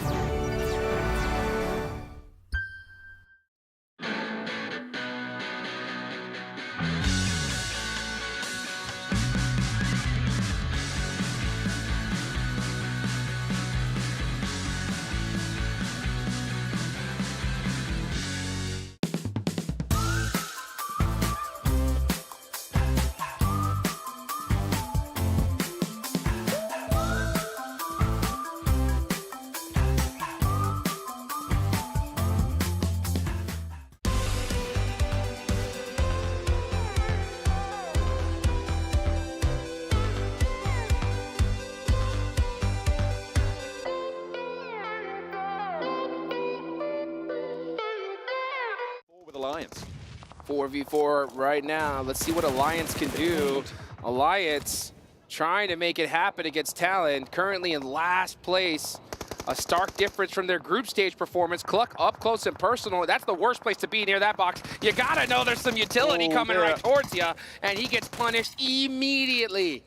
Misery down, but there is an answer, and it's twofold. Painful for Alliance, but they still have to get away from this blue zone. It is now pushing fast. Vampire, they did choose to go up towards DXAV. They put a smoke close, they cut off sight lines, but this could be just a death sentence. Lamborghini with the sideswipe in the back of the pickup there. Needs to pick up more than this, though. Schwepp down. Tony K has the angle. Nade overarm over the top of the lip, and it's on to two. A huge nade for Lamborghini. That's his third knock towards Vampire. They try and cross the road, but they are into the open arms of DXAV. Is there a third party from Team Liquid? There's shots coming through potentially, but DXAV have all of them alive, and there's no reses yet.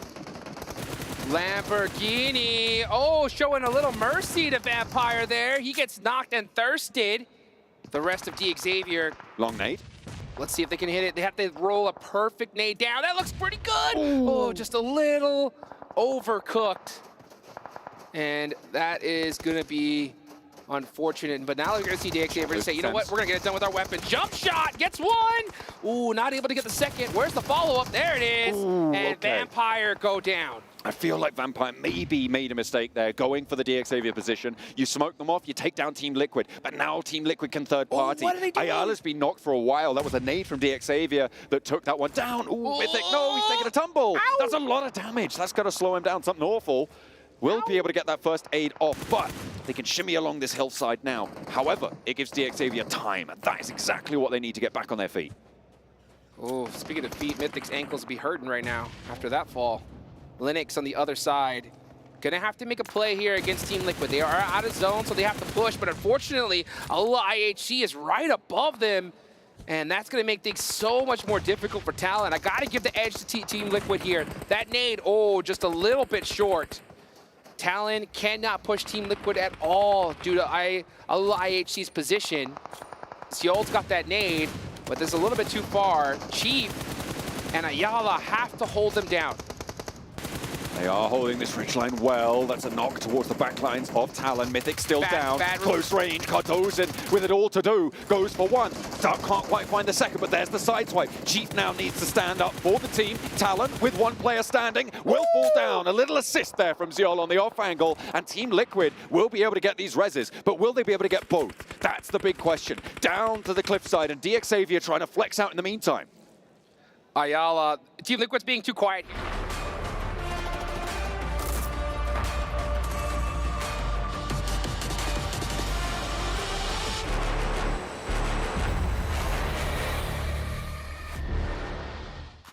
Good afternoon, good evening, good morning, wherever in the world you are tuning in from. This is the Esports World Cup Central Broadcast. You can see on the bottom of your screens the respective tournaments that are still ongoing. There's still one more map to be played in the PUBG Mobile World Cup. The finals for the MLBB Women's Invitational is ongoing, and Overwatch 2 will be here for many more hours for your entertainment. Before we wrap up the day, before we talk about those games and who's won and who's lost, I have a very, very special guest who I would like to introduce. Just before I do, though, this guest obviously comes from Brazil, representing an organization called Alpha 7, and I have a huge love and adoration for Brazilian esports fans across League of Legends, Counter-Strike, Valorant, and now I'm learning PUBG Mobile as well. They are some of the most passionate, loud, invested, and amazing audiences, and it's my pleasure to butcher the following name. Petala Barreiros? Yes, oh, it okay. is really good. I'm so nervous. I know it's a little bit difficult. It is a beautiful name, but my horrible English will ruin it. So, Petala, could I ask you to introduce yourself to our viewers, our fans? Tell them a little bit about yourself and who you are for Alpha 7. Hi, everybody. First of all, I'm going to ask a little patience with me because my English is like a medium English, so maybe I can try to find the words, but I'll do my best for you. My name is Petala Barreiros. I'm one of the CEOs of Alpha 7. It's like a familiar business, you know? Yes. So it's me, my mom, and my sister. And wow. Yeah, we just began in 2020. In the pandemic time. So the story about Alpha 7 is like my sister was having a bad time. She was depressive, and we need to do something to take her out of this situation. Put you know, energy into and focus on. Yes. So that time we just create Alpha 7, and now we are here. And this is a beautiful story. Why PUBG Mobile? And what are the next steps? It's a very rare story to hear, family-owned, mother, sister, you know, two sisters. It's very special. So what happens after this? It's very special because PUBG Mobile was the first game because my sister in that situation, like a lot of children, a lot of teenagers in that pandemic time, she was just locked in her room playing PUBG Mobile. Yeah. So we were like, okay, so what is she doing? How can we take her attention like out of this room, literally room, because she was like only at the bed. And we have like God's direction to do this. So we create Alpha 7 and PUBG Mobile because that was... Did you ever play any other video games or get interested? What I love about your story is you use personal experiences from playing a game and then you apply some business logic. The reason I'm sitting here, my job is to talk. I talk the biggest amount of nonsense ever, and I learned how to use that as a skill. So what is your other gaming experience with the family? And it's a brave move to step into esports. In Brazil, we love football. So I always played football, but not esports. For esports, PUBG Mobile was the first game. After 2 years investing and knowing about the scene of esports, now we have 5 games. That is HOK, FIFA, Standoff. For HOK, we have for men and for women. And PUBG Mobile. Yes. So now we have these games, and we are investing to have more games and to be here in EWC with a lot of people. I will tell to the viewers this at home. The Brazilian esports scene, not only is it legitimately gigantic in no matter what game they play in, the mobile esports scene as well is something that rivals that of the Southeast Asian regions. When we look at MOBAs, when we look at shooters, it is huge. I mean, also Free Fire is another game that we've seen from them. Let's talk about PUBG Mobile. You guys are doing phenomenally. The team is really stepping up here in the main event. I think they're either first or second at this exact moment in time. I believe you won the last PMWI. Let's talk about expectations. Are you expecting them to win? Yeah, of course. Yes. Please. Yes. Because Alpha 7 right now is the most consistent team in the road. So Alpha 7 is the only team who have played all the tournaments, like the road championships, and this time we need to win because every time we keep second, even now that we are the top 1 on the road ranking. So we need to take this We just got taught earlier, I come from League of Legends. The other gentlemen that were on the show with me are for Mobile Legends, Bang Bang, Counter-Strike and Overwatch. And our PUBG experts showed us all the numbers. Day 1 and day 2 of pretty much every tournament, it is just Alpha 7, baby. They lead. Yes. Second place, third place, fourth place, fifth place. What will have to go different for Alpha 7 to win tomorrow on day 3 with only 6 games left? Can you tell me? Yeah, this time we are more prepared as like mentally, you know? So we just changed a player. So in January we did this change. So we have only 7 months training with this new player, but I think they are doing good. So this time I think the thing that is the key to win is confidence. Yeah. So they need to be like, okay, I'm ready.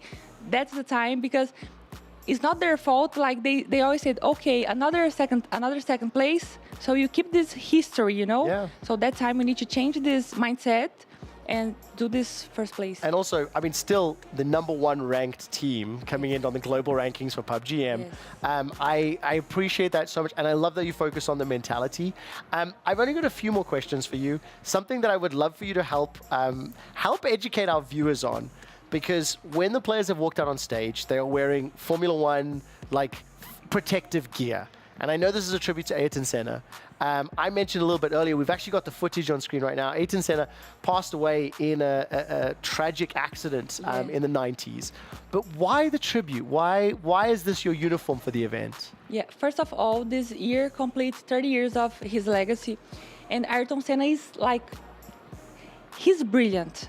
As a racing man, as a person, and we always take him as this inspiration in Alpha 7. So in these 4 years of Alpha 7, we always take his phrases, his career to inspire our players. So in that year that completes 30 years of his legacy, we need to talk about him, because our generation, like my kids' generation, don't know about him. Because even me, I didn't watch him, but my parents told me about him. So if we stop to talk about him, it's gonna. I heard this very lovely quote recently, that if a person gets shot, they do not die. If a person eats poison, they do not die. A person only dies when their memory is forgotten. Yes. And when I see a tribute like this, especially to somebody who is so driven, so passionate, and also so brave, because back in the 80s and 90s, Formula One wasn't what it is nowadays. It was very different. It was still niche. You know, it wasn't as well popular. And you're here sitting an esports organizer. You're a very inspirational person. The team is very inspirational. It's very warm in here, so I don't want to keep you too much longer. Okay. What are the next plans? Do you think you'll get into racing, maybe Ren Sport or something like that? You don't have to commit. Okay. Where does Alpha 7 go after EWC, and where can we watch you? I don't know if I can say this, but for you, it's just a secret. But after EWC, we're coming back to Brazil, and we're gonna spend like 1 week, and then we're gonna go to China for a boot camp. We have boot camp in Europe for PUBG Mobile and in China for HOK. But now our PUBG Mobile players are going to China to train with the Chinese teams and something else that I can't say. Oh, I like that. Okay. But so that's teasing step. it us. I'm waiting to see if there's anyone getting mad over there. No. Okay. Petala, thank you so much. I apologize about ruining your name. I would love for you to give a message to camera number 1 in your own natural tongue. Share something with the Alpha 7 fans, and I wish you all the best of luck in the remainder of the game. Thank you so much for inviting me. I'm so happy to be here. With the microphone. Sorry. There you go. Again. My hands was talking. Para quem estiver aí, brasileiro, sabe falar português, aqui da nossa língua, do nosso coração, quero pedir para vocês continuarem na torcida pela Alpha 7. A gente está aqui representando o nosso país, estamos aqui representando o Ayrton Senna. É um peso muito grande para nós vestir essa camisa. Vocês sabem como ele faz parte da história do Brasil. E se a gente ganhar amanhã, a gente vai ganhar assim como ele, em um domingo de manhã, o que é muito importante para nós. Então, conto com a torcida de vocês. Muito obrigada. No, thank you very so much. much. Very last thing. The only thing I ever say when there's a Brazilian team is vamos. What else can I say? It's something easy in Portuguese that's exciting. Easy. Yeah. É nossa. É nossa? Yeah. And what does that mean? É nossa. É nossa. It's ours. It's ours. Yes. Okay.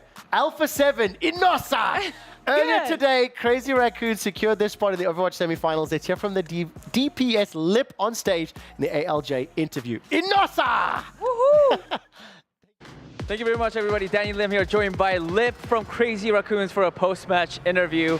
I gotta say, that was a dominant performance, Lip. I do want to ask about this matchup. You guys did pick ENCE for your opponent. What was the thought process behind that? Like, why did you guys pick ENCE as your opponent? 자, 오늘 승리 축하드리면서 이번 경기를 크레이지 라쿤이 ENCE 팀을 픽을 해서 경기를 치르시게 되셨는데 ENCE를 픽한 이유가 있다면 뭐가 있을까요?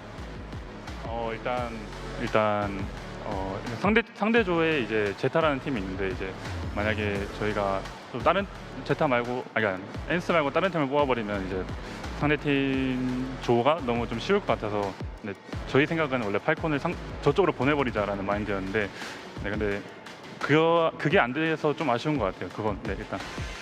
Basically, the reason was because if we didn't pick ENCE and if we had to choose another team, the other side that the Team Falcons and Zeta was in was going to be too easy. So we wanted to make them a little bit harder and take the match for us as well. And I think it's I think that was our thought process, but I don't think it worked out as we planned. So it's a little bit sad, but I mean, we still did get the win, and you guys definitely did. Looked fantastic.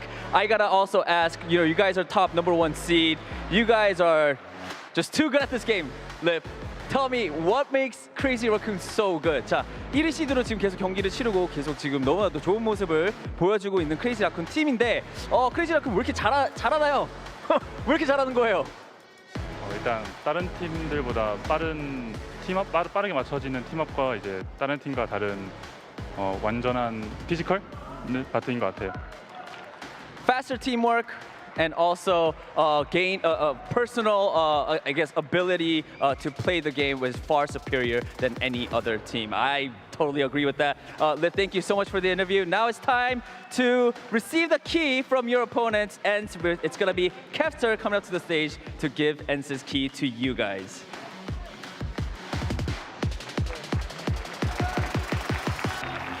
Anything you want to say to ENCE before they head out? 자, 마지막으로 이제 ENCE 팀에게 한 말씀 부탁드리겠습니다. 뽑은 거에 대해서 미안하긴 한데 승부의 현실이니까 어쩔 수 없다고 생각을 해요. 네. I'm sorry that we had to pick you guys ENCE, but I mean this is how it ends. This is how things go in I guess on stage when we play games. Thank you so much. All right, everybody, give it up for Lip one more time. Let's head back to the studios. Thank you so much, Danny. We are back in the studio. Crazy Raccoon with a very, very strong start to the quarterfinals. I don't think anyone is particularly surprised by that, and I think Crazy Raccoon are anticipated to go further. Yes, they certainly are. Yes. Okay, I think we're going to keep going. I wasn't certain. I did hear a stop, so I'm not... Stall is the correct word I should have heard. Right. Please give us a moment as we get ourselves ready. It is the final 12 minutes of our broadcast. We need to go through some housekeeping, clean things up. Before we get into all the details, though, just a reminder that all three of our respective streams are up. We'll give you some updates on those. And I think we are ready. EWC Catch-Up is powered by STC.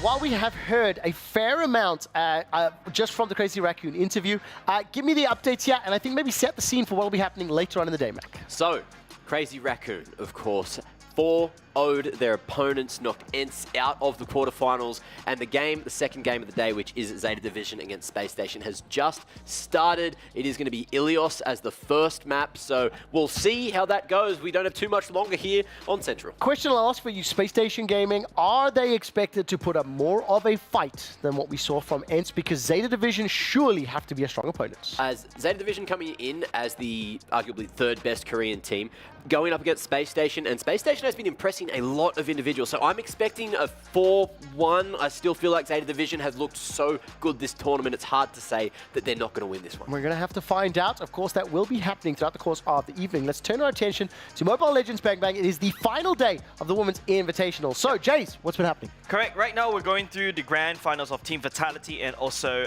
Smart Omega Empress, which is happening right now. But it's already going into game number 2. Game 1 given over to side of Omega Empress. If you're rooting for the Philippines like Danica that we saw earlier just now, you are definitely happy they put a very strong foot onwards. But Vitality, of course, you know, they've come from a really... There's a reason why they're strong, right? Crucially as well, if I recall correctly, it was did you say 4-3, 3-2 the last time these teams met at Southeast Asia Games? That's right, 4-3. So 4-3. This is a best of 5, not a best of 7. The fact they've traded 1-1. Are you starting to believe? I'm still believing that Team Vitality should win it all. I think that 1,000 day is not a very good day to break that record. You want to continue that 1,000 day streak. Oh, we're going to have to find out. Do you know what? If you get it wrong, I'm just not going to invite you back on the show tomorrow. Let's find out what happens. Let's turn our attention to PUBG Mobile. The final match of the day is still ongoing. So, Toby, let's take a look at the standings. Give me an update on what you've seen after 11 of 12 games. Reject able to climb up the leaderboard. They started the day outside of the top 8, but here they find them not just in first, but in first with a bit of a gap. Alpha 7 trying to cling on to their top spot, but maybe in all fairness, for their sake, it's better for them to come into the final day not in first, but maybe in second, because that could be the breaker of the curse that has been them only getting second overalls in the past year. And of course, if you are a fan of Alpha 7 Esports, we spoke to their CEO a little bit early on, Petala, and she talked a lot about the mentality of the team and why they keep placing second or third in international tournaments. Tomorrow, can they do it? Can they do it for Ayrton Senna? Can they do it for the dream of the organization? We'll have to find out. That final map is still ongoing. That does it for our EWC Catch-Up, powered by STC.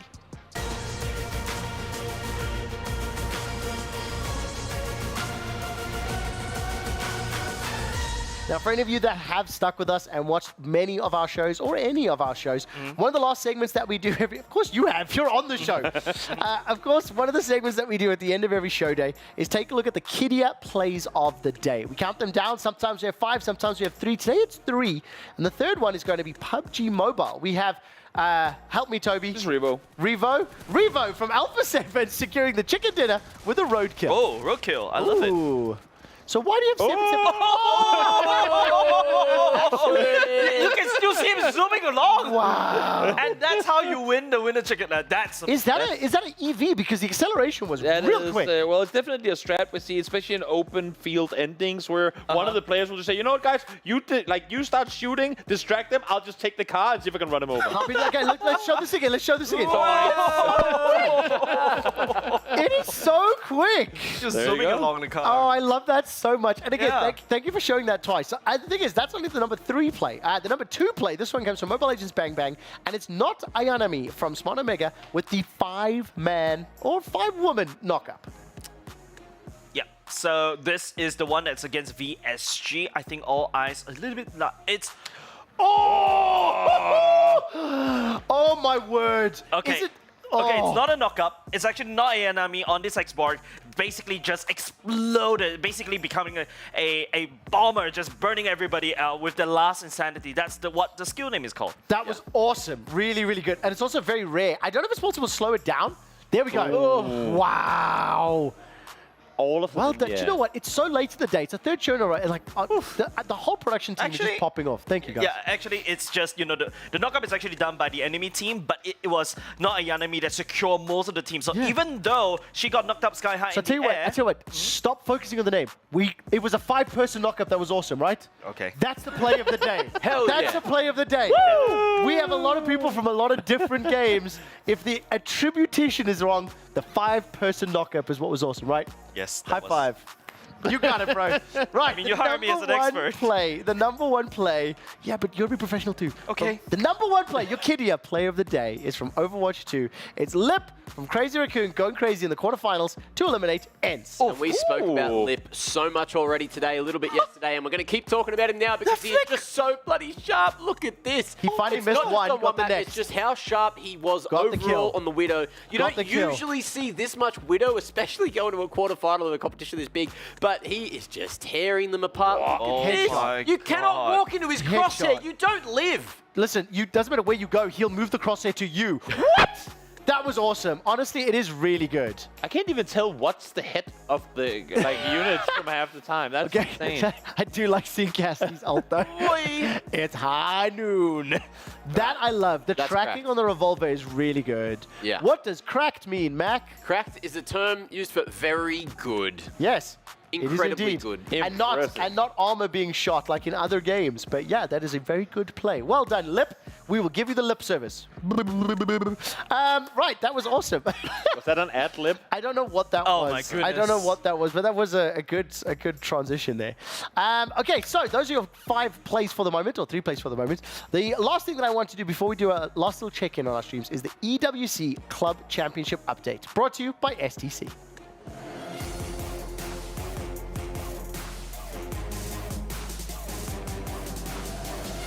So, of course, one of the big updates to our leaderboard, as we're only highlighting the top 10 in the club championship, is the fact that Vitality are finally on the board, sitting in 8th for now with 660 points. A win against Mont Omega Empress will eventually push them to 1,060, get them that trophy under their name, and push them up to 4th position. Correction, it'll be top 3, actually. That's how high they will be jumping up. Now, I think in terms of some of the other clubs, Team Falcons, Virtus Pro, and Twisted Minds all still have teams available and alive in Overwatch 2. And a reminder that, of course, the top 8 teams from the PUBG Mobile World Cup will also be able to accrue points. However, they will only be eligible for the club championship if they have more than if they have 2 teams in the top 8 across their respective tournaments. That does it for the EWC Club Championship update, brought to you by STC.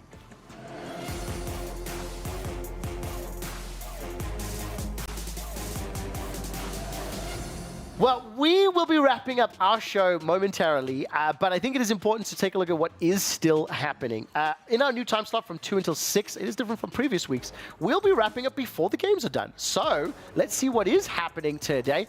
We'll be able to get that on your screens in just a moment or two, but obviously Overwatch 2 quarterfinals is in the 2nd of 4. They're all best of 7s. You can expect hours and hours of content. In far as PUBG Mobile World Cup is concerned, this is the final match of the day before the on-air broadcast team will conclude and give their summary thoughts. And of course, at Mobile Legends Bang Bang, a potential 2 or 3 more games based on the result of this one. Toby, I'll come to you first. What do you reckon of the scoreboard and kind of like final thoughts? I think, I hope that we see both Reject and A7 out early in this one. It's always more exciting coming into the final day when everyone can make a run for it. Right now, they're set a bit separate. I want to see it close. I want to see Talon. I want to see TGP and DRX get up some good points in this game. I'll tell you who you're not going to see. IWNRX. They're already gone. Where can we watch this if you want to watch the remainder of the game, Toby? You can watch it on twitch.tv at... It's on the prompter. Oh, it is on the prompter. You can watch it at youtube.com/@ EWC. Thank you so much. Right, let's take a look at Overwatch 2. We are obviously in that 2nd quarterfinal. I think what I'd love to hear is, again, maybe let's give some expectations on the other quarters. We talked about how Zeta are heavily favored against Space Station, but what are the next 2 series, and what are the takeaways that fans at home can get excited for? Well, the next 2 series, one of which is going to be the one that I'm expecting to be a banger in the arena down there, and that is going to be VP up against Team Falcons. And then we also have Twisted Minds and Toronto Ultra, which will be going on later Zeta today. At the moment, we still have Zeta Division going up ahead against Space Station Gaming. And it's a good sign that Space Station has already managed to take at least one round here on Control, but it looks like they're struggling here on Ruins. And where can you watch Overwatch 2? If you want to keep watching all of the action today, twitch.tv/EWC_gold, and you won't miss a moment. That's the case. Now we'll take a quick look at the Mobile Legends Bang Bang Women's Invitational. Let's take a look at the game. And Jace, what do you think of the state of this round? State of the game is definitely not looking good for my prediction because Team Vitality is actually falling slightly behind. But don't forget, you heard it from Anna earlier just now that, you know, these girls are very emotional, and when they get the gears rolling, they will really look to try to steal Team Rocket against one of them. Can I ask? He's panicking. Hang on. Was there a T-Rex in here? Yes, Agumon. Dude, that's the Agumon! That's Agumon! That's the Agumon! Do you not think that looks like Agumon? Oh, it does now that I look at it, but I thought it was a T-Rex. No, you were. No, hang on. You're That's the 100% same right. thing. You're 100% right. It just tells you how much more of a nerd I am. That I see a dinosaur and go, oh, that looks like Digimon. Right?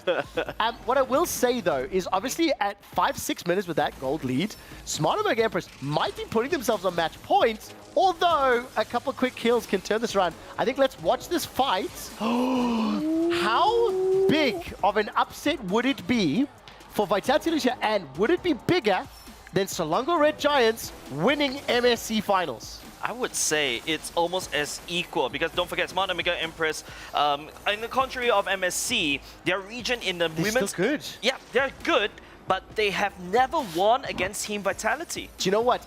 This is something that maybe we can talk about later. Whenever we finish the show, we go and prep for tomorrow. We have another show tomorrow, 2 till 6.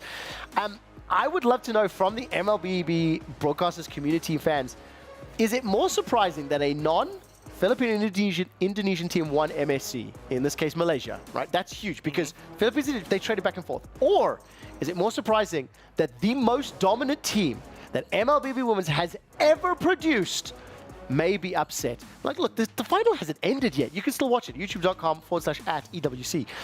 But how spicy is that going to be at the end of the day? It is really spicy, Trevor. We are wrapping up. We get to say our goodbyes. Toby, you actually have content for multiple days in a row. This is really nice. Amazing. You can start by saying goodbye to our fans and viewers at home.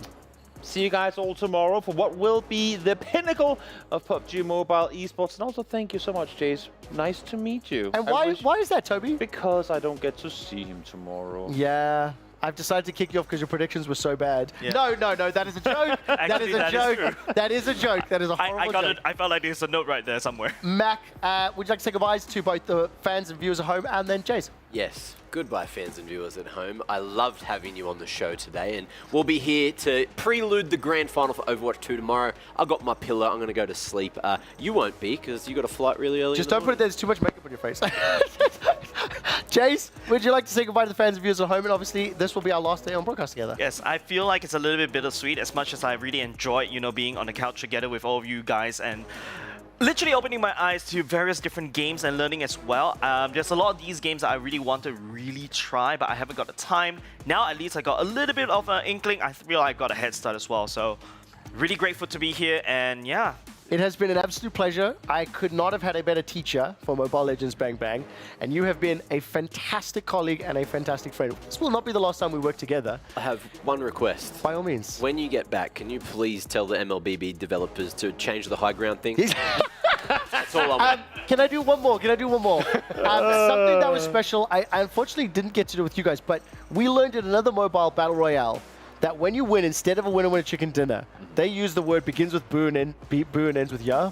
Yep. So on 3, we're going to say goodbye. EWC Central will be back tomorrow, 2 p.m. local. And when I count to 3, let's go to the wide shot, because on 1, 2, 3. Booyah! See y'all tomorrow, 2 till 6. You know where to find us. I love you, dude. GG.